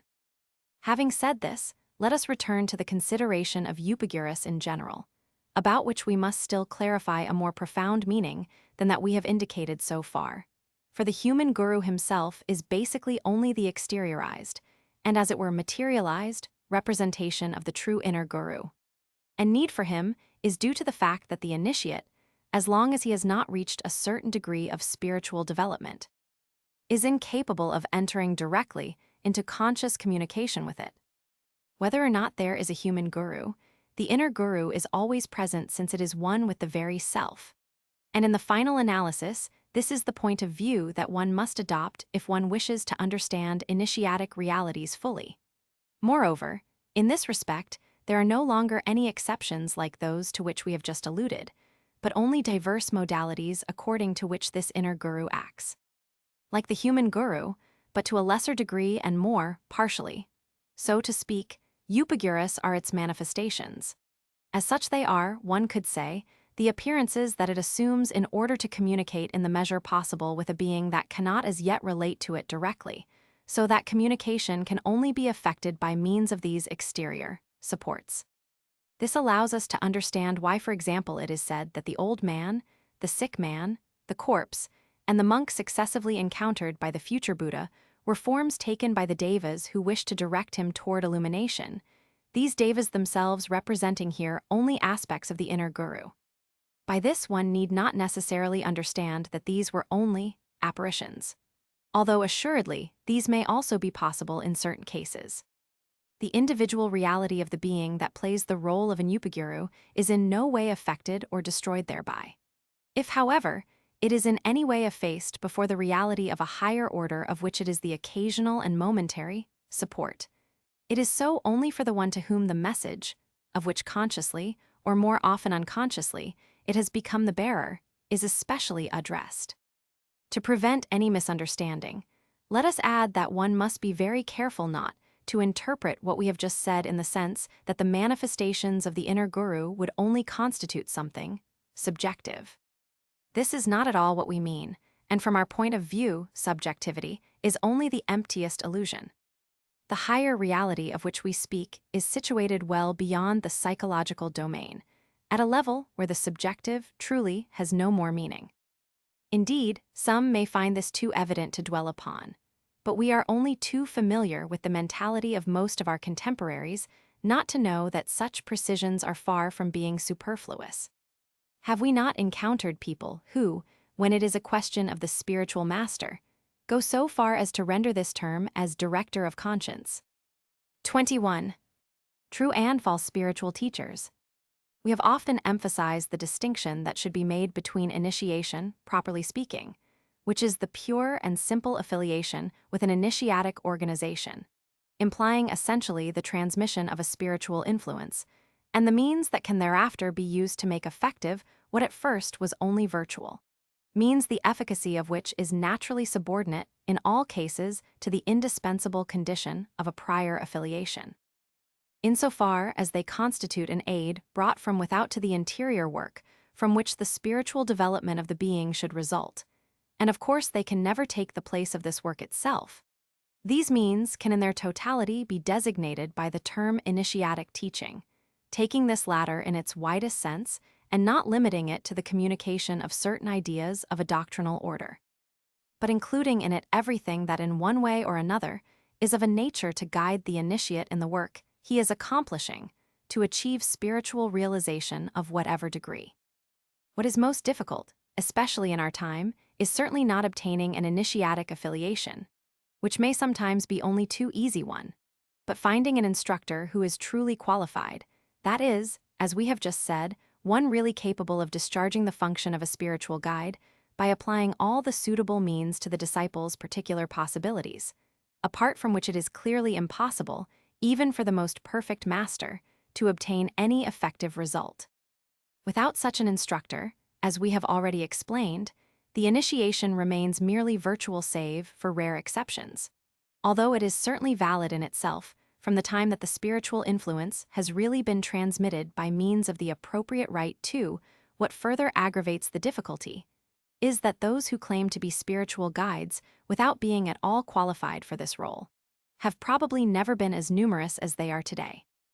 And the resulting danger is all the greater, because, in fact, these people generally have very powerful and more or less abnormal psychic powers, which obviously prove nothing from the point of view of spiritual development, and in this respect are ordinarily even rather an unfavorable indication, but which are nonetheless capable of creating an illusion and imposing it on all who are insufficiently informed and consequently cannot make the essential distinctions. Therefore, one cannot be too much on guard against such false teachers, who can only lead astray those who let themselves be seduced by them, and who ought to consider themselves fortunate if they suffer nothing more than a waste of their time. Moreover, whether they be mere charlatans, of which there are only too many at present, or whether they delude themselves before deluding others, it goes without saying that this changes nothing as to the results, and in a certain way those who are more or less sincere, for there can be many degrees here, are perhaps even the more dangerous for their very unconsciousness.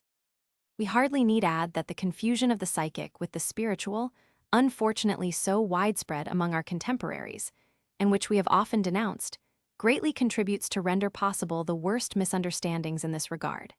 And when one adds to this the attraction of alleged powers, and a taste for extraordinary phenomena, which moreover almost inevitably go together, one has a fairly complete explanation for the success of certain false teachers. There is nonetheless a characteristic by which many, if not all, such false teachers can be easily recognized. And although this is only a direct and necessary consequence of what we have persistently said on the subject of initiation, we believe that, given questions that have been posed to us recently concerning various more or less suspect personages, it will not be useless to state it again more explicitly.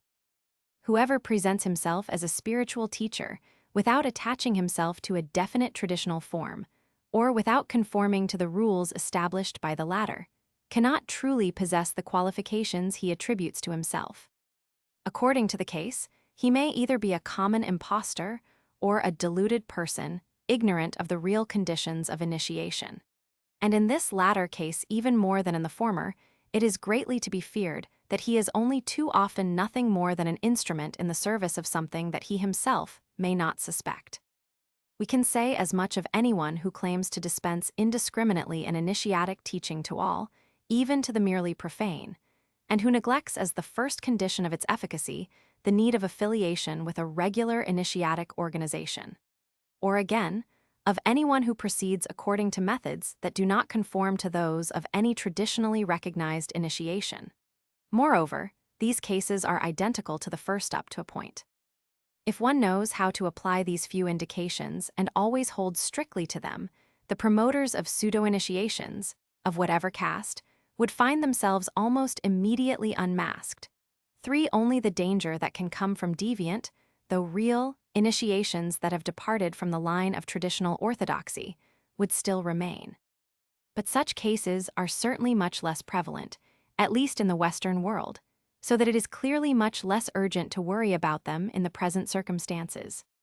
Furthermore, we can at the very least say that the teachers affiliated with such initiations, in common with the others we have mentioned, generally share the habit of showing off their psychic powers at every opportunity and without any valid reason, for we cannot consider valid the desire to attract disciples or to retain them by such means, which is the end they usually have in mind, and attribute the preponderance of such displays to an excessive and more or less disordered development of possibilities of that order, something that is always detrimental to any true spiritual development. As for true spiritual teachers, on the other hand, the contrast they strike with false teachers in the different respects we have just noted can make them, if not recognizable with complete certainty, in the sense that these conditions, although necessary, can nonetheless be insufficient, at least help greatly to that end. But here it is appropriate to make another remark in order to dispel other false ideas. Contrary to what many people seem to imagine, it is not always necessary that, in order to be able to fulfill this role within certain limits, someone must himself have arrived at a complete spiritual realization. Indeed, it should be quite evident that much less than this is required to be capable of guiding a disciple validly through the first stages of his initiatic journey. Of course, once the disciple has reached the point beyond which the former cannot guide him, the teacher worthy of the name will never hesitate to let him know that henceforth he can do no more for him, and in order that he may continue his work in the most favorable conditions, direct him either to his own master, if this is possible, or to another teacher whom he recognizes as more completely qualified than himself. And when this is the case, there is really nothing astonishing or even abnormal in that disciple, finally surpassing the spiritual level of his first teacher, who, if he is truly what he ought to be, will be satisfied to have contributed his part, however modest it may be, in leading his former disciple to this result. Indeed, individual jealousies and rivalries can find no place in the true initiatic domain, whereas, on the contrary, they almost always play a very great part in the actions of false teachers. And it is solely these latter who should be fought and denounced whenever circumstances require, not only by authentic spiritual masters, but also by all who are to any degree conscious of what initiation really is. 1. By this, we wish to allude to the fact that certain initiatic organizations have become much too open, which is moreover always a cause of degeneration for them. 2. We must recall here that the initiator who acts as a transmitter of the influence attached to the rite is not necessarily fit to play the role of teacher. If the two functions are normally combined where traditional institutions have suffered no diminution, they are in fact far from always being so in present-day conditions. 3. As we have explained on other occasions, one must naturally not forget to count among the pseudo-initiations all that claim to base themselves on traditional forms that no longer have any effective existence. The former, at least, are clearly recognizable at first sight, and without there being any need to examine things more closely, whereas this may not always be the case for the latter. 22. Innate wisdom and acquired wisdom. Confucius taught that there are two kinds of sage, those who are so by birth and others, among whom he counted himself, who become so only through their own efforts. And it should be remembered that, as he understood it, the sage, Cheng, who represents the highest degree of the Confucian hierarchy, also constitutes the first level of the Taoist hierarchy, thus occupying the limit, as it were, where the exoteric and esoteric domains meet. As we have already explained elsewhere, one given these conditions, it can be asked if, when he speaks of the sage by birth, Confucius only meant to designate the man who by nature possesses all the qualifications required to attain the initiatic hierarchy effectively and without further preparation, and who consequently has no need at the start to endeavor to climb little, by more or less long and arduous studies, the grades of the exterior hierarchy.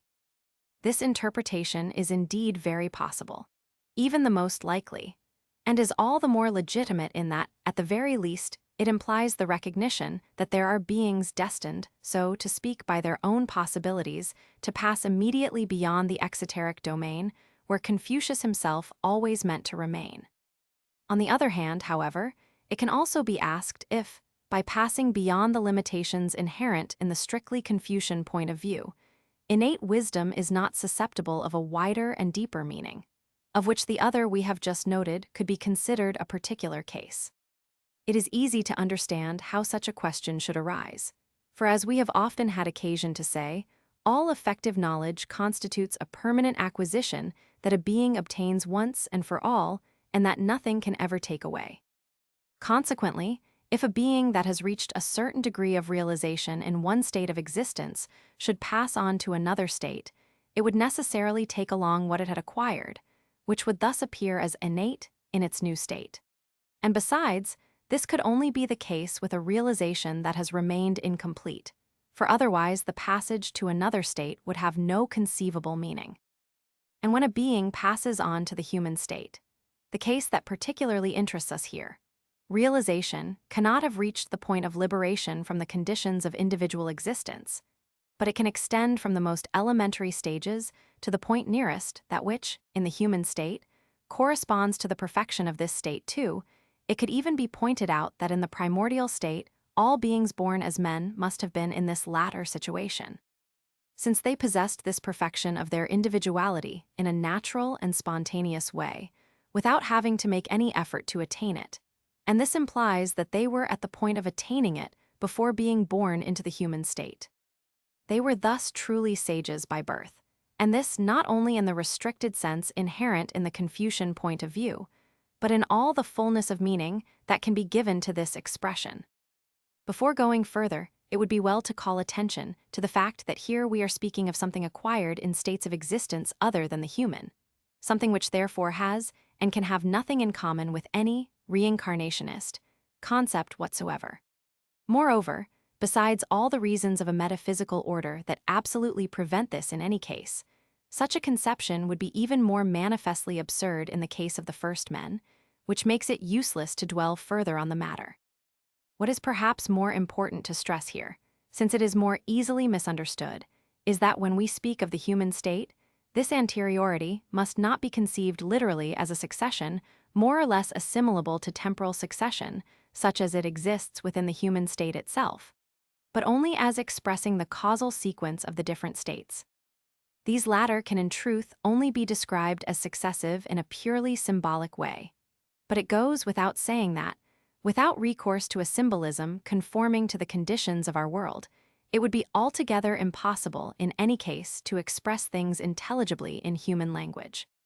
With this reservation, one can speak of a being as having attained a certain degree of realization before its birth into the human state. It suffices to know in what sense this is to be understood in order that this way of speaking, inadequate as it may be in itself, present no real inconvenience. And it is thus that such a being will possess from birth the degree corresponding to this realization in the human world, a degree that can extend from that of Cheng or Confucian sage, up to that of Chen Zhen or true man. It must not be believed, however, that in the present conditions of the terrestrial world, this innate wisdom can manifest itself in a wholly spontaneous way, as was the case in the primordial age, for it is obviously necessary to take into account the obstacles posed by the environment.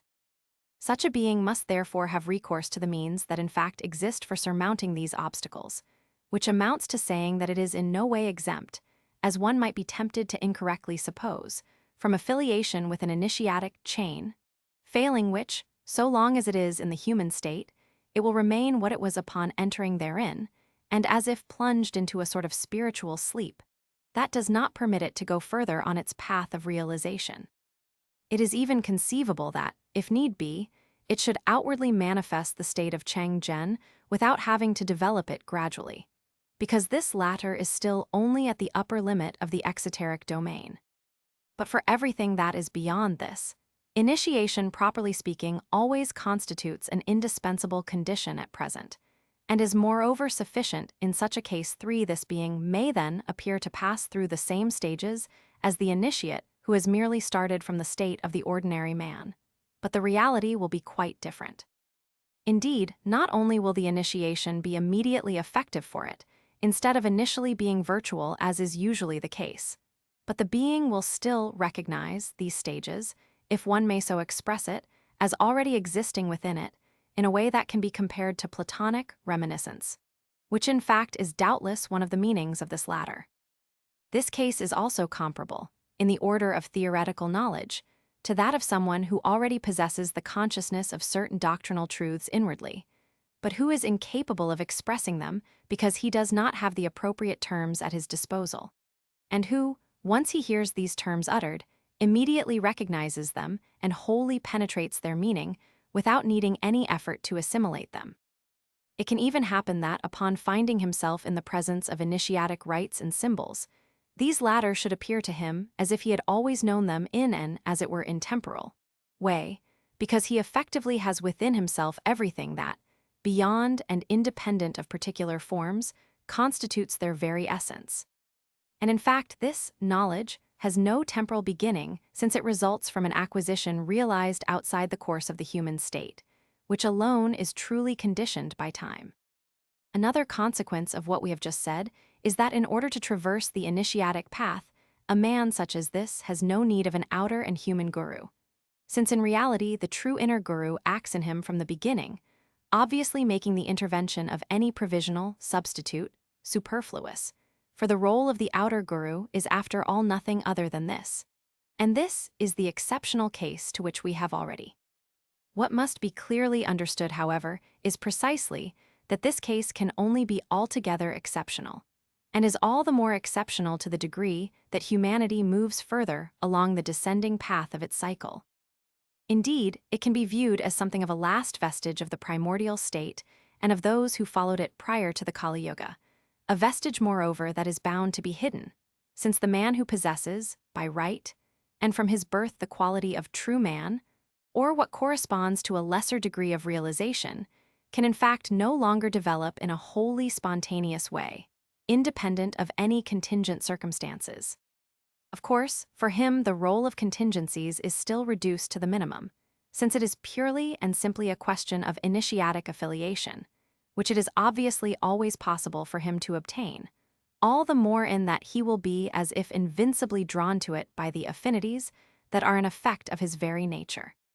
But what must be avoided above all, for it is always a danger to be feared when considering exceptions like these, is that some people will too easily imagine that such is their own case, either because they feel themselves naturally inclined to seek initiation, which usually only indicates that they are ready to enter this path, and not that they have already partially traversed it in another state, or because, before any initiation, that they had a few more or less vague glimmers, probably of an order more psychic than spiritual, which, after all, are no more extraordinary and prove nothing more than do the commonplace premonitions that anyone whose faculties are a bit less narrowly limited than are commonly those of present-day humanity might occasionally have, and which are therefore less exclusively enclosed in the corporeal mode of his individuality.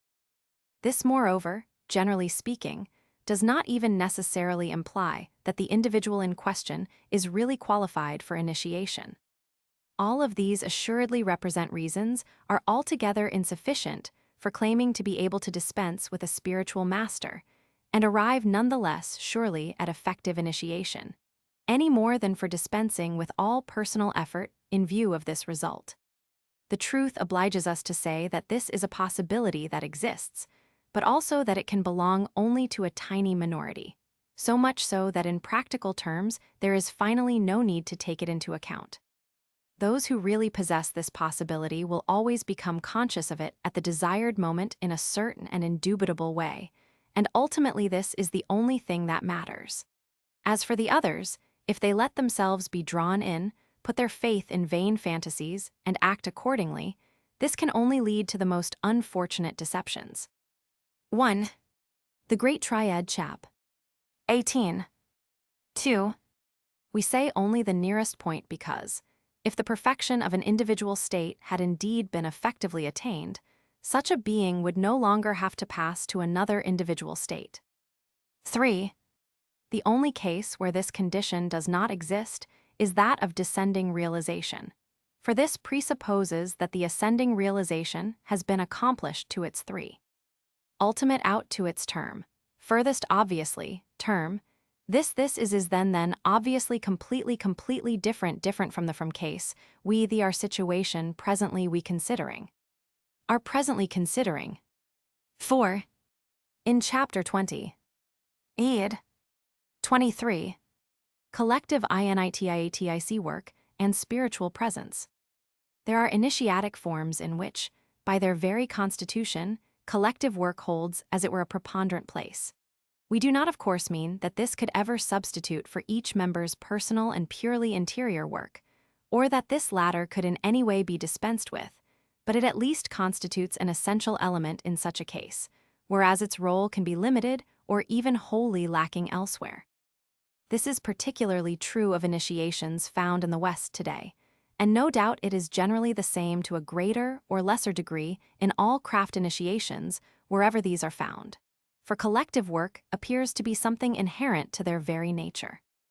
This is related, for example, to the fact, to which we alluded in a recent study on masonry, one of a communication, that can only be effected through the cooperation of 3 persons, none of whom alone possesses the power necessary for this result. And in the same order of ideas, we can also cite the condition that a certain minimum number of participants, 7, for example, be present in order to ensure a valid initiation, whereas there are other initiations, frequently met with in India, where the transmission is effected simply from master to disciple, without the cooperation of anyone else. It goes without saying that such a difference in modalities must entail equally different consequences throughout all the later initiatic work.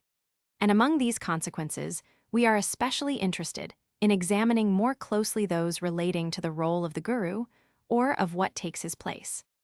In the case of initiatic transmission effected by a single person, the latter thereby assumes the function of guru toward the initiate, and it matters little whether his qualifications in this regard be more or less complete, or whether, as often happens, he is only capable of leading his disciple to a certain determined stage, for the principle is always the same.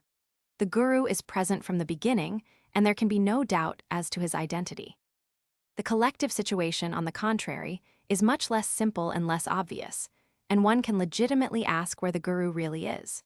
No doubt, when any master instructs an apprentice, he takes the guru's place in a certain sense, and to a certain degree, but only in a very relative fashion, and even if the one who effects the initiatic transmission is properly speaking only an upaguru, all the others will also be so, and with all the more reason. Besides, there is nothing here resembling the exclusive relationship of the disciple with a single guru, which is an indispensable condition for using this term in its true sense. In such initiations, it does not in fact appear that there have ever been any spiritual masters, properly speaking, who have exercised their function in a continuous way. If there have been such, which is a possibility we cannot exclude too, this has been an exception, and their presence has not been a constant and necessary element in the special constitution of the initiatic forms in question. However, there must in spite of everything be something that takes their place, which is why one must ask who or what has effectively filled this function in such cases.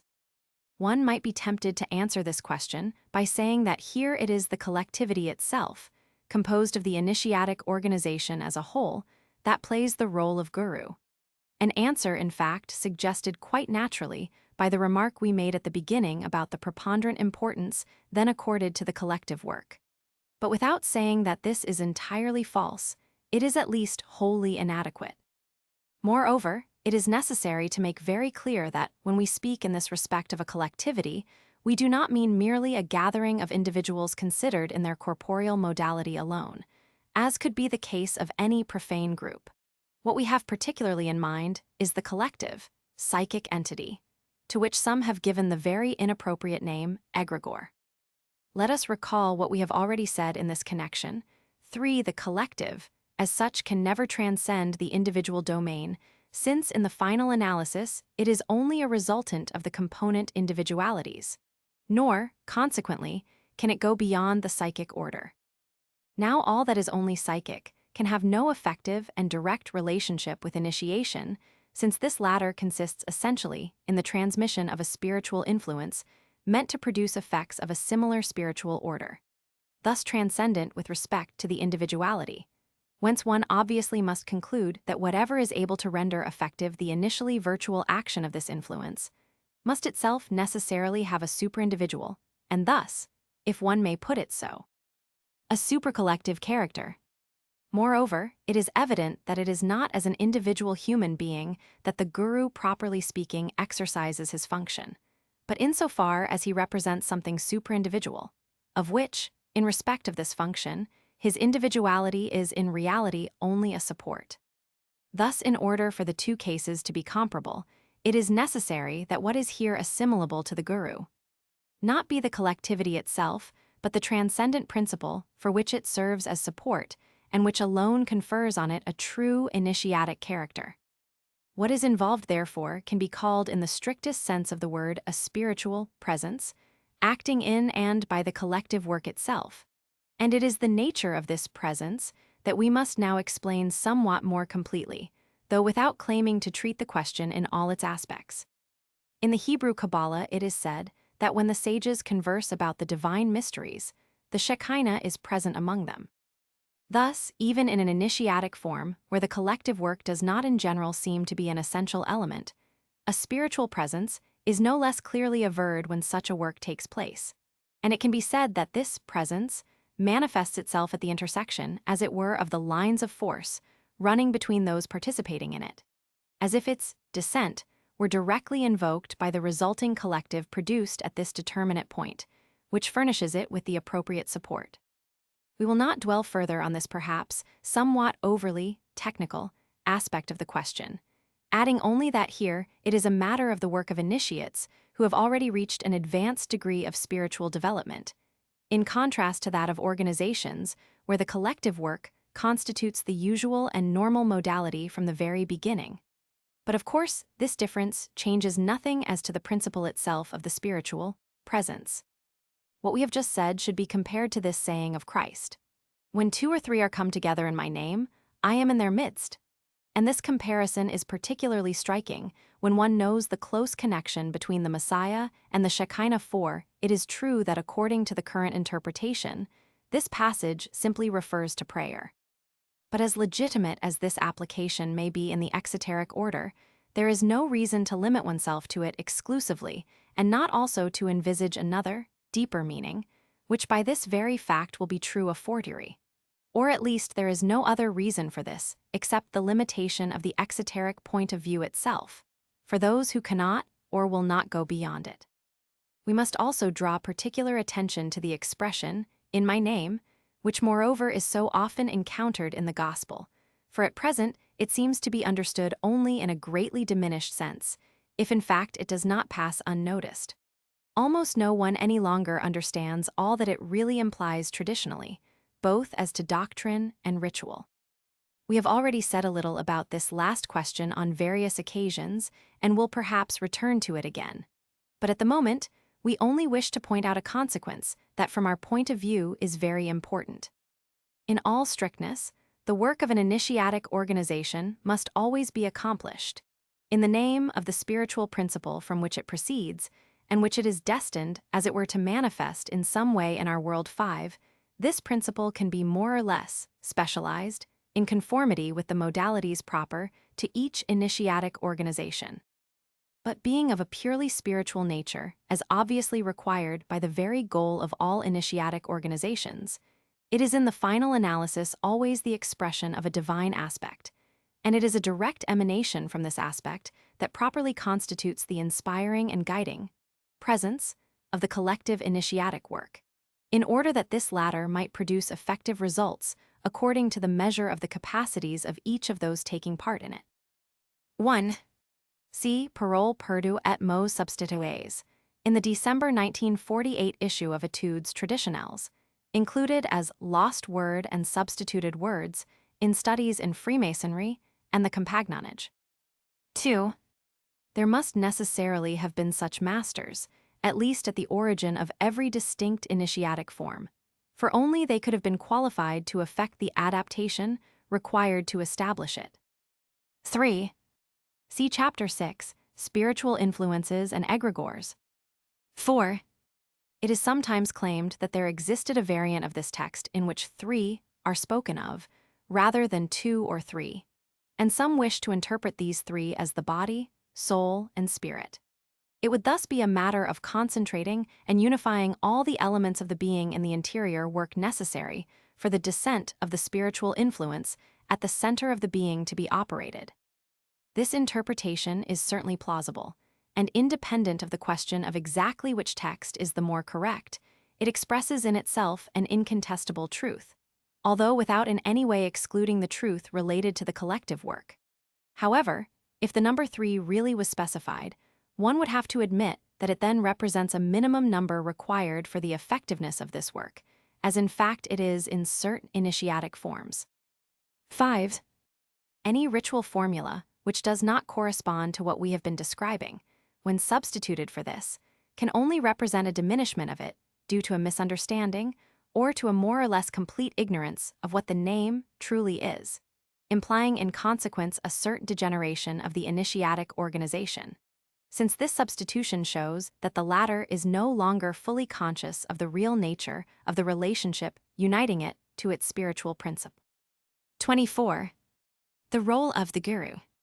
We have recently had occasion to note such misapprehensions and exaggerations concerning the role of the guru one that we feel obliged to return to the question in order to somewhat rectify matters.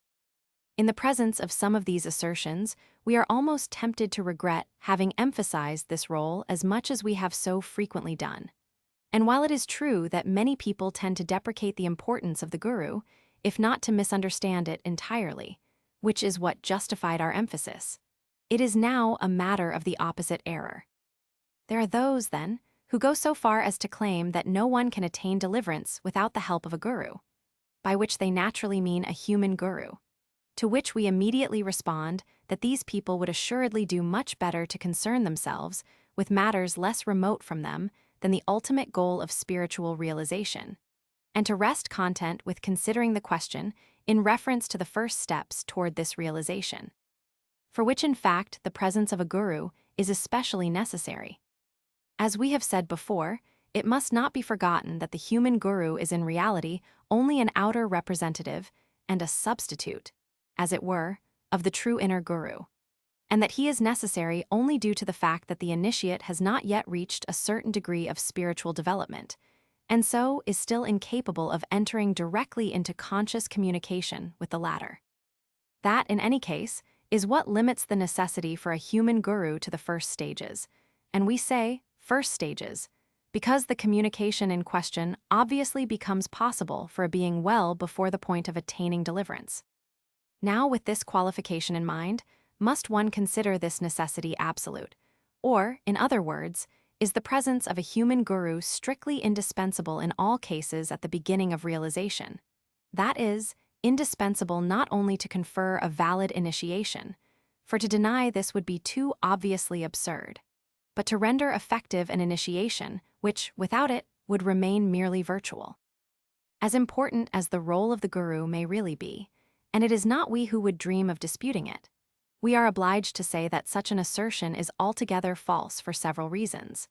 The first of which is that there are exceptional cases of beings for whom a pure and simple initiatic transmission, without any intervention whatsoever by a guru, suffices to immediately awaken the spiritual acquisitions obtained in other states of existence.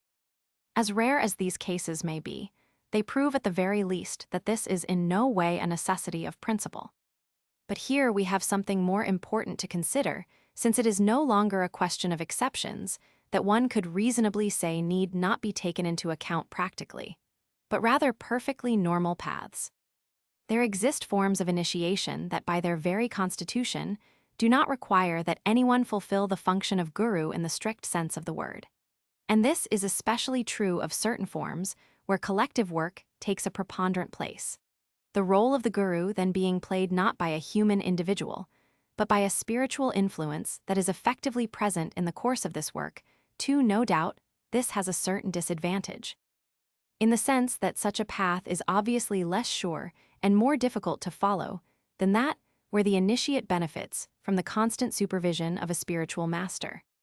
But this is a different question altogether, and what is important from our present point of view is that the very existence of these initiatic forms, which necessarily offer the same goal as the others, and which consequently must offer their adherents means sufficient to reach it, provided only that they are fully qualified, amply proves that the presence of a guru need not be regarded as constituting an indispensable condition in all cases.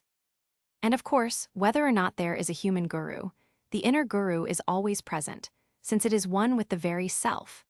Whether, in order to manifest itself to those who are not yet capable of having an immediate consciousness of it, it takes as support a human being or a non-incarnated spiritual influence is, in the final analysis, only a difference of modality that changes nothing essential. We have just said that where it exists, the role of guru is especially important at the beginning of the effective initiation, which might seem perfectly obvious since it is natural that an initiate should have more need of guidance the less he is advanced on the path. And this remark already implicitly refutes another error we have noticed, which consists in the claim that there is no true guru, but the one who has already reached the goal of spiritual realization, that is, deliverance. If this were really so, it would be rather discouraging for those seeking to obtain the help of a guru, for it is quite clear that their chances of meeting one would be extremely slim.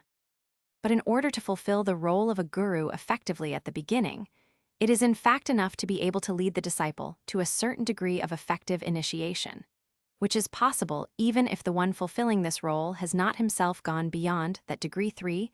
This is why the ambition of a true guru, if one may put it so, must be above all to bring his disciple as soon as possible to a position where he can do without him, whether by sending the disciple, when he can no longer lead him any further, to another guru whose competence exceeds his own or, if he is able, by leading him to the point where a direct and conscious communication with the inner guru will be established.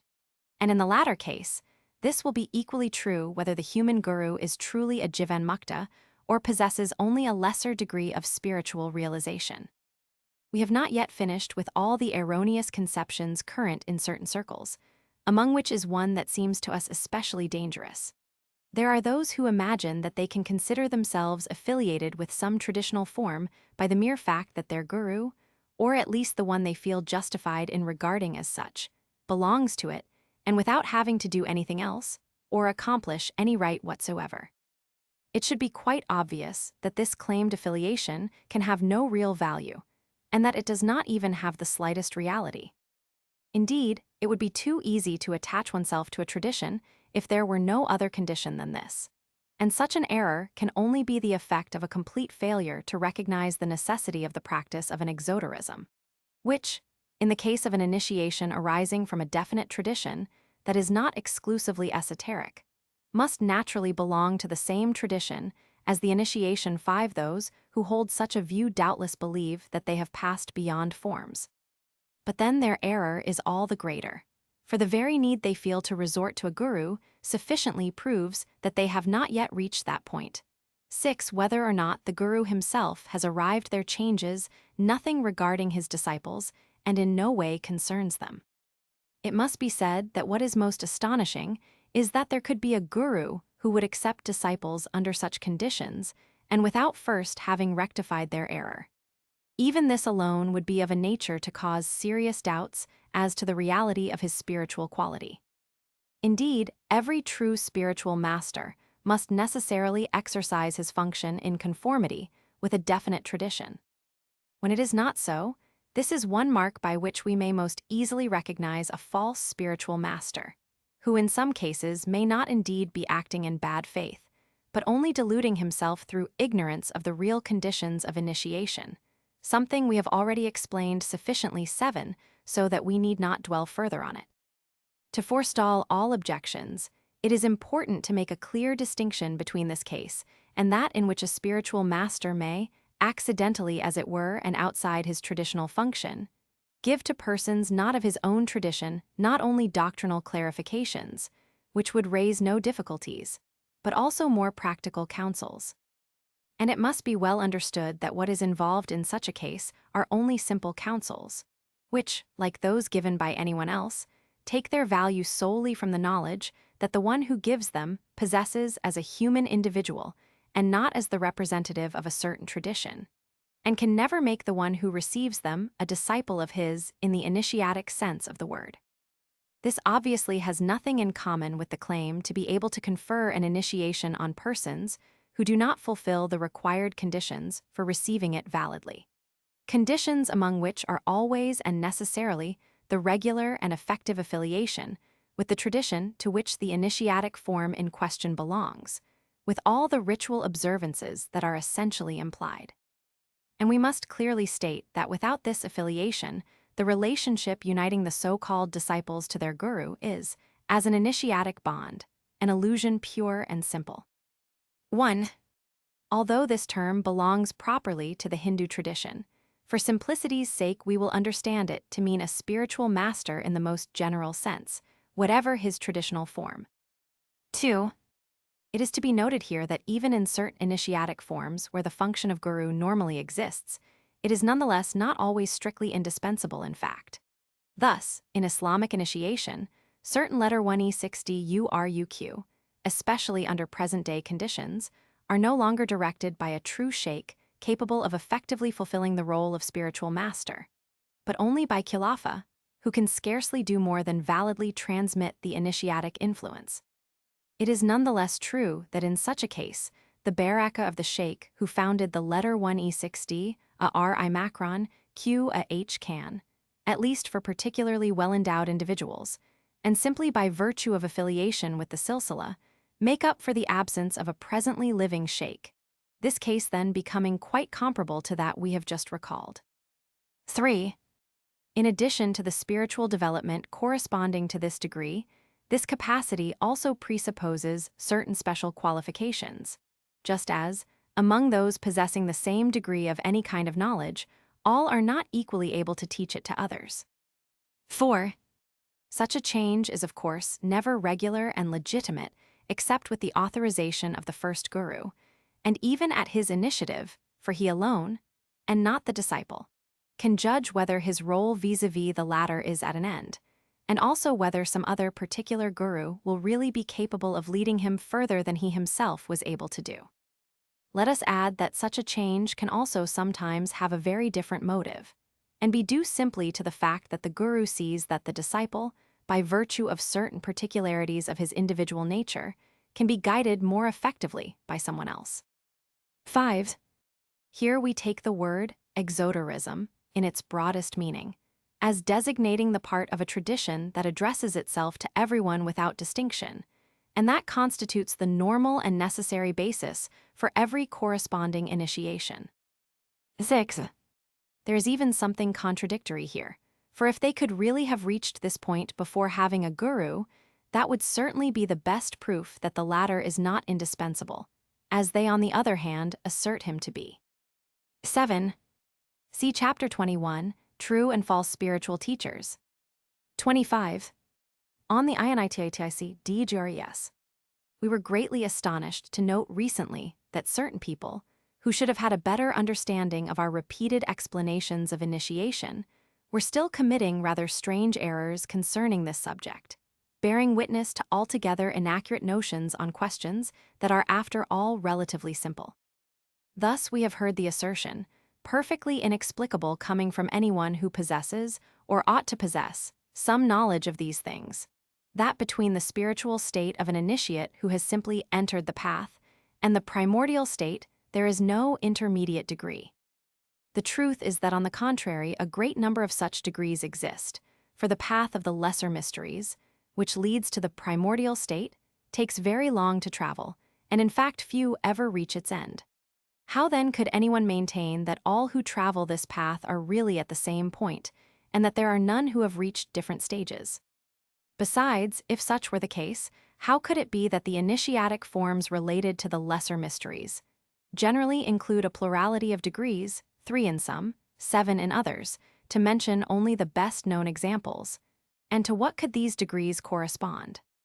We have also cited a Taoist enumeration in which mention is made of 2 intermediate degrees between the state of the wise man and that of the true man. 1, and this is a particularly clear example, since the primordial state, which is that of the true man, is expressly situated at the 4th degree of an initiatic hierarchy.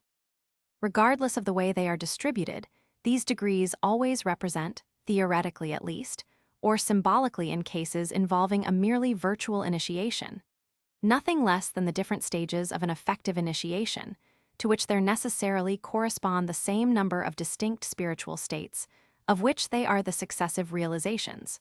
Were it otherwise, they would be entirely devoid of any meaning.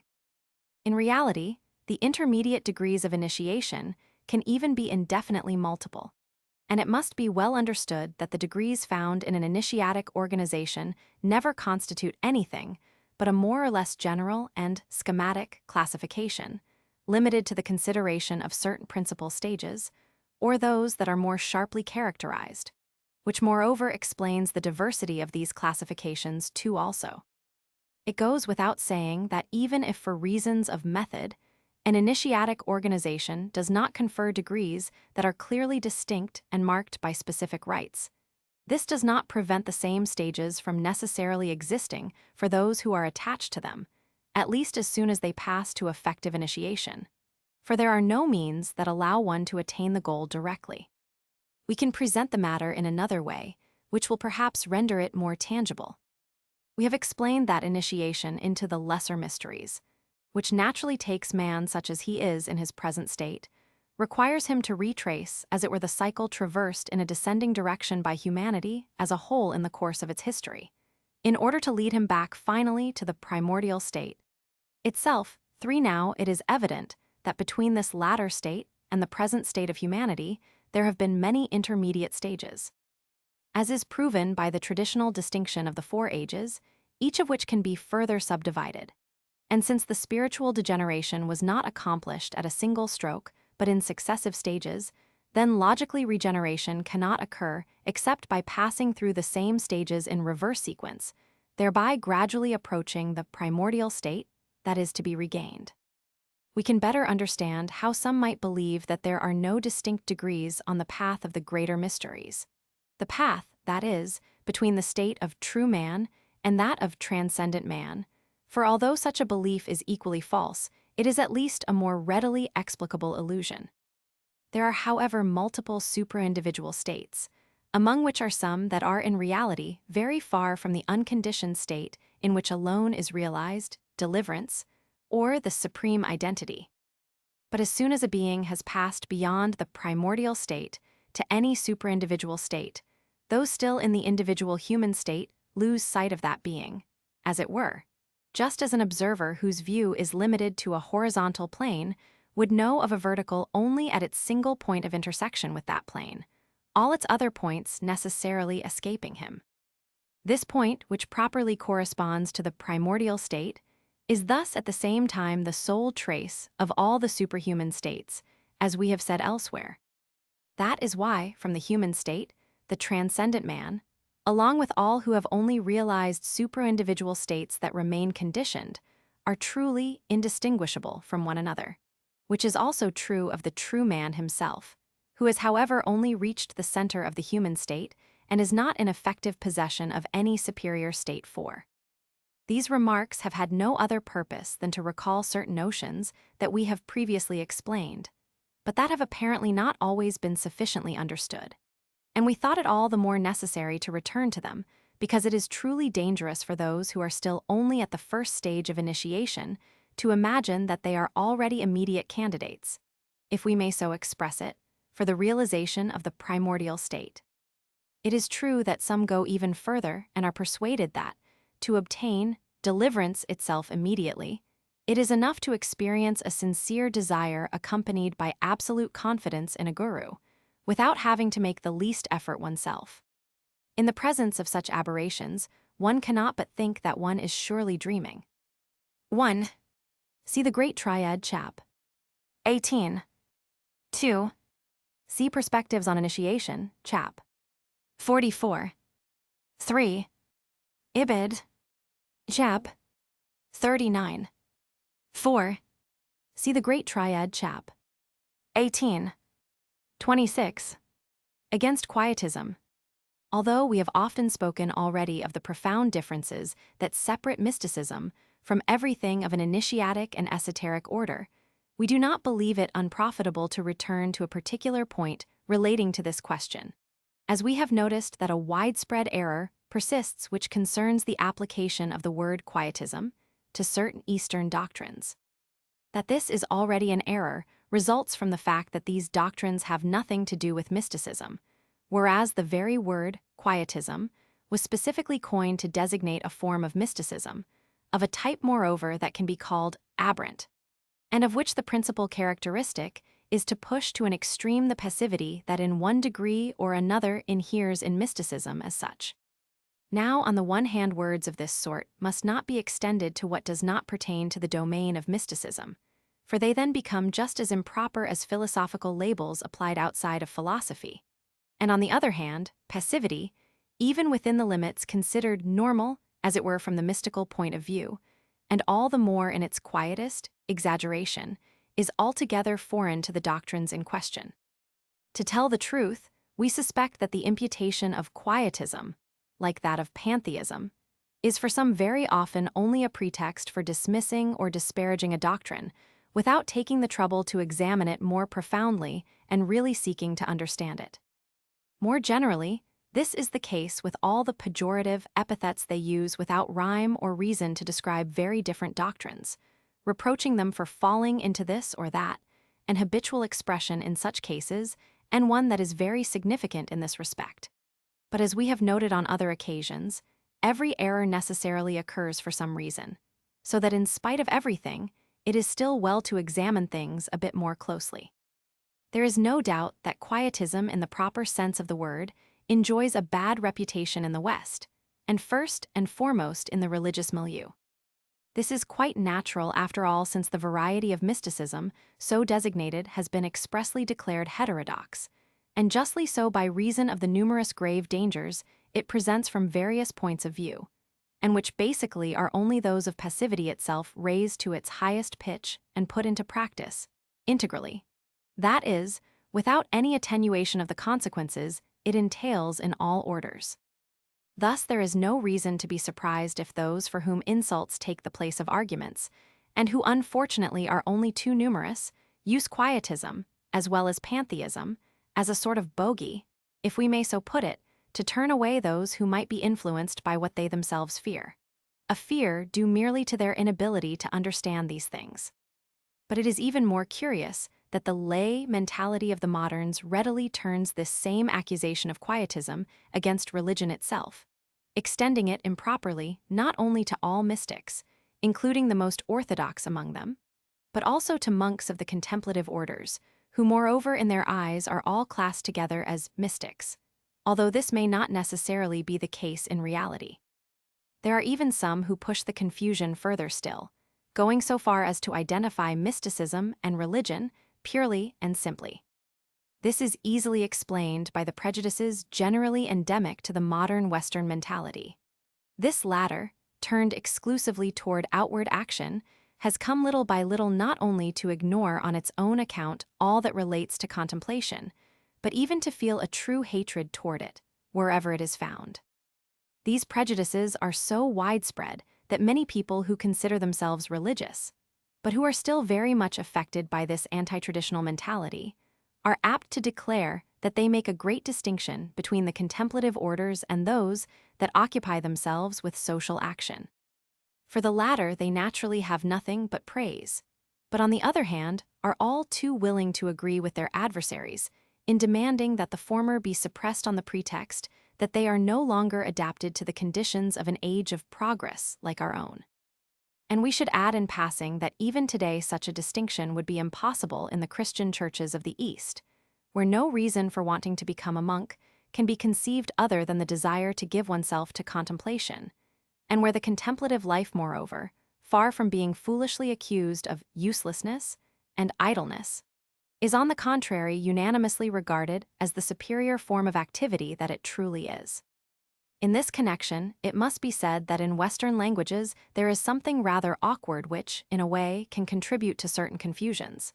This is the use of the words action and activity, which, while obviously sharing a common root, have neither the same meaning nor the same scope.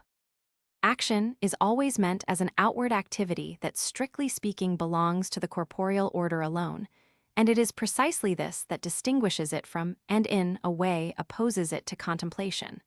Although here as elsewhere the point of view of opposition is necessarily illusory, as we have explained elsewhere, it being really a question of complementarity.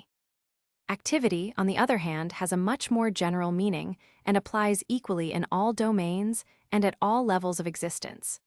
Thus, to take the simplest example, one speaks of mental activity, but even with all the imprecision of current language one would hardly speak of mental action. And in a higher order, one could just as well speak of spiritual activity, which is what contemplation is effectively, to be distinguished, of course, from simple meditation, which is only one means for achieving it and still pertains to the domain of the individual mentality. But there is more. If one considers the complementarity of active and passive in conjunction with act and potency, taken in the Aristotelian sense, it is easy to see that what is most active is thereby also what is nearest the purely spiritual order, whereas it is passivity that predominates in the corporeal order. The consequence of this, which is paradoxical only in appearance, is that activity is all the greater and more real as it is exercised in a domain the more remote from that of action. Unfortunately, most moderns hardly seem to understand this point of view, and this results in such singular misunderstandings as that of certain Orientalists who do not hesitate to qualify pure Russia as passive, where the Hindu tradition is concerned, or teen, where the Far Eastern tradition is concerned. That is precisely what is on the contrary in each case the active principle of universal manifestation. These few considerations allow one to understand how moderns are tempted to see quietism, or what they believe they can call by this name, in every doctrine that puts contemplation above action, that is, in the final analysis, every traditional doctrine without exception. Moreover, they seem to believe that in a way this is equivalent to despising action, and even to denying it any proper value, even in its own contingent order, which is completely false since it is really only a matter of putting each thing in the place that normally belongs to it. To recognize that a thing occupies the lowest degree in a hierarchy does not in any way amount to denying its legitimacy, for it too is a necessary element in the whole of which it forms a part. We do not really know why it has become a habit to attack Hindu doctrine in particular on this point, since in this respect it does not differ in any way from other traditions, Eastern or Western. Furthermore, on various occasions, we have sufficiently explained how the Hindu tradition envisages action and need not dwell on it further here. Let us only point out how absurd it is to speak as some do of quietism, in reference to yoga, especially when one thinks of the prodigious activity that must be deployed in all domains to reach its goal, which in reality is yoga itself in its strict sense, the preparatory means being so designated only by extension. Moreover, this involves properly initiatic methods, of which activity is an essential characteristic. In order to forestall any possible objection, let us add that, if the interpretations of certain contemporary Hindus seem to lend themselves to the charge of quietism, this is because they are not in any way qualified to speak of these things, since, having received a Western education, they are almost as ignorant concerning their own tradition as are Westerners themselves. But if the Orientalists are in accord in reproaching Hinduism for despising action, they generally feel compelled to relate Taoism even more expressly to quietism. This is because of the role played therein by non-action, wu-wei, the real meaning of which they in no way understand, and which some of them make a synonym of inactivity, passivity, or even inertia. It is because the active principle of manifestation is non-acting that they maintain it is passive, as we said above. Nevertheless, there are those who have recognized that this is an error. But since they have no clearer understanding of what is involved and likewise confuse action and activity, they object to translating wu-wei as non-action and replace the term by vague and insignificant circumlocutions that diminish the importance of the doctrine and leave nothing of its profounder and specifically initiatic meaning intact. In reality, the translation non-action is the only acceptable one, but because of the usual incomprehension, it is worthwhile to explain how this is to be understood. Not only is this non-action, not inactivity, but, following what we said above, it is on the contrary the supreme activity because it is as far removed as possible from the domain of outward action and is completely free of all the limitations imposed upon the latter by its own nature. If non-action were not by very definition beyond all oppositions, it could be said that in a way it is the extreme opposite of the goal that quietism assigns to spiritual development. It goes without saying that for the one who has reached it, non-action, or its equivalent in the initiatic part of other traditions, implies a perfect detachment with respect to outward action, as also with respect to all other contingent things, moreover. And this is because such a one lies at the very center of the cosmic wheel, whereas contingent things belong only to the circumference. If quietism, for its part, professes an indifference that in certain respects seems to resemble such detachment, this is assuredly for altogether different reasons. Just as similar phenomena can arise from very diverse causes, so ways of acting, or, in certain cases, abstaining from action, that are outwardly the same may proceed from the most varied motives. Although for those who limit themselves to appearances, this can naturally give rise to many false assimilations.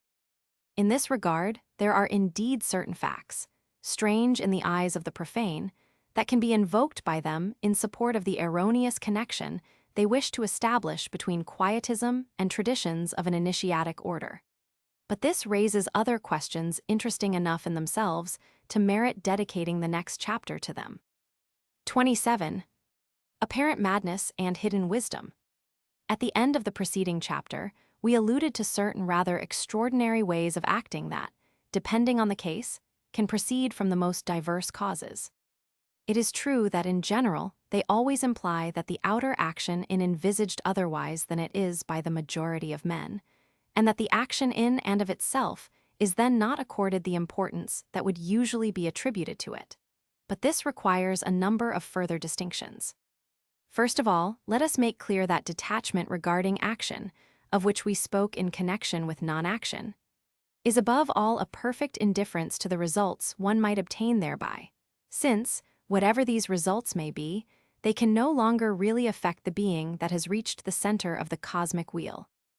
Moreover, it is evident that such a being will never act out of a need to act, and if for any reason he must act, all the while fully conscious that his action has a merely contingent appearance, illusory as such from his own point of view, though not of course from that of its witnesses, he will necessarily not accomplish it in a way that differs outwardly from that of other men, unless there be particular motives for doing so in certain determinate cases.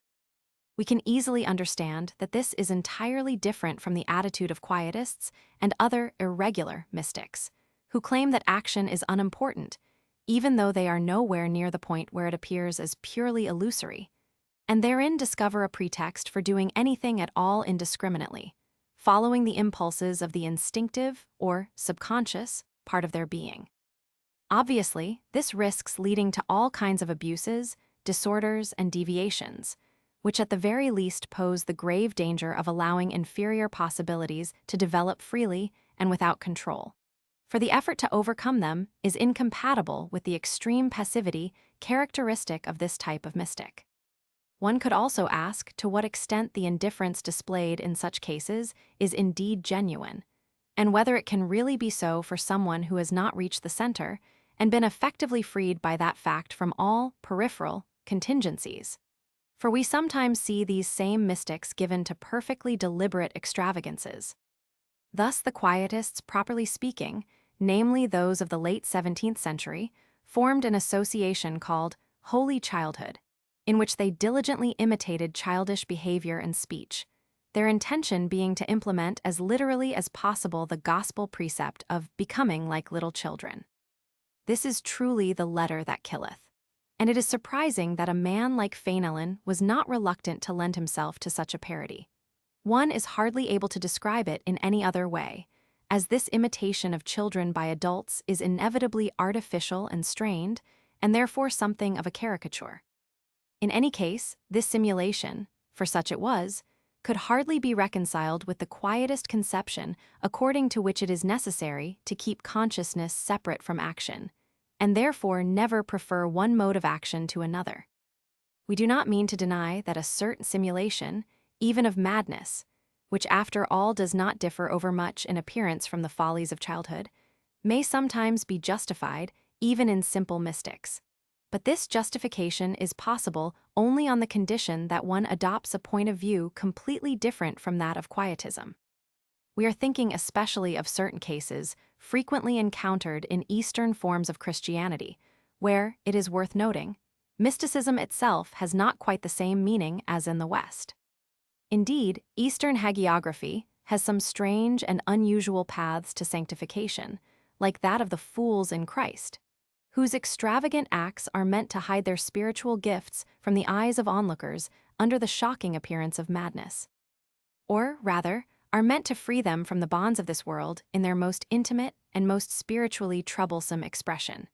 That of the social ego one, this appearance of madness, can be an effective means, although not the only one, of escaping all indiscreet curiosity as well as any social obligations not really compatible with spiritual development. But it is important to note that this involves assuming an attitude toward the outer world that constitutes a kind of defense against the latter, and not, as with the quietists, a means that by itself leads to the acquisition of certain inner states. We must add that such a simulation is rather dangerous, for it can easily progress step by step toward genuine madness, especially in the mystic, who by definition is never entirely the master of his states. Moreover, between mere simulation and actual madness, there can be numerous degrees of rather marked disequilibrium, and any disequilibrium is necessarily an obstacle which, as long as it continues to exist, oppresses the harmonious and complete development of the higher possibilities of the being. This leads us to consider another case, outwardly quite similar to the previous one even though it differs greatly from it in several fundamental respects. This is the case of the Majidhib, who indeed present themselves under an extravagant aspect very reminiscent of the just mentioned fools in Christ. But here it is no longer a case of simulation, or of mysticism, although it can very easily give the illusion of such to an outside observer. The Majidhib normally belongs to a letter 1E60, a Ri macron Q a H, and consequently has followed an initiatic path, at least through its early stages, and such a path, as we have often remarked, is incompatible with mysticism. At a certain moment, however, he is overwhelmed from the spiritual side by an attraction, jadb, whence the name Majidhib, which, for lack of adequate preparation and a sufficiently active attitude, causes a disequilibrium, a sort of scission, as it were, among the different elements of his being. The higher part, instead of carrying the lower part with it, so that the latter might participate insofar as possible in its development, on the contrary detaches itself and leaves the latter behind too, so to speak, which can only result in a fragmentary and somewhat disjointed realization. Indeed, from the point of view of a complete and normal realization, no element of the being is really unimportant, not even those which, belonging to a lower order, must thereby be considered to have a lesser reality, though not as having no reality at all.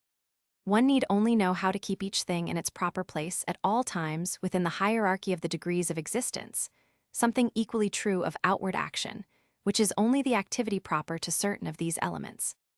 Through the failure to unify his being, the Majidhib loses his footing and becomes as if outside himself. This is so because he is no longer the master of his states, which is the only respect in which he can be compared to the mystic. And though he may in reality be neither madman nor shammer, this latter term not necessarily having a pejorative sense here, as should already be evident from the preceding, he nonetheless often presents the appearance of madness 3 in regard to the initiatic path. All of this is unquestionably a deviation, as is also the case, though of a somewhat different type, with those who produce more or less extraordinary phenomena, such as those one encounters notably in India. And, in addition to the fact that these cases have in common that spiritual development can never reach its perfection in them, we will presently discover still another reason for comparing them. Our preceding remarks naturally apply to the true Majidhib, but there may also be false Majidhib, who intentionally take on the appearance of the former without really being so, which is why there is good reason to give the utmost attention to recognizing the essential distinctions involved. For this simulation can be of two entirely opposite kinds. On the one hand, there are the common shammers, whom one could also call counterfeiters, who profit in passing themselves off as Majidhib in order to lead a sort of parasitic existence.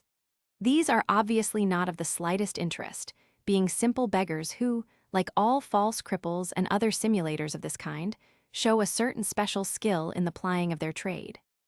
On the other hand, it can also happen that a man who has attained a high degree of spiritual development conceals himself among the Majidhib. This he does for various reasons, but above all to pass unnoticed and unrecognized by the crowd for what he truly is. Even a Wali A Sufi saint, in his relations with the outer world relations, whose nature and motives necessarily escape the appreciation of ordinary men, may sometimes also take on the appearance of a Majtub. Nonetheless, except for their intention to remain hidden, such persons cannot be compared to the fools in Christ, who have not reached such a state and are only mystics of a particular type. And it goes without saying that the dangers we have stressed in this regard do not in the least exist here, since it is a case of beings whose real state can no longer be affected by these outward manifestations. We must now point out that the same thing occurs with those producers of phenomena to whom we alluded above, which leads directly to the case of jugglers, whose behavior has so often served in all traditional forms as a disguise for initiates of high rank, especially when they had to fulfill some special worldly mission. By juggler, we must not understand only a kind of conjurer, in accord with the very restricted meaning given this word by moderns, for from our vantage point, the man who exhibits the most authentic psychic phenomena belongs to exactly the same category, the juggler being one who amuses a crowd by accomplishing remarkable things, or even by simply affecting extravagant behavior. For this is how he was understood in the Middle Ages, when the juggler was thereby identified with the jester. Moreover, we know that the jester was also called mad, though he was not, which shows the rather close linkages among the various cases we have just described. If we should add that the juggler, as well as the Majtub, is usually a wanderer, it becomes easy to understand the advantages offered by this role when, for reasons of simple expediency, or for other much more profound reasons, one wishes to escape the attention of the profane or to divert it from that of which they should remain ignorant. 5. Indeed, madness, as the extreme opposite of wisdom, is one of the most impenetrable masks with which this latter can cover itself. That is why, in Taoism, when the immortals manifest themselves in our world, they are always described under a somewhat extravagant and even ridiculous aspect, not free even from a certain vulgarity. But this last trait relates to yet another aspect of the matter. 1. Vladimir Lossky, The Mystical Theology of the Eastern Church, Crestwood, NY. St. Vladimir's Seminary Press, 1976, p. 20. 2. It is understood, moreover, that the link can never be entirely broken, for then death would immediately follow. But it is extremely weakened and slackened, as it were, which also happens to one degree or another in all cases of disequilibrium. 3. That is why, in ordinary language, the word Majtub is sometimes used as a sort of euphemism for Majnun, madman. 4. Etymologically, the juggler from the Latin joculator is literally a joker, whatever may be the type of jokes he indulges in. 5. The juggler and the true Majtub can also, by reason of the same advantages, serve to convey certain things without being conscious of it themselves. But this is another question and does not concern us here. 28. The popular mask. As we previously noted, the immortals of Taoism are described under appearances that combine extravagance and vulgarity. The union of these two aspects can also be found elsewhere, notably in the Majtub and the juggler, and consequently in those who borrow their outward appearance, all of whom, while appearing to be mad, evidently also present a certain popular character. These two aspects, however, are not necessarily linked, and it can also happen that the one called either vulgar or popular, these two words being basically synonymous, serves by itself as an initiatic mask. That is, initiates, and especially those of the highest orders, can thereby easily hide themselves among the people, acting so as to avoid being outwardly noticeable. This is the most precise and complete application of the Rosicrucian precept, that at all times one adopt the language and costume of the people among whom one is living, and wholly conform to their ways of acting, thereby making it possible to pass unnoticed among the profane, something not without importance in many respects, though there are other more profound reasons for such behavior. This merits our close attention, for what is involved in such a case is always the people, and not what in the West is called the middle class, or what more or less corresponds to it elsewhere. This is true to such a degree that in Islamic countries it is said that when a QU letter 1E6DB is to manifest himself among ordinary men, he will often take on the appearance of a beggar or a peddler. Moreover, the same people, and this is certainly not an accidental conjunction, are entrusted with the preservation of truths of an esoteric order that would otherwise risk being lost.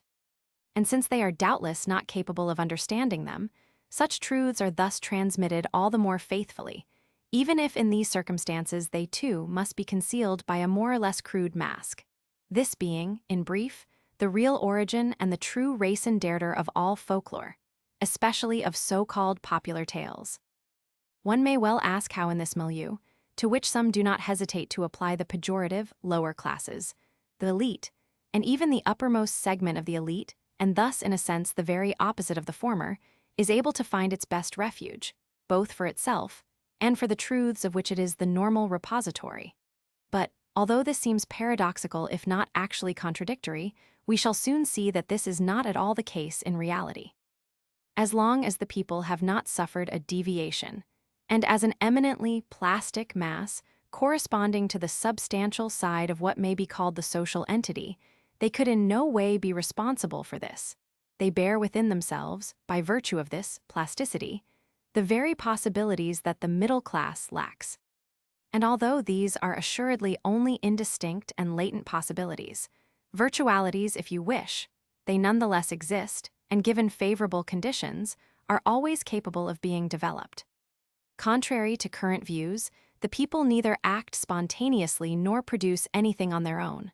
Rather, they are like a reservoir from which anything can be drawn, the best as well as the worst, according to the nature of the influences acting upon them.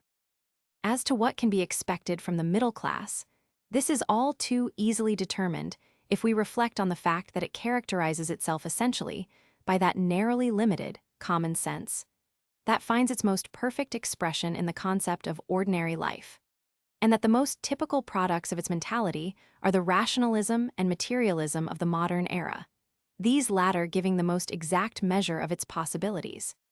Since such are the results when these possibilities are allowed to develop freely. We in no way deny that the middle class has been influenced by certain suggestions, for it too is passive, at least relatively speaking. But since it is no less true that this is where the above conceptions took form, thus where these suggestions met with fertile ground, this inevitably implies some correspondence to their own tendencies. And finally, if one is justified in calling it middle, is this not above all on condition that the word be invested with the sense of mediocrity? But there is yet something else, which completes our previous explanation and shows its full significance.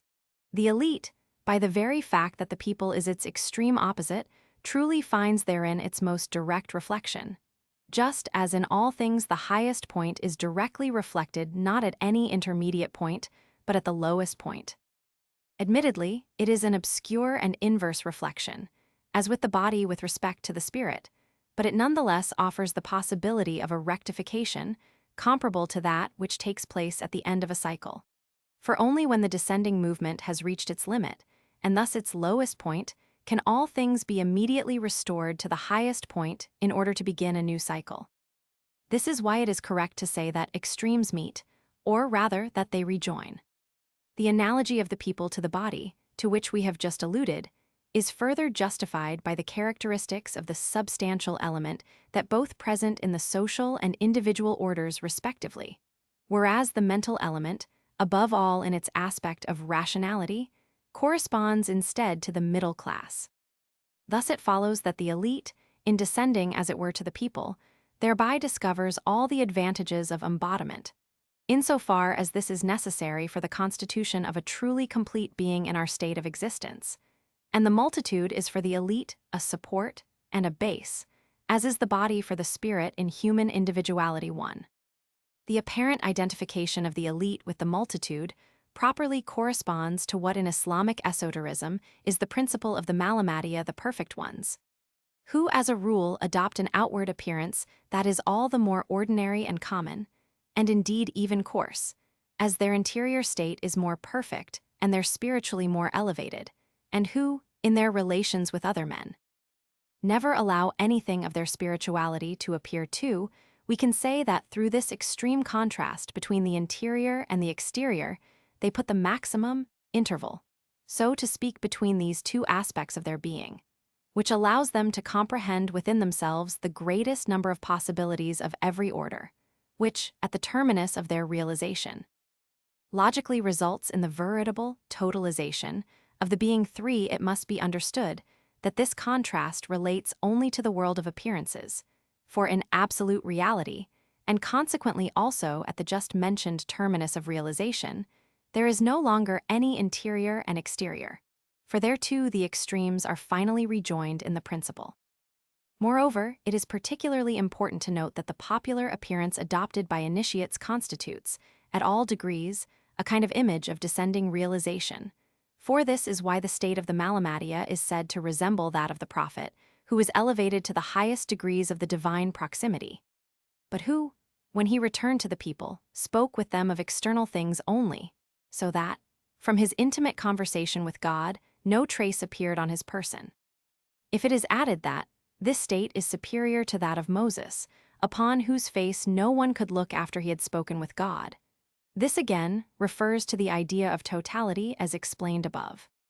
It is basically an application of the axiom that the whole is more than any of its parts five, whatever the part may be, even if it be the most eminent of all six in the case of Moses.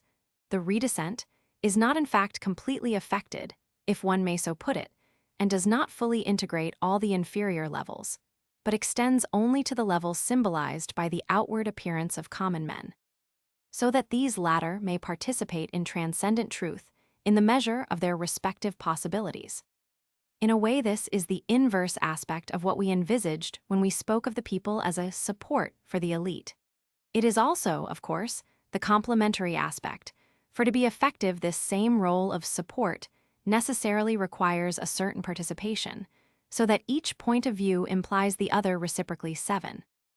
Needless to say, the precept of avoiding any outward distinction from the multitude, while in reality differing from them most profoundly, is also found expressly in Taoism, and is formulated repeatedly by Lao Tzu himself. 8. Here, moreover, it is very closely linked to a certain aspect of the symbolism of water, which always collects in the lowest places. 9, and, although nothing is weaker than it, yet it is able to overcome the strongest and most powerful of things. 10. Insofar as it is an image of the substantial principle, water can, in the social order, also be a symbol of the people, and this corresponds well to its inferior position. Thus the sage, in imitating the nature or character of water, becomes seemingly indistinguishable from the people.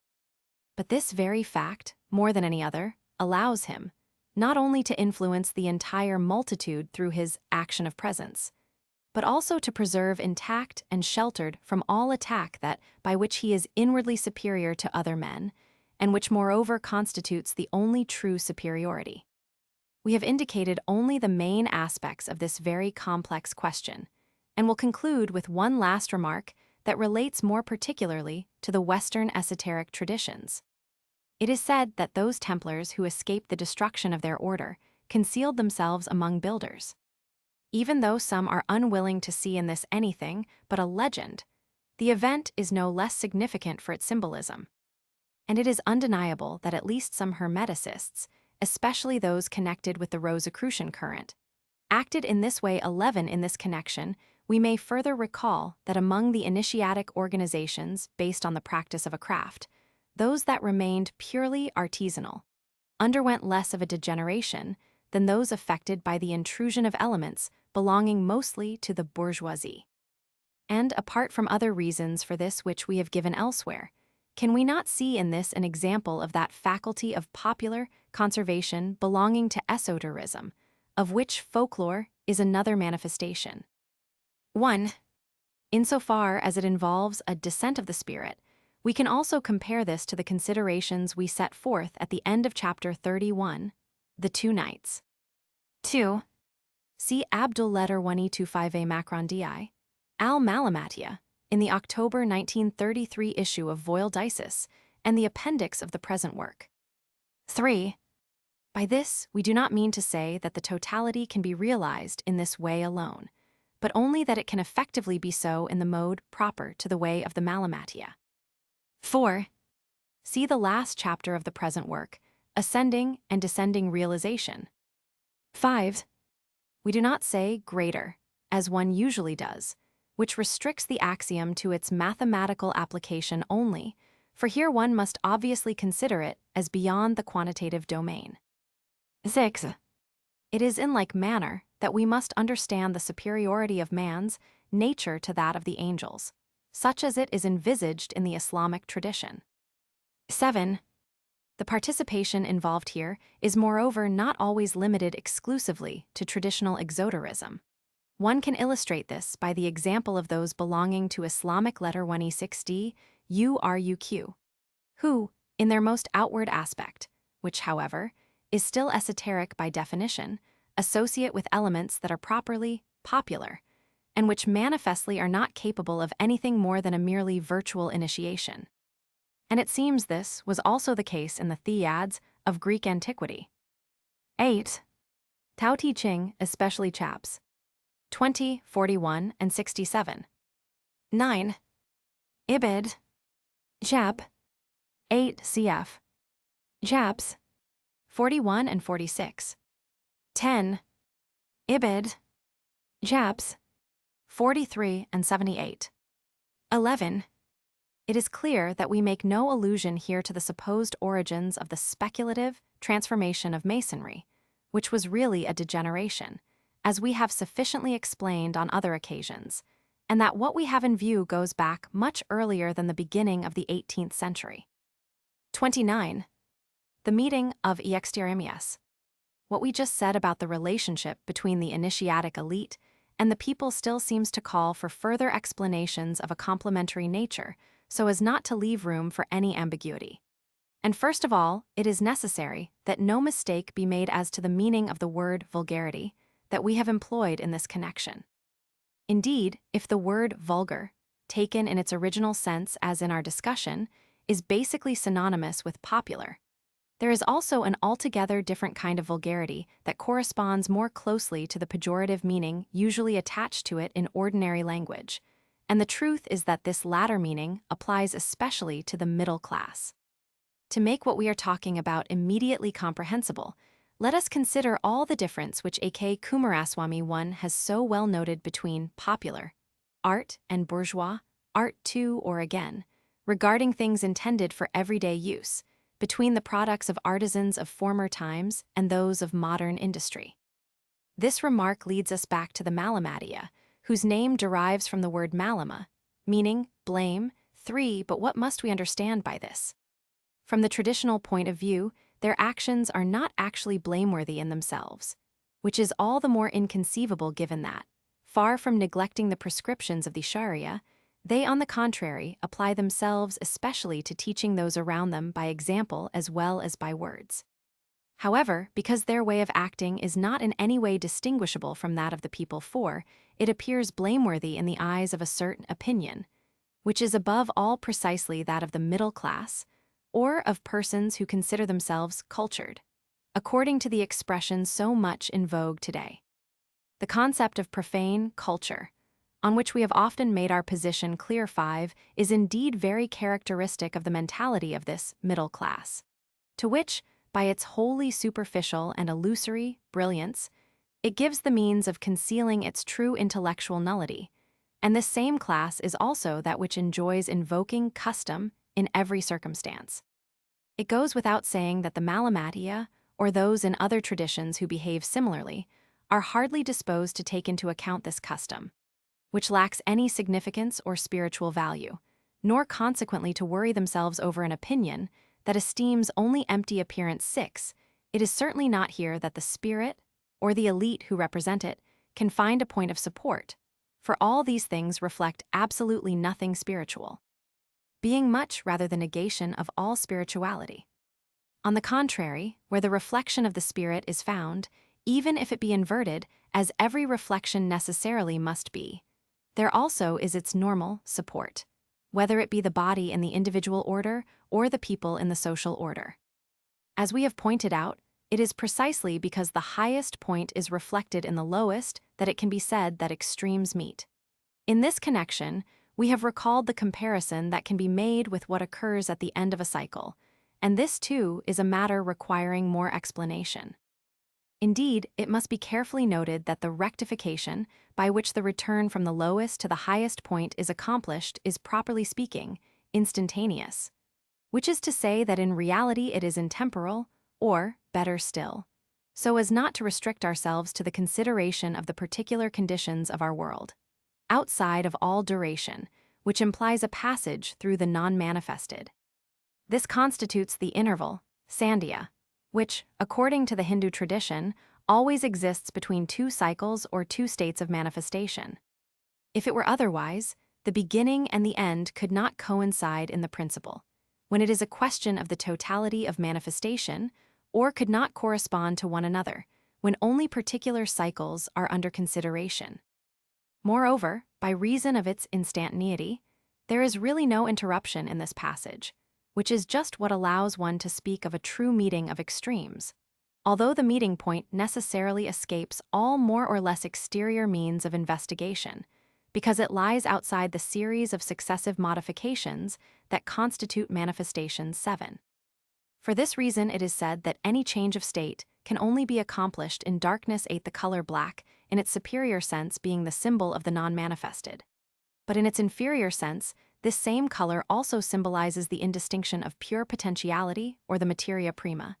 9, and here again these two aspects, although they must in no way be confused, nevertheless correspond analogically and are associated in a certain way, according to one's point of view. All transformation appears as a destruction when considered from the point of view of manifestation. And what is in reality a return to the principial state seems to be, if seen from without and from the substantial side, a return to chaos. Just as from the same point of view the origin, although proceeding directly from the principle, takes on the appearance of emerging from chaos. 10 Moreover, since every reflection is necessarily an image of what is reflected, the inferior aspect may be considered as representing the superior aspect in its own relative order. On condition, of course, that we not forget the principle of inversion. And this, which is true of the relationships between spirit and body, is no less true of those between the elite and the people. The existence of the people, or of those confused with it in appearance, is, in current language itself, an obscure existence. And even though those who use it are doubtless unaware of this, the term in fact expresses the substantial character inherent to the role that belongs to it in the social order. From this point of view it has, we will not say the total indistinction of materia prima, but at least the relative indistinction of what fulfills the function of materia at a certain level. It is an entirely different matter for the initiate who lives among the people, without being outwardly distinct from them. Like one who hides his wisdom under the no less obscure appearance of madness, he can, in addition to the various advantages he may find therein, see in this very obscurity an image, as it were, of the higher darkness. 11 One can draw from this yet another consequence.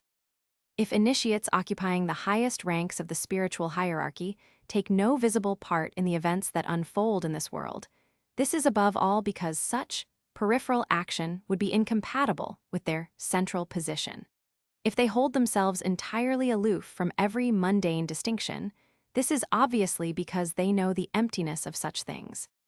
But it can also be said that if they were to consent thus to emerge from their obscurity, their exterior would by this very fact no longer really correspond to their interior, so that if this were possible, the result would be a sort of disharmony in their very being.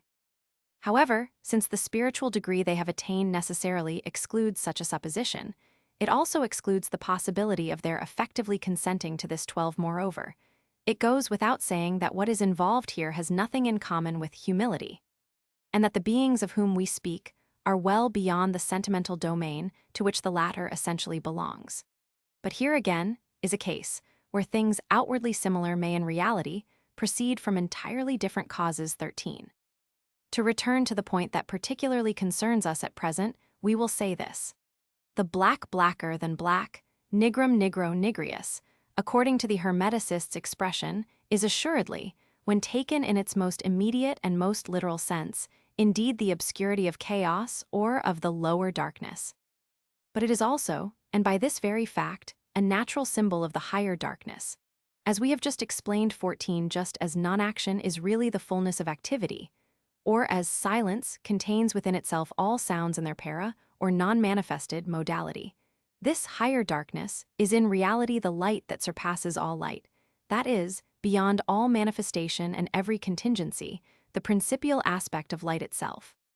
And it is here, and here only, that the true meeting of extremes is finally accomplished. 1. Modern industry is indeed very much the work of the middle class, which created it and directs it, and it is for this very reason that its products can satisfy only those needs from which all spirituality is excluded, in conformity with the notion of ordinary life. This seems to us too evident to require further emphasis. 2. See especially Primitive Mentality, reprinted in Kumaraswamy, Vol. 1. Selected Papers, Traditional Art and Symbolism, ed. Roger Lipsey, Princeton. Princeton University Press, 1977. Let us also recall, moreover, the use Dante made of the word vulgar in his treatise De Vulgari Eloquentia, and especially his expression vulgar illuster. See Nouveau Aperçus sur le langage secret de Dante, in the July 1932 issue of Voildice's Insights into Christian Esoterism, chap. 6. 3. They are also called allomalama, literally, people of blame, that is, those who expose themselves to blame. 4. Exoteric law itself can be called vulgar if one takes this word in the sense of common, in that it applies to all without distinction. Besides, are there not in our day, and nearly everywhere, all too many who think they prove their distinction by abstaining from the accomplishment of traditional rites? 5. See Perspectives on Initiation, chap. 33. 6. See Chapter 4, Custom versus Tradition. 7. We intend to return to this point in connection with the symbolism of the chain of the worlds. 8. See Perspectives on Initiation, chap. 26. 9. See below the two nights. 10. In alchemical symbolism, every transmutation presupposes the passage through a state of indifferentiation that is represented by the color black, and that may equally well be considered under these two aspects. 11. This can also be compared to what we have said elsewhere concerning the higher meaning of anonymity, cf. The Reign of Quantity and the Signs of the Times, chap. 9, the latter being equally obscure for the individual. But at the same time, it represents liberation from the individual condition and is even a necessary consequence of it, since name and form, namarupa, are strictly constitutive of individuality as such. 12. It is worth recalling in this connection what we have said elsewhere on the rejection of powers. Perspectives on Initiation, chap. 22. In fact, these powers, although of a different order, are nonetheless contrary to the obscurity of which we have just spoken. 13. There is no question of denying that humility can be considered a virtue from the exoteric, and especially the religious, point of view, which of course includes that of the mystics. But from the initiatic point of view, neither humility nor the pride that is its correlative can any longer have meaning for one who has surpassed the domain of oppositions. 14. Expressions like blackheads or black faces, met within various traditions, also present a double sense, comparable to this in certain respects. Perhaps we will one day have occasion to return to this question. See Symbols of Sacred Science, chap. 16. The blackheads. Ed. 30. Is the spirit in the body, or the body in the spirit? The ordinary conception, according to which the spirit is considered to be housed within the body, cannot fail to seem very strange to anyone who possesses even the most elementary metaphysical knowledge, not only because the spirit cannot truly be localized, but because, even if this is only a more or less symbolic manner of speaking, it seems at first glance to imply a manifest illogicality and a reversal of normal relationships. Indeed, the spirit is no other than Atma, which is the principle of all states of the being, at all degrees of its manifestation. Now all things are necessarily contained in their principle, and they can in no way depart from it or enclose it within their own limits. It is therefore all the states of the being, and consequently also the body, which is merely a modality of one of these states, that must finally be contained in the spirit, and not the reverse. The lesser cannot contain the greater, any more than it can produce it, and this principle is applicable at different levels, moreover, as we shall see later. But for the moment we are considering the most extreme case, that which concerns the relationship between the very principle of the being and the most restricted modality of its individual human manifestation. One might be tempted to conclude immediately that the current conception arises only from the ignorance of the great majority of men and merely corresponds to a simple error of language, which everyone repeats by force of habit and without reflection. But the question is in fact not so simple, and this error, if it is one, has other causes which are much more profound than one might at first believe. Of course, it must first of all be understood that the spatial image of container and content must never be taken literally, since only one of the two terms under consideration, the body, really possesses a spatial character, space itself being neither more nor less than one of the conditions proper to corporeal existence. The use of such spatial, as well as temporal, symbolism is nonetheless, as we have many times explained, not only legitimate but even inevitable, since we must use a language that belongs to corporeal man and is therefore itself subject to the conditions determining the existence of the latter as such. It suffices to never forget that anything not belonging to the corporeal world could by this very fact be neither in space nor in time. On the other hand, it is of little importance to us that philosophers should have felt obliged to discuss such a question as that of the seat of the soul, apparently taking this in a completely literal sense. Moreover, given the habitual confusion of modern Western language in this respect, what they call soul could really be the spirit, at least to the degree that they conceive of this.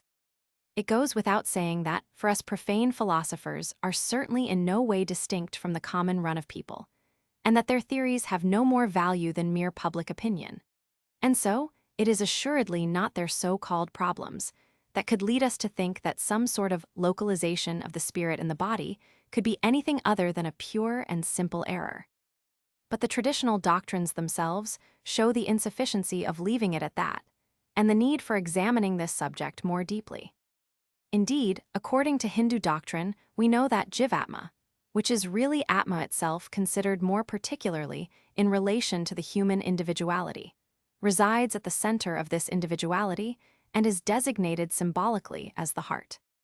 This is not, of course, to say that it is enclosed in the corporeal organ bearing this name, or even in the corresponding subtle organ, but it no less truly implies that it is in some way situated within the individuality, and even more precisely within its centermost part. Atma can in truth be neither manifested nor individualized, nor, with all the more reason, can it be embodied. As Jivatma, however, it appears to be individualized and embodied, an appearance that can obviously be only illusory with respect to Atma, but nonetheless does exist from a certain point of view. The very point of view from which Jivatma seems distinct from Atma, which is that of individual human manifestation. From this point of view, then, it can be said that the spirit is situated in the individual. And from the more particular point of view of the corporeal modality of the latter, it can also be said that it is even situated in the body, on condition that this not be taken as a literal localization. This manner of speaking is therefore not strictly an error, but only the expression of an illusion that, although being such with respect to absolute reality, still corresponds to a certain degree of reality, that of the states of manifestation to which it relates. It only becomes an error when one tries to apply it to the total being, as if the principle of the latter could itself be affected or modified by one of its contingent states. We have just made a distinction between the integral individuality and its corporeal modality, the former including all the subtle modalities as well. And in this regard, we might add an observation that, although only accessory, will no doubt help with an understanding of what we chiefly have in view.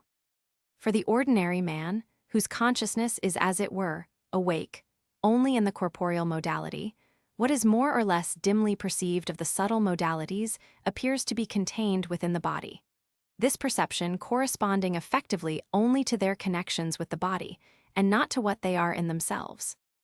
In reality, however, they cannot be thus contained in the body, and as it were confined by its limits, first of all because they are the immediate principle of the corporeal modality, and then again because they are susceptible of an incomparably greater extension by the very nature of the possibilities they comprise. Thus, when these modalities are effectively developed, they appear as prolongations, extending in all directions beyond the corporeal modality, which is thus as if entirely enveloped by them. For the one who has realized his integral individuality, there is then a kind of reversal in this regard, as compared with the point of view of the ordinary man.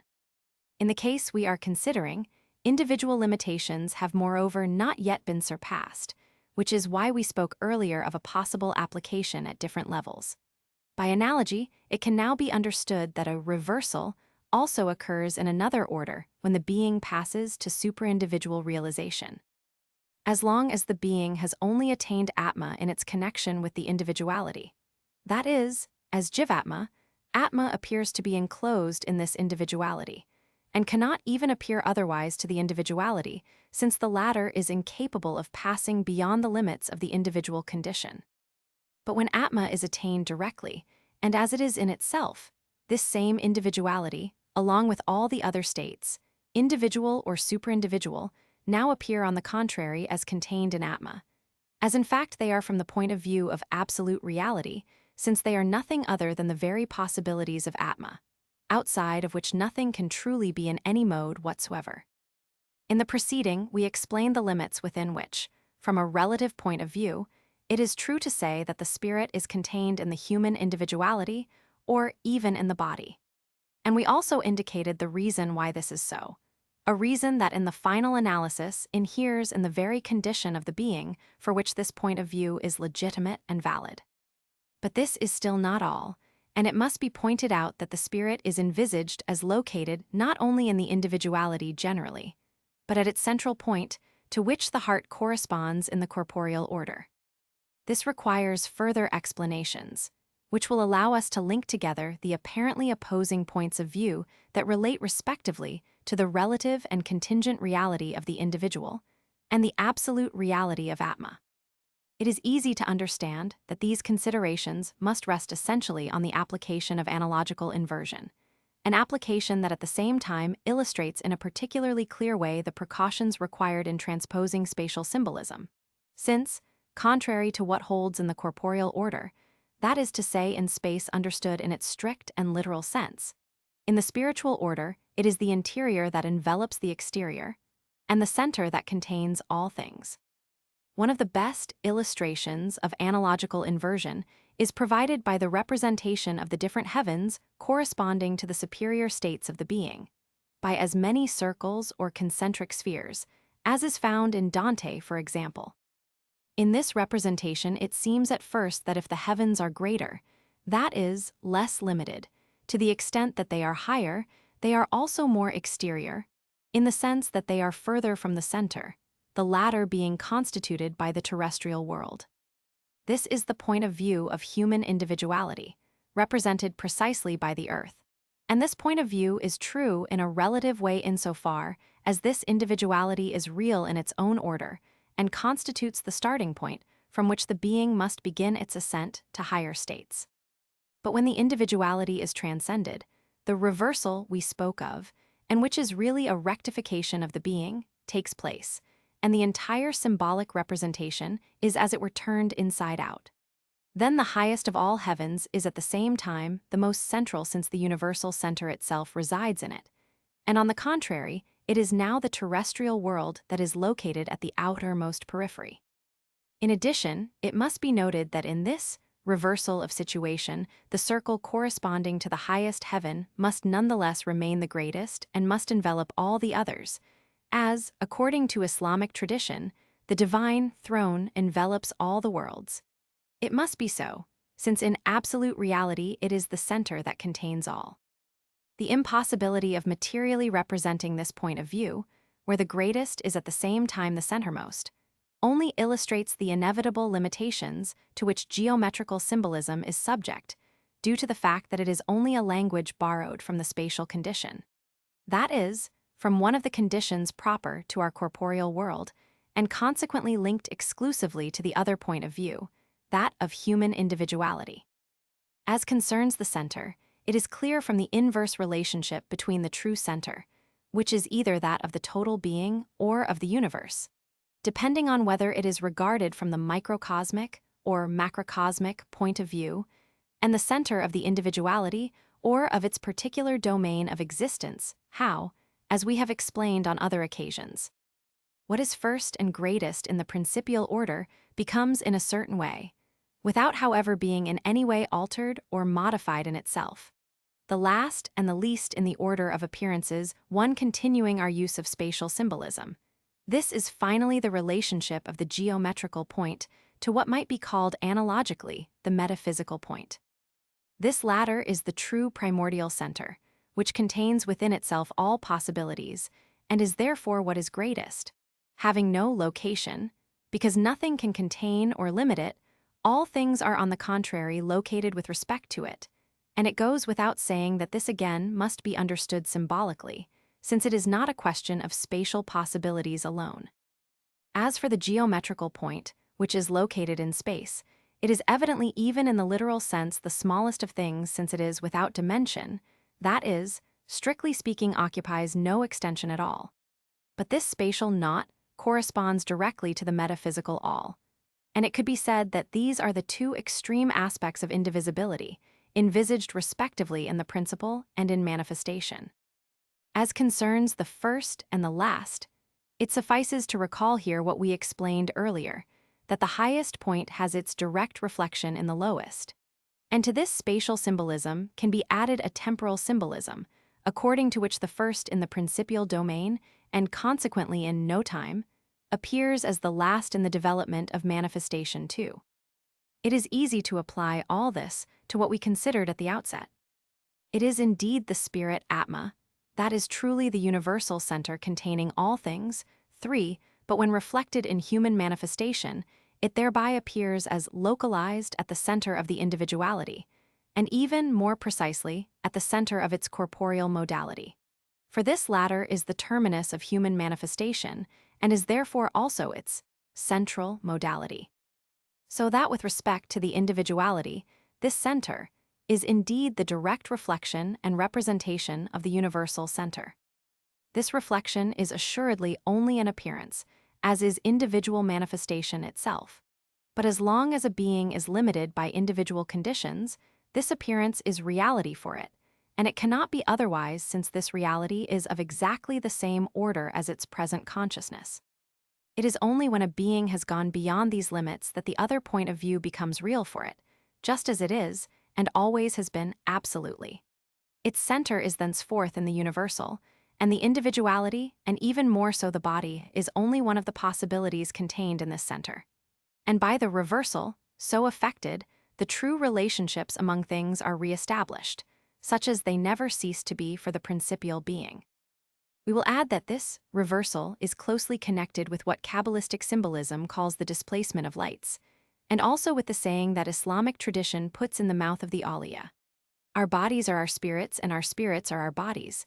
Ajsamna arwana, wa arwana ajsmana, which indicates not only that all the elements of the being are wholly unified in the supreme identity, but also that the hidden has become the visible, and inversely. Also, according to Islamic tradition, the being that has passed to the other side of the barzakh is in some way the opposite of ordinary beings, and this again is a strict application of inversion analogous to that of universal man and individual man. If he walks on sand, he leaves no trace. If he walks on rock, his feet leave their imprint, for if he stands in the sun, he projects no shadow. In darkness, a light emanates from him. 5. 1. Cf. The texts of the Upanishads, which we have cited in different places on this matter, as well as the gospel parable of the grain of mustard seed. 2. In the Islamic tradition, the prophet is at once the first of God's creation, Awal Khalqi, law as to his principial reality, and Nur al-Emuletter 125 Mmdi Macron, and the seal that is the last of the messengers of God, Khatem Rusulai, law as to his terrestrial manifestation. He is thus also the first and the last, Alawal wa elakher, with respect to creation, binnis body lil kalk, just as Allah is the first and the last in the absolute sense, mutlakin. In the Christian tradition, likewise, the Word is the Alpha and Omega, the beginning and the end of all things. See Perspectives on Initiation, chap. 47. Eid. 3. In this connection, let us recall that in the Islamic tradition, the primordial light, and Nur al-Mu letter 1E25 mmdi macron, as mentioned in the previous note, is also the spirit, Rru macron letter 1E25, in the total and universal meaning of this word. Furthermore, one knows that the Christian tradition identifies the light with the word itself. 4. This has an evident connection with the symbolism of footprints on rock, which goes back to prehistoric epochs, and which is found in almost every tradition. Without entering here into overly complex considerations, we can say that, in a general way, these footprints represent the trace of the higher states in our world. 5. Let us also recall that the spirit corresponds to light and the body to darkness or night. It is then the spirit itself that envelops all things within its own radiance. 31. The two NIGHTS. We do not intend to speak here of what the mystics call the night of the senses and the night of the spirit. Although these may present partial similarities with what we shall discuss, they contain many elements difficult to situate exactly, and they often even contain elements of a rather troubling character, which obviously arises from the imperfections and limitations inherent to every merely mystical realization, and which we have explained enough on other occasions not to have to address anew here. On the other hand, neither is it our intention to consider the three symbolic nights, representing three deaths and rebirths that, as concerns the human being, refer respectively to the corporeal, psychic, and spiritual orders. The reason for this symbolism, which naturally is applicable to successive degrees of initiation, is that every change of state is produced through a phase of obscuration and envelopment, from which it results that this night can be considered in as many hierarchical meanings as the very states of the being. But for the present, we shall confine ourselves to only the two extreme senses. Indeed, what we propose to do is to explain more clearly how the symbolism of darkness, in its most general traditional usage, presents two opposite meanings, one higher and one lower, and, in addition, to explain the nature of the analogical relationship existing between the two meanings, which allows their apparent opposition to be resolved. In its higher meaning, darkness represents the non-manifested, as we have already explained in the course of our present studies. This presents no difficulty, but it seems nonetheless that the higher meaning is generally unknown or misunderstood, for it is easy to show that when it is a question of darkness, only its lower meaning is commonly considered, and often a malefic significance is added that is by no means essentially inherent to it and is justified only for certain secondary and much more particularized aspects. In reality, the lower meaning represents chaos, the state of indifferentiation or indistinction that is the starting point of manifestation, whether in its totality or relative to one of its states. And here we immediately see the application of analogical inversion. For this indifferentiation, which in Western language can be called material, is like the reflection of the principial indifferentiation of the non-manifested, what is at the highest point being reflected at the lowest point, like the summits of the two opposed triangles in the symbol of the Seal of Solomon. We shall have to return to this later.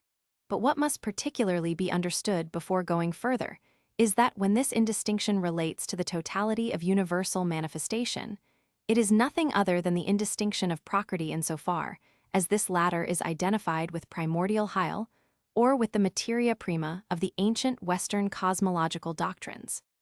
In other words, it is the state of pure potentiality, which is nothing but a kind of reflected and thereby inverted image of the principial state of non-manifested possibilities.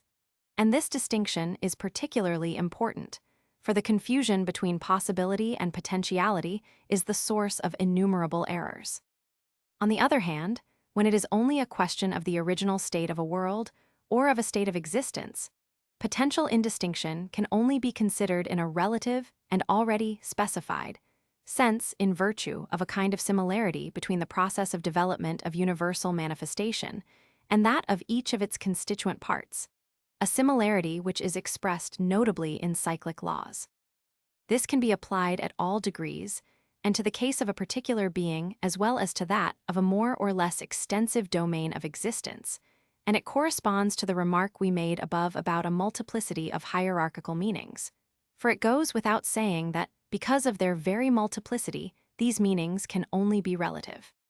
From what has just been said, it follows that the lower meaning of darkness is of a cosmological order, while its higher meaning is of a properly metaphysical order. It can also be noted at this point that their relationship allows us to understand the fact that the origin and development of manifestation can be envisaged at one and the same time in an ascending and a descending sense. If this is so, it is because manifestation does not proceed only from Prakriti, from which its entire development is a gradual passage from potency to act and can be described as an ascending process. In reality, it proceeds from the two complementary poles of being, that is, from Purusha and Prakriti, and with regard to Purusha, its development is a gradual separation from the principle, thus a true descent. This consideration implicitly contains the solution to many apparent antinomies, especially those concerning cosmic cycles, the course of which, one could say, is regulated by a combination of tendencies that correspond to these two opposed, or rather complementary, movements.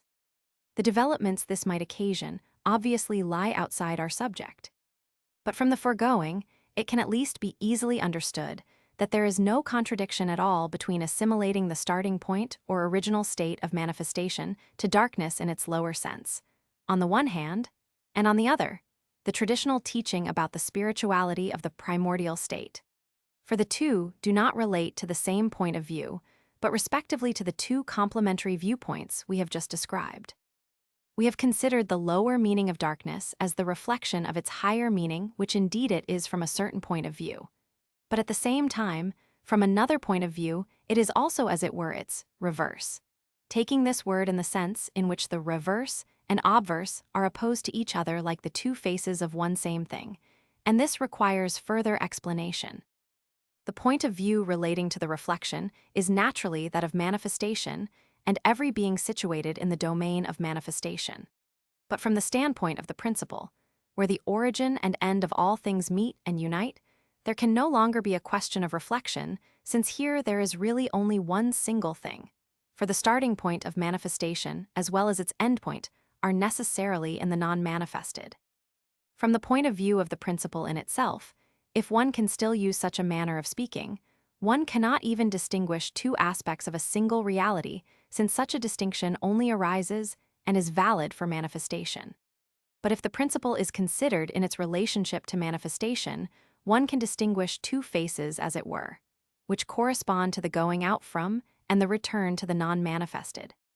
Since return to the non-manifested is the final end of manifestation, it can be said that, when viewed from this point, the non-manifested appears as darkness in the higher sense, while when viewed from the starting point of manifestation, it appears on the contrary as darkness in the lower sense. And depending on the way in which the movement of manifestation with respect to non-manifestation is affected, it can also be said that the higher face is turned toward the principle, while the lower face is turned toward manifestation. Although this image of two faces seems to imply a kind of symmetry, which cannot truly exist between principle and manifestation. And further, there can obviously be in the principle itself no distinction between higher and lower. The point of view of the reflection is illusory with regard to the principle, just as the reflection itself is illusory with regard to what is reflected. Thus, this point of view of the two faces corresponds to a deeper reality, although it is itself illusory at another level, since it in turn disappears when the principle is considered in itself and no longer in relation to manifestation. The point of view we have just described might become clearer if one considers what corresponds to it within manifestation in the passage from one state to another. This passage is in itself a single point, but it can naturally be envisaged from both of the two states between which it is situated and of which it is the common limit. Here again one thus finds the two faces. This passage is a death with regard to one of these states, while being a birth with regard to the other. But this death and birth coincide in reality, and the distinction between them exists only in regard to the two states, one of which has its end and the other its beginning in this same point. There is an evident analogy with what, in the preceding considerations, concerned not two particular states of manifestation, but total manifestation itself, and the principle, or more precisely the passage from one to the other. Moreover, it is appropriate to add here that one also finds analogical inversion. For on the one hand, birth into manifestation is like a death to the principle, whereas on the other, inversely, death to manifestation is a birth, or rather, is a rebirth into the principle, so that beginning and end are inverted according to whether they are considered in relation to the principle or in relation to manifestation. This, of course, is always said concerning the relation of one to the other.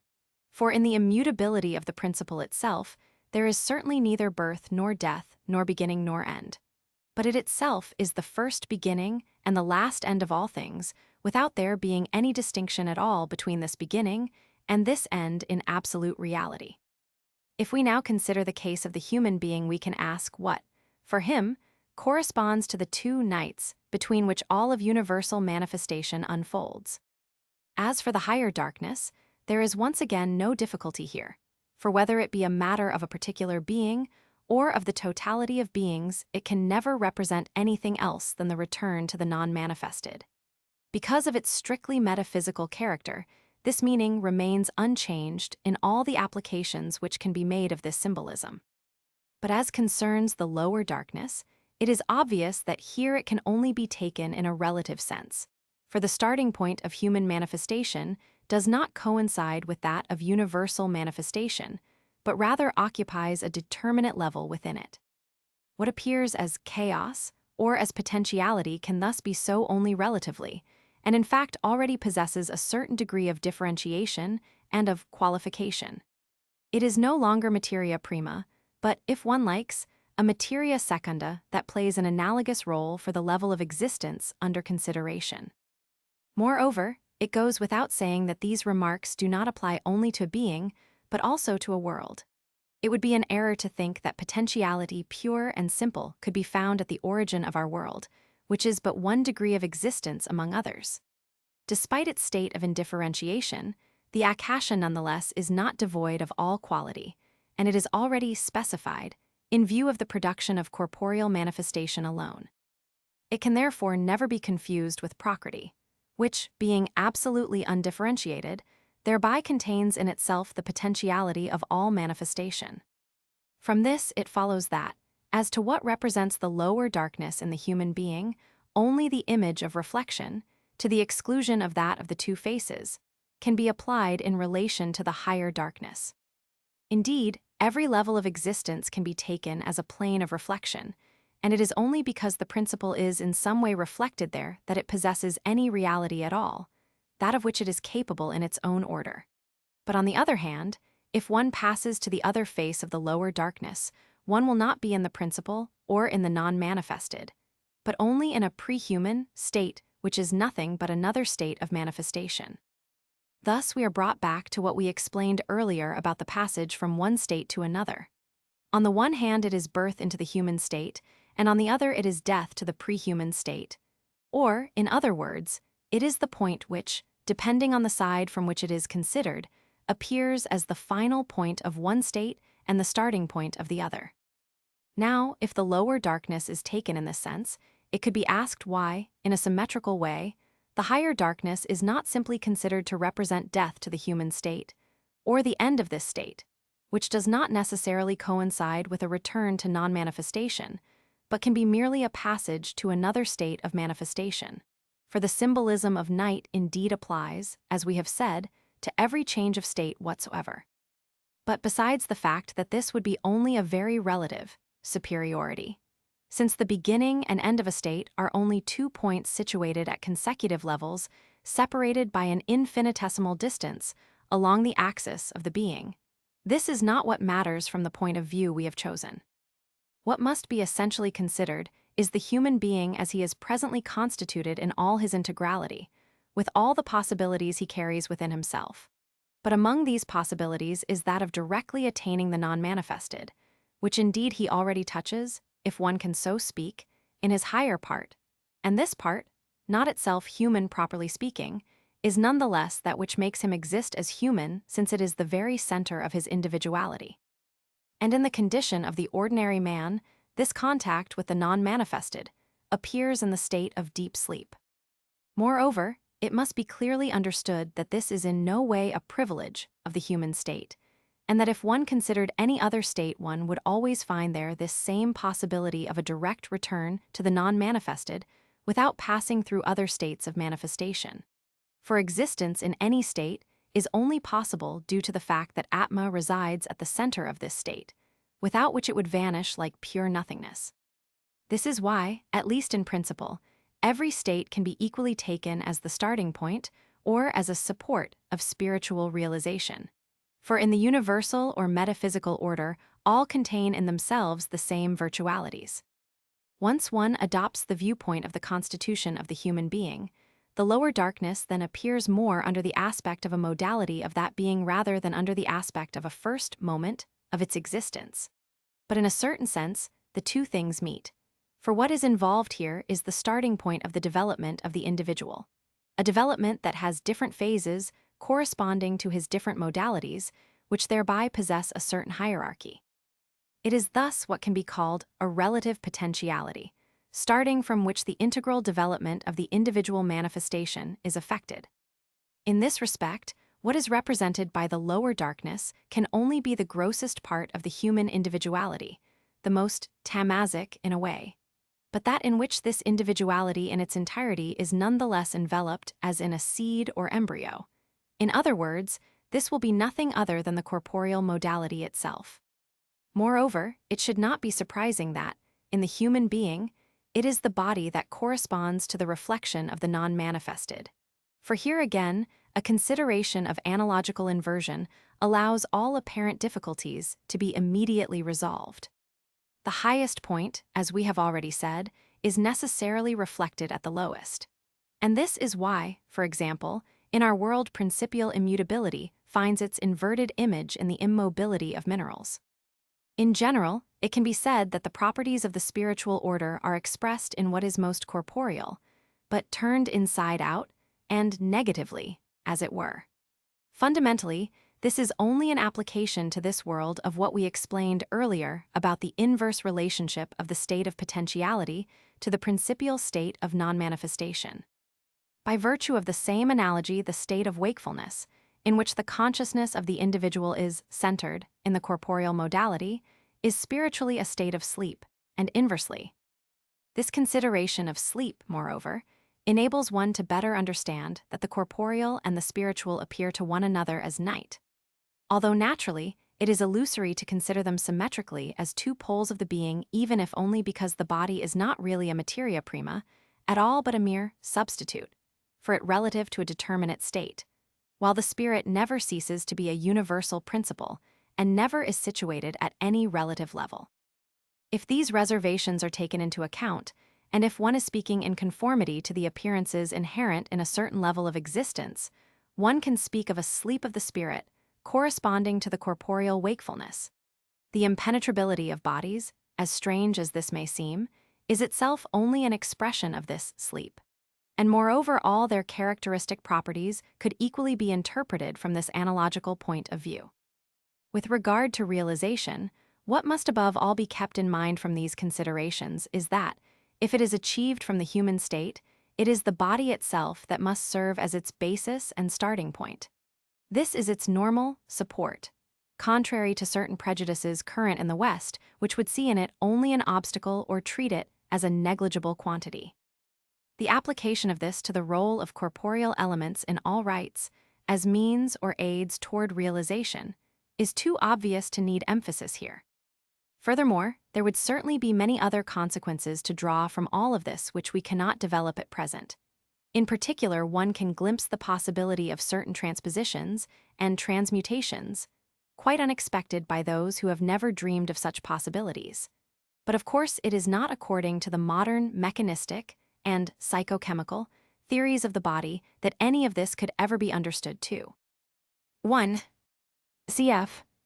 A.K. Kumaraswamy, Notes on the Katha UP a N I letter 1E63 a D, pt. 1 New Indian Antiquary, April, May, and June 1938. 2. In Islamic tradition, the two nights we have spoken of are represented respectively by Laylatul Qadr and Laylatul Muraj, corresponding to a double descending and ascending movement. The second is the nocturnal ascension of the Prophet, that is to say, a return to the principle through the different heavens, which are the superior states of the being. As for the first, it is the night in which the descent of the Quran occurred, and that night, according to the commentary of MU letter 1E25, Y. ibn al-Arabi is identified with the very body of the Prophet. What is especially to be noted here is that the revelation is received, not in the mind, but in the body of the being that has a mission to express the principle. Et verbum caro factum est, and the word was made flesh, says the Gospel also, caro and not mens. And this, very exactly, is another expression, in a form proper to Christian tradition, of what Laylatul Qadr represents in Islamic tradition. 32. Ascending and descending realization. In the total realization of the being, there is good reason to look at the union of the two aspects which, in a way, correspond to two phases of this realization, one ascending and the other descending. Consideration of the first phase in which a being, starting from a certain state of manifestation, ascends to identification with its unmanifested principle, cannot raise any difficulty, since it is universally and expressly indicated as the process and essential goal of all initiation, this latter ending at the emergence from the cosmos, as we have explained in previous articles, and, consequently, to liberation from the limiting conditions of every particular state of existence.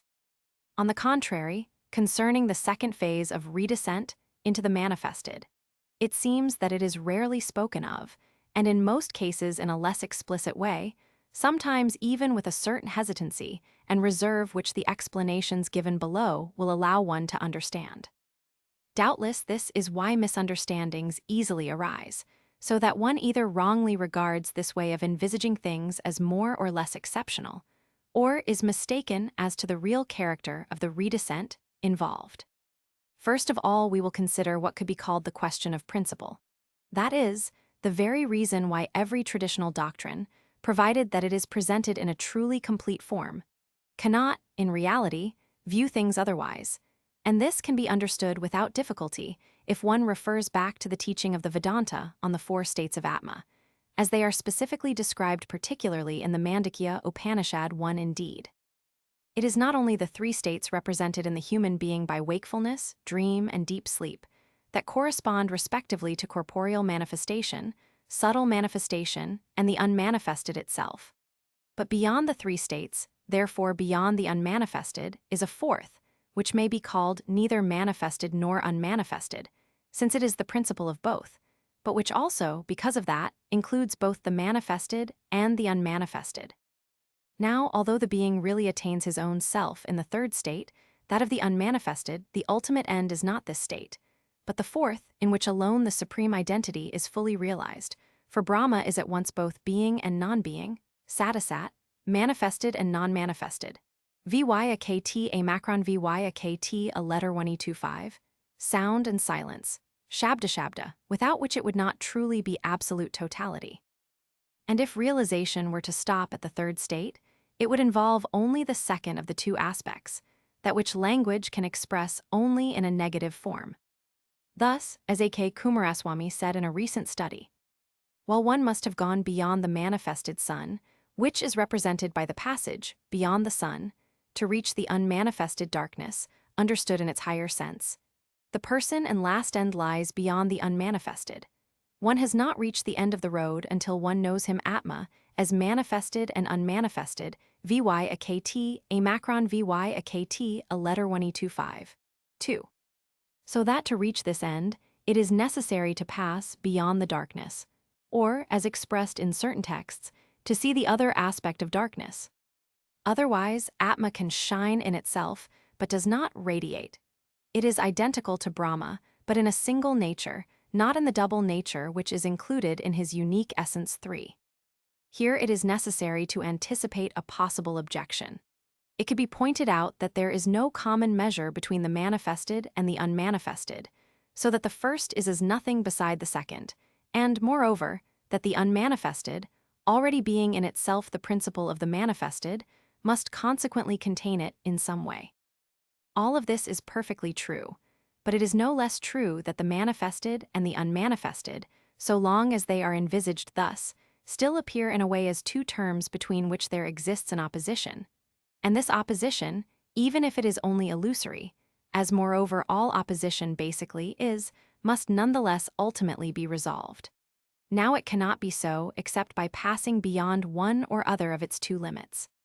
Furthermore, if the manifested cannot be called real in the absolute sense of the word, it nevertheless possesses within itself a certain reality, relative and contingent no doubt, but a reality to some degree, since it is not pure nothingness, which would after all be inconceivable, for that would exclude it from universal possibility. Therefore one cannot finally say that the manifested is strictly negligible, although it may seem so with respect to the unmanifested, and that this may even be one of the reasons why what relates to it in realization can sometimes be less conspicuous, as if expelled to the darkness. Finally, if the manifested is in principle included in the unmanifested, it is as the totality of the possibilities of manifestation, but not as the effectively manifested.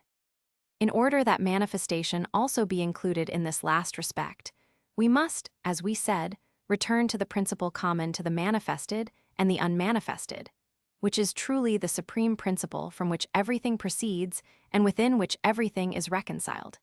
And as will be more plainly seen in what follows, this has to be so for there to be full and total realization of the universal man. Another question now arises.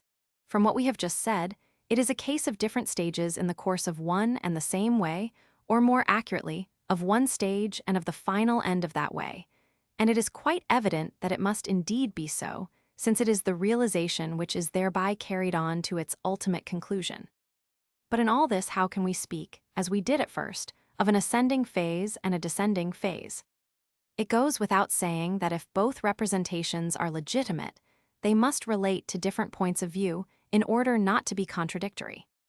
However, before seeing how they can effectively be reconciled, we can already note that in any case, reconciliation is possible only on condition that the redescent is not in any way conceived as a sort of regression or turning back, which would moreover also be incompatible with the fact that everything acquired by the being in the course of initiatic realization is so in a permanent and definitive way.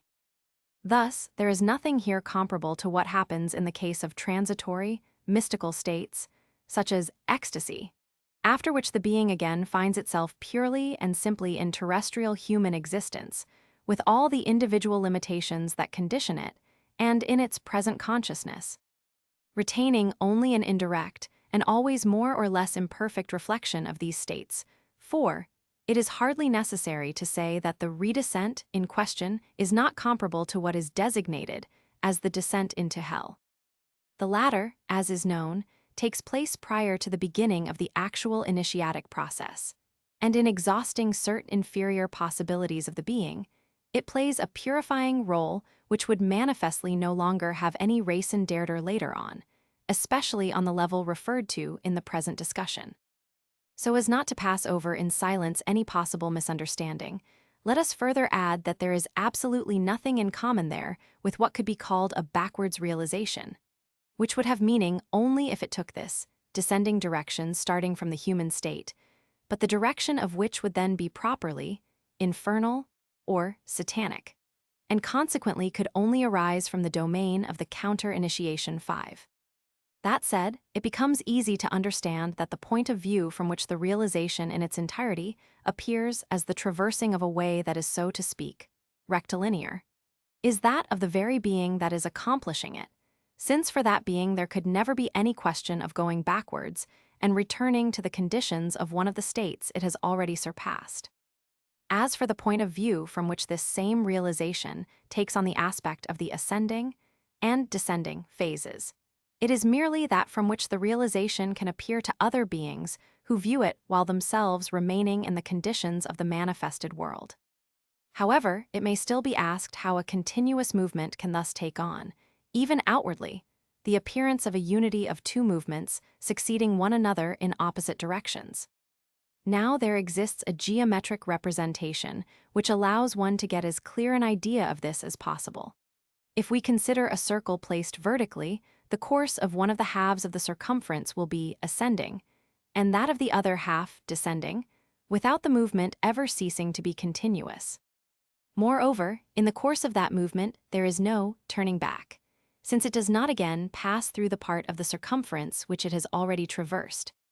Here we have a complete cycle, but if we remember that truly closed cycles cannot exist, as we have explained on other occasions, we realize by that very fact that it is only in appearance that the endpoint coincides with the starting point, or, in other words, that the being returns to the manifested state from which it had started, an appearance which exists for others, but which is in no way the reality of this being. Moreover, this consideration of the cycle is all the more natural here in that what is involved has its exact, macrocosmic, correspondence in the two phases of inhalation and exhalation of universal manifestation. Finally, it can be noted that a straight line is the limit, in the mathematical sense of the word, of a circumference which increases indefinitely. The distance traversed in the realization, or rather what is represented by a distance when spatial symbolism is used, being truly beyond all assignable measure. There is in reality no difference in the length of the circumference of which we spoke previously, and that of an axis which remains vertical in all its successive parts. And this completes the reconciliation of the representations corresponding respectively to the interior and exterior points of view which have been differentiated. By these diverse considerations, it may now be thought possible to understand sufficiently the true character of the apparently descending phase. But regarding the initiatic hierarchy, the question still remains as to what the difference can be between the realization arrested at the ascending phase and that which in addition includes the descending phase. It is this above all which will have to be examined in what follows. While the being remaining in the unmanifested has accomplished realization solely, for itself, the one that later redescends, in the sense previously made clear, has from then on, with respect to manifestation, a role that expresses the symbolism of the solar radiation, by which all things are illuminated. In the first case, as we have already said, Atma shines without radiating. However, here it is necessary to dispel yet another misunderstanding. In this regard, we speak too frequently of an egoistical realization, which is veritable nonsense, since there is no longer any ego, that is, individuality, the limitations constituting the latter having necessarily been abolished in definitive fashion, in order that the being may be able to establish itself in the unmanifested. Such a misunderstanding, evidently, implies a gross confusion between the self and the ego. We said that this being has achieved realization for itself, and not for himself, and this is not a simple question of language, but a distinction that is altogether essential as to the very root of what is in question. That said, there nonetheless remains a difference between the two cases, the true importance of which can be better understood by referring to the way in which various traditions envisage the states that correspond to each. For even if the descending, realization as a phase of the initiatic process, is generally indicated only in a more or less veiled way, one can nevertheless easily find examples where it is clearly taken for granted without any possible doubt. First of all, to take perhaps the best known if not generally the best understood example, the difference in question is finally that which exists between the Pratyeka Buddha and the Bodhisattva 6 in this regard. It is particularly important to note that the way which has the first of these two states as its end is designated as a small way, or, if one wishes, a lesser way, Hinayana, thus implying that it is not exempt from a certain restrictive character. Whereas the one leading to the second state is considered to be truly the greater way, Mahayana, and therefore the one that is complete and perfect in all respects. This allows us to answer the objection, which could arise from the fact that in a general way, the state of Buddha is regarded as superior to that of Bodhisattva. In the case of the Pratyeka Buddha, that superiority can only be apparent, and it is due above all to the character of impassiveness, which apparently the Bodhisattva does not have. We say apparently because it is necessary to differentiate between the reality of the being and the role it has to play with respect to the manifested world, or, in other words, between what it is in itself and what it appears to be for ordinary beings. Moreover, we will find the same distinction to be made in cases belonging to other traditions. It is true that, exoterically, the Bodhisattva is represented as having yet one last stage to cross in order to attain the state of a perfect Buddha. But if we say exoterically, it is precisely because it corresponds to the way things appear when they are viewed from the outside. It is necessary that it should be so in order that the Bodhisattva may fulfill his function insofar as this is to show the way to other beings. He is the one who went this way, Tathagata, and this is the way they must go who, like him, are able to attain the supreme goal. Thus it is necessary that in order to be truly exemplary, the very existence in which he accomplishes his mission should be presented in some manner as a recapitulation of the way. As for claiming that it is really a case of a still imperfect state or of a lesser degree of realization, this is to lose sight entirely of the transcendent aspect of the being of the Bodhisattva. This is perhaps in conformity with certain current, rational interpretations, but it renders perfectly incomprehensible all the symbolism concerning the life of the Bodhisattva, which confers upon him from his very beginning a properly avataric character. That is, shows it effectively as a descent. This is the correct meaning of the word avatara, by which a principle, or a being representing the latter because identified with it, is manifested in the exterior world, which obviously is in no way able to alter the immutability of the principle, as such seven. What we have said above has to a very large extent its equivalent in the Islamic tradition, taking into account the difference in the points of view which are naturally proper to each of the diverse traditional forms.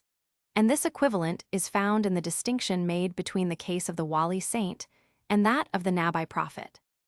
A being can be a wali only for himself, if one is thus permitted to express oneself without manifesting anything of it on the exterior, while a Nabi, on the contrary, is only such because he has a function to fulfill with regard to other beings. And this is true for all the more reason of the Rasul, who is also a Nabi, but whose function bears a character of universality, while that of the simple Nabi can be more or less limited in respect of its extent and proper goal. 8. It could even seem that the apparent ambiguity that we saw just now regarding the Bodhisattva should not exist here, since the superiority of the Nabi with respect to the wali is generally admitted and even regarded as evident.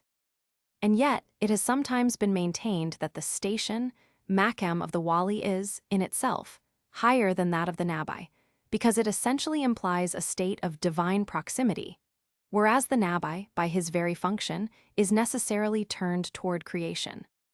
Here again, this is to see only one of the two faces of the reality, the exterior, and not to understand that it represents one aspect which is added to the other without in any way destroying or even really affecting it. 9. Indeed, the condition of the Nabi implies first of all in itself that of the wali, but it is at the same time something more.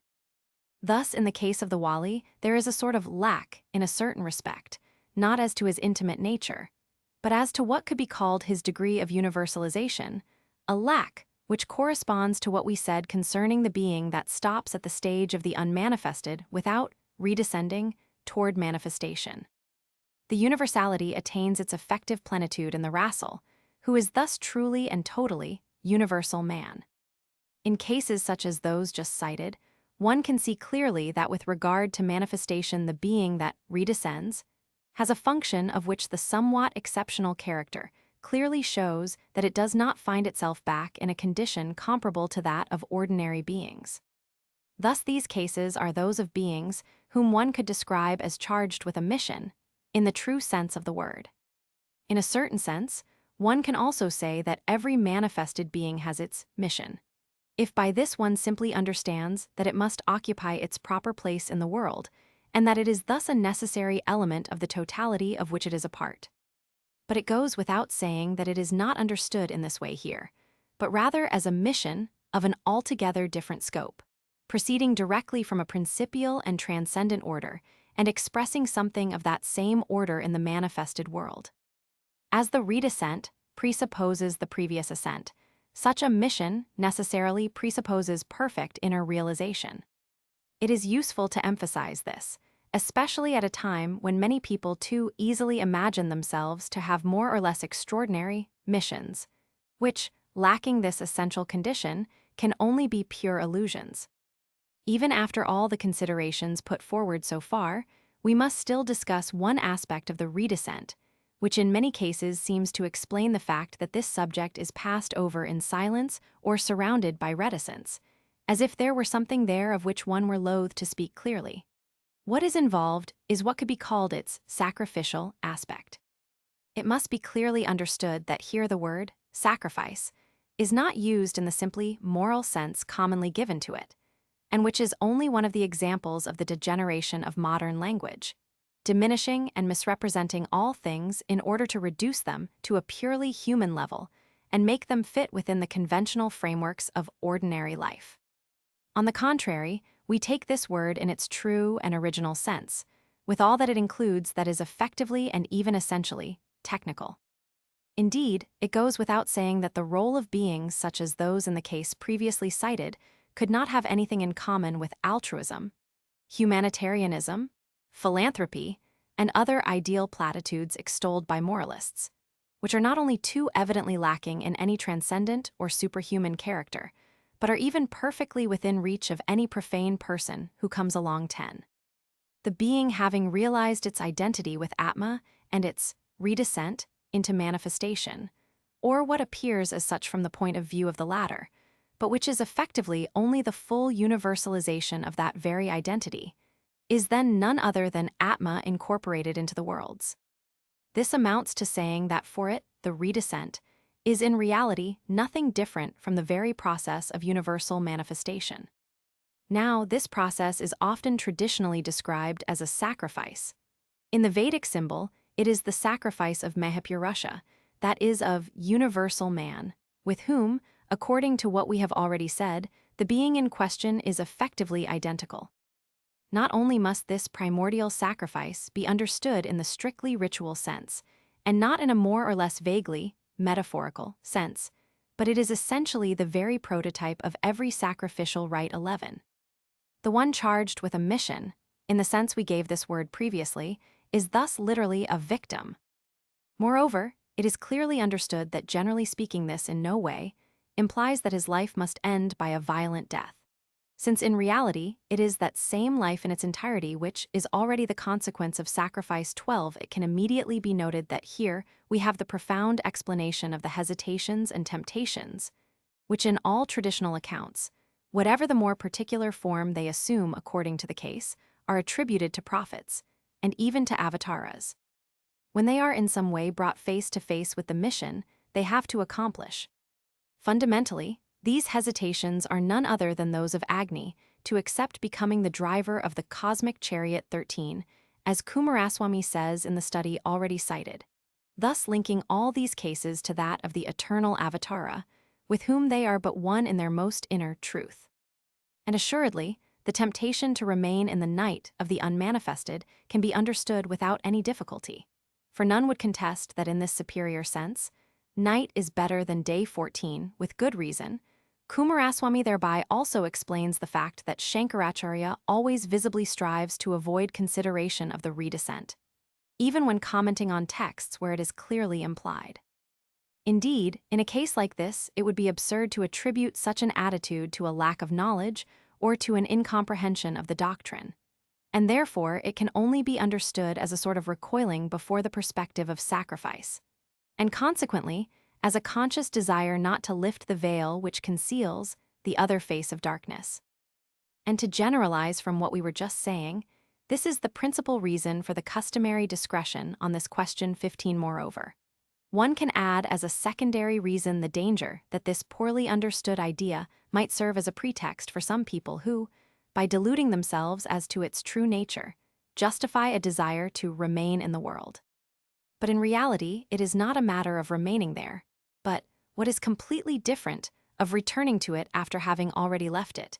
And this previous going out is possible only for the being in whom there no longer subsists any desire, nor any other individual attachment whatsoever.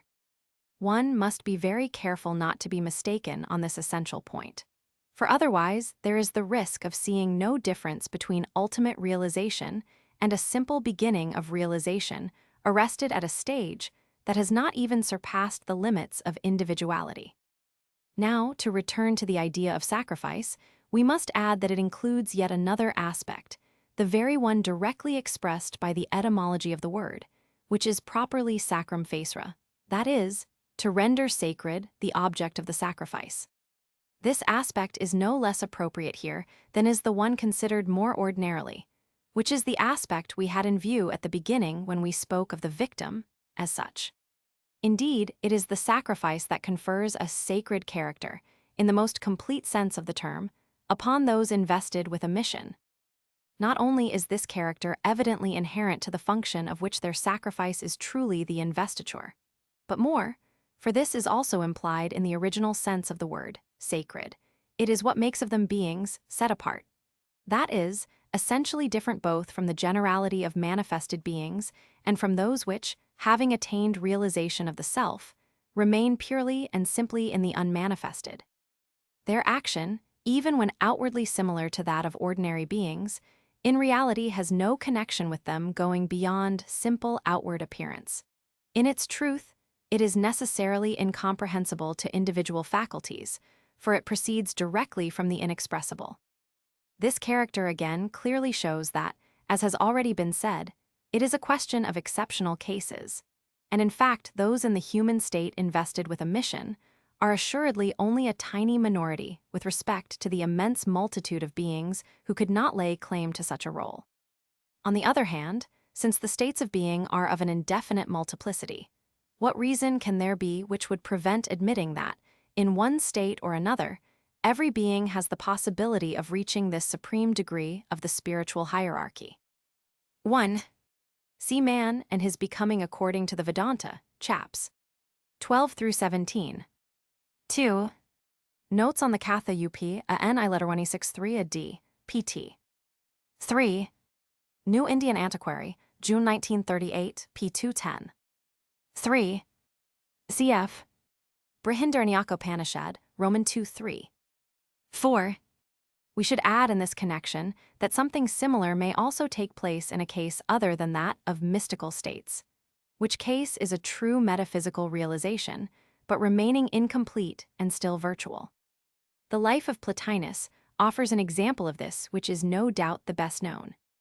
In the language of the Islamic T, a letter 1E63, a WWUF, it is thus a case of a hal or transitory state which has not been able to be fixed and transformed into a makam, that is, into a permanent station, acquired once and for all, whatever be the degree of realization to which it corresponds. 5. The course of such a descending way, with all the consequences it implies, cannot even be envisaged effectively to the whole extent possible, except in the extreme case of the Alia Ash-Shaitan saints of Satan. Cf. The Symbolism of the Cross, p. 114, n1. 6. The case of the Pratyeka Buddha is one of those to which Western interpreters readily apply the term egoism, the absurdity of which we have just indicated. 7. One could say further that such a being, laden with all the spiritual influences inherent to its transcendent state, becomes the vehicle by which those same influences are directed toward our world. That descent of spiritual influences is quite explicitly indicated by name Avalokiteshvara, and it is also one of the principal and benefic meanings of the inverted triangle. Let us add that it is precisely with Thai's meaning that the inverted triangle is taken as the symbol of the highest grades of Scottish Masonry. In the latter, the 30th degree, being regarded as nec plus ultra nothing beyond that, must thereby logically mark the limit of the ascent, so that the following degrees can only properly refer to a redescent, by which the influences destined to invigorate it are brought to the whole initiatic organization. The corresponding colors, which are respectively black and white, are again very significant in this respect. 8. The rassle manifests the divine attribute of Aurora letter 1e25ma macron n, the compassionate, in all the worlds, are a letter 1e25m, a t, a n lililamen, not just in a certain particular domain. It can be noted that the designation of Bodhisattva as Lord of Compassion also relates to a similar role, as compassion, extended to all beings, is fundamentally only another expression of the attribute of R, a letter 1e25m, a h. 9. The following refers to what was said on the notion of Barzakh Isthmus, which allows one to understand without difficulty how these two faces of reality are to be understood. The inner face is turned toward al letter 1e25aqq, the truth, and the outer face toward al khalq, creation. The one whose function is of the nature of the Barzakh must necessarily unite in himself these two aspects, thus establishing a bridge or a canal by which divine influences spread to the creation. 10. It must be made clear that what we are saying here concerns the specifically modern point of view of lay morality. Even when, as often happens in spite of its pretensions, the latter in some way only plagiarizes precepts borrowed from religion, it empties them of all real meaning, brushing aside all the elements which would allow them to be linked to a higher order, and beyond the simply literal exoterism, be transposed as signs of principial truths. Sometimes even, while seeming to retain what could be called the materiality of those precepts, this morality actually goes so far as to turn them in an anti-traditional direction by the interpretation it gives them. 11. In this regard, a remark can be made in passing which is not without importance. The life of certain beings, considered according to individual appearances, presents facts which are in correspondence with those of the cosmic order, and which from the exterior point of view are as it were an image or a reproduction of the latter. From the interior point of view, this relationship must be inverted, for since these beings are really Mahapurusha, it is cosmic facts that are truly modeled on their life, or, to speak more exactly, on that of which their life is a direct expression, while the cosmic facts in themselves are only a reflected expression of it. We will add that this is also what bases in reality and renders valid the rights instituted by those invested with a mission. Whereas a being that is nothing more than a human individual will never, on its own initiative, be able to make up anything but pseudo-rights, lacking any real effectiveness. 12. It should also be noted that what is involved is unrelated to the use that certain mystics readily make of the words victim or sacrifice, even in cases where what is meant thereby has a proper reality and is not reduced to simple, subjective illusions, always possible with them by reason of the passivity inherent in their attitude. It is a reality of which the range in no way goes beyond the order of individual possibilities. 13. Rigveda X51. 14. This expression also has its application in another order, in the rejection of powers. But whereas this attitude is not only justified, but is even the only entirely legitimate one for a being which, not having any mission to fulfill, does not have to appear outwardly, it is obvious that, on the contrary, a mission would be non-existent as such if it were not manifested outwardly. 15. As an illustration of this, we will recall a fact the historical or legendary character of which matters little from our point of view, for we intend to give it only an exclusively symbolic value. It is said that Dante never smiled, and that people attributed this apparent sadness to the fact that he returned from hell. Should one not rather have seen that the true reason was that he had redescended from heaven? Appendices. Chapter 5. The passage from pages Dadies, a Mercure of Abdul letter 1e25a macron di, reads as follows. The two initiatic chains, one is historical, the other spontaneous. The first is spread in known and established sanctuaries under the direction of a living authorized sheikh, guru, who possesses the keys to the mystery. Such is the at-talim-rajal, or instruction of men. The other is at-talim-rabbani, or dominical, or lordly instruction, which I venture to call Marian initiation, since it is that received by the Holy Virgin, Mother of Jesus, Son of Mary. There is always a master, but he can be absent, unknown, even dead for several centuries. In this initiation, you draw from the present the same spiritual substance that others draw from antiquity. It is presently rather frequent in Europe, at least in its lower degrees, but it is almost unknown in the East. This text was published in the Revue La Nose, Num. 10 of January 1911. When we decided to reprint it in Etudes Traditionnelles, we asked René Guénon if he would be willing to write a note in order to prevent possible errors of interpretation. He sent us the following note, to which he alludes in Chapter 5, Note 11 of the present work. As this paragraph might occasion certain misunderstandings, it seemed to us necessary to clarify its meaning a bit. First of all, it must be understood that what is involved here is nothing that could be assimilated to a mystical way, which would obviously be contradictory to the affirmation of the existence of a real, initiatic chain, in this case, as well as in that which can be considered normal.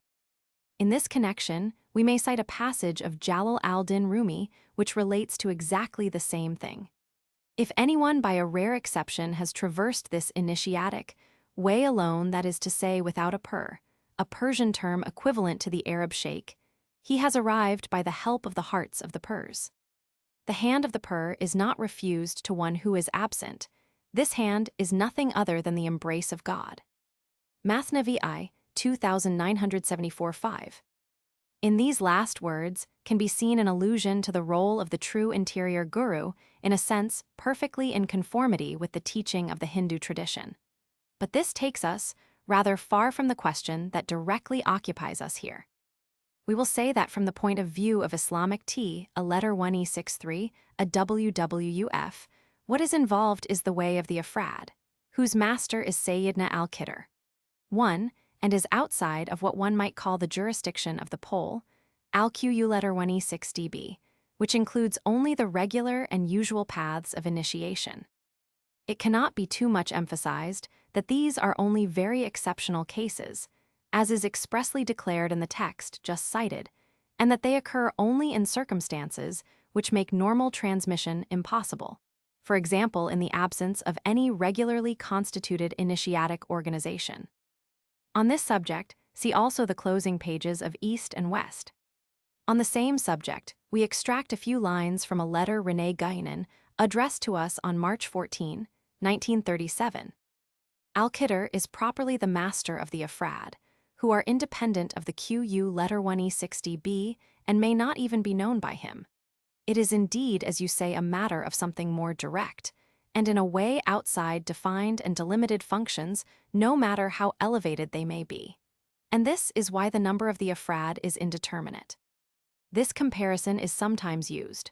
A prince, even if he exercises no function, is nonetheless higher in himself than a minister, at least if the minister is not himself a prince, something that can happen but which is not at all necessary. In the spiritual order, the Afrad are analogous to princes and the Aktab to ministers. This is only a comparison, of course, but all the same it helps somewhat in understanding the relation of the ones to the others. Chapter 28. We now give extracts from the study by Abdul letter 1E25A Macron DI, entitled Al-Malamiyya, to which René Guénon returns in Note 2 on page 143. On this subject, here is an extract from the treatise on the categories of initiation by MU letter 1E25, Y.I. Din ibn al-Arabi. The fifth degree is occupied by those who bow, those who humble themselves before the lordly grandeur, who take on themselves the priestliness of worship, who are exempt from every claim to any recompense in this world or in the other. These are the Malamiyya. They are the trusted men of God, and they constitute the highest group. Their number is not limited, but they are placed under the direction of the Qu letter 1E60b, or spiritual apogee. 2. Their rule obliges them not to display their merits or to hide their defects. They say that Sufism is humility, poverty, the great peace, and contrition. They say that the face of the Sufi is downcast, literally, black, in this world and in the other, thus indicating that ostentation falls with pretension and that sincerity of adoration is manifested by contrition, for it is said, I am near those whose hearts are broken because of me. What they possess by grace comes from the very source of divine favors. Thus they no longer have either name or personal traits, but they are effaced in the true prostration. Abdul Letter 1E25A Macron Di next cites fragments of the treatise entitled Principles of the Malamadiyya by the learned Imam, the wise initiate, Sayyid Abu Abdurrahman, grandson of Ismail ibn Najib. As they have realized the divine truth in the higher degrees of the microcosm, as they have been affirmed among the men of concentration, three of the Al-Qaba, the Al-Uns, and the Al-Wasl, for God is, so to speak, too jealous of them to let them reveal themselves to the world as they really are. So he gives them an appearance that corresponds to the state of separation from heaven 5, an appearance made of ordinary knowledge, of Shari'ite preoccupations, ritual or priestly, as well as the obligation to work, to follow a profession, and to act among men. Nevertheless, their interiors remain in continual connection with the true divine, as much in concentration al-jark as in dispersion al-jam, that is to say, in all the states of existence. This mentality is one of the highest man can attain even, though nothing of it appears on the outside. It resembles the state of the prophet, may Allah pray for him and proclaim him, who was raised to the highest degrees of the divine proximity indicated by the Quranic formula, and he was distant by 2 lengths of a bow or even closer. 6. When they turn toward creatures they speak with them only of outward things. Of their intimate conversation with God, nothing appears on their person. This state is higher than that of Moses, whose face no one could look upon after he had spoken with God. The sheikh of the group of Abu Hafs and Nisaberi said, "The Malamite disciples progress by exerting themselves. They care not for themselves. The world has no hold on them and cannot reach them, for their outer life is all uncovered while the subtleties of their inner life are rigorously hidden." Abu Hafs was one day asked, "Why the name Malamadiyya?" He responded, "The Malamadiyya are continually with God by the fact that they always dominate themselves and never cease to be conscious of their lordly secret. They blame themselves for all that they cannot prevent from showing with regard to their divine proximity, in the office of prayer or otherwise. They conceal their merits and expose what is blameworthy in themselves. People then make their outward appearance a point of accusation. They blame themselves inwardly, for they understand human nature. But God favors them by uncovering the mysteries, by the contemplation of the hypersensible world, by the art of knowing the intimate reality of things from outward signs, al-farasa, as well as by miracles. The world finally leaves them in peace with God, removed from them by their display of what is blamable or contrary to respectability. Such is the discipline of the letter 1E60 a Ri Macron, Q a H of the people of blame. 7. 1. Al-Qidr is the designation given by Islamic esoterism to the anonymous person mentioned in the Quran, Surat 18, Surat of the Cave, with whom Moses, who is nonetheless considered by Islam as the law-bearing messenger and pole of his age, appeared in a relationship of subordination. This subordination appears to be both with regard to hierarchy and with regard to knowledge, since the mysterious person is presented as possessing the most transcendent science, literally, the science of our abode, Shaynus, that is, of Allah, and since Moses only asks this person to teach him a part of the teaching in his possession. Note by Jean Rayer. 2. Nor is the number of the afrad or solitaries limited, but they are not under the surveillance of the QU letter 1E60b of the age. They form the third category in the esoteric hierarchy of Islam. 3. Al-Jami. 4. Spiritual union. 5. Al-Iftiraq. 6. See Quran 53:9. The two bows are al-ilm and al-wujud, that is knowledge and being. See F. Warren on Ronsky, La Synthèse Concrète, p. 169. 7. These words of Abu Hafs were collected by Abdul Hassan al-Warraq, who reported them to Ahmed ibn Isa, who in his turn was the source of information for Abu Abdurrahman letter 1E25 MN, the author of the present treatise.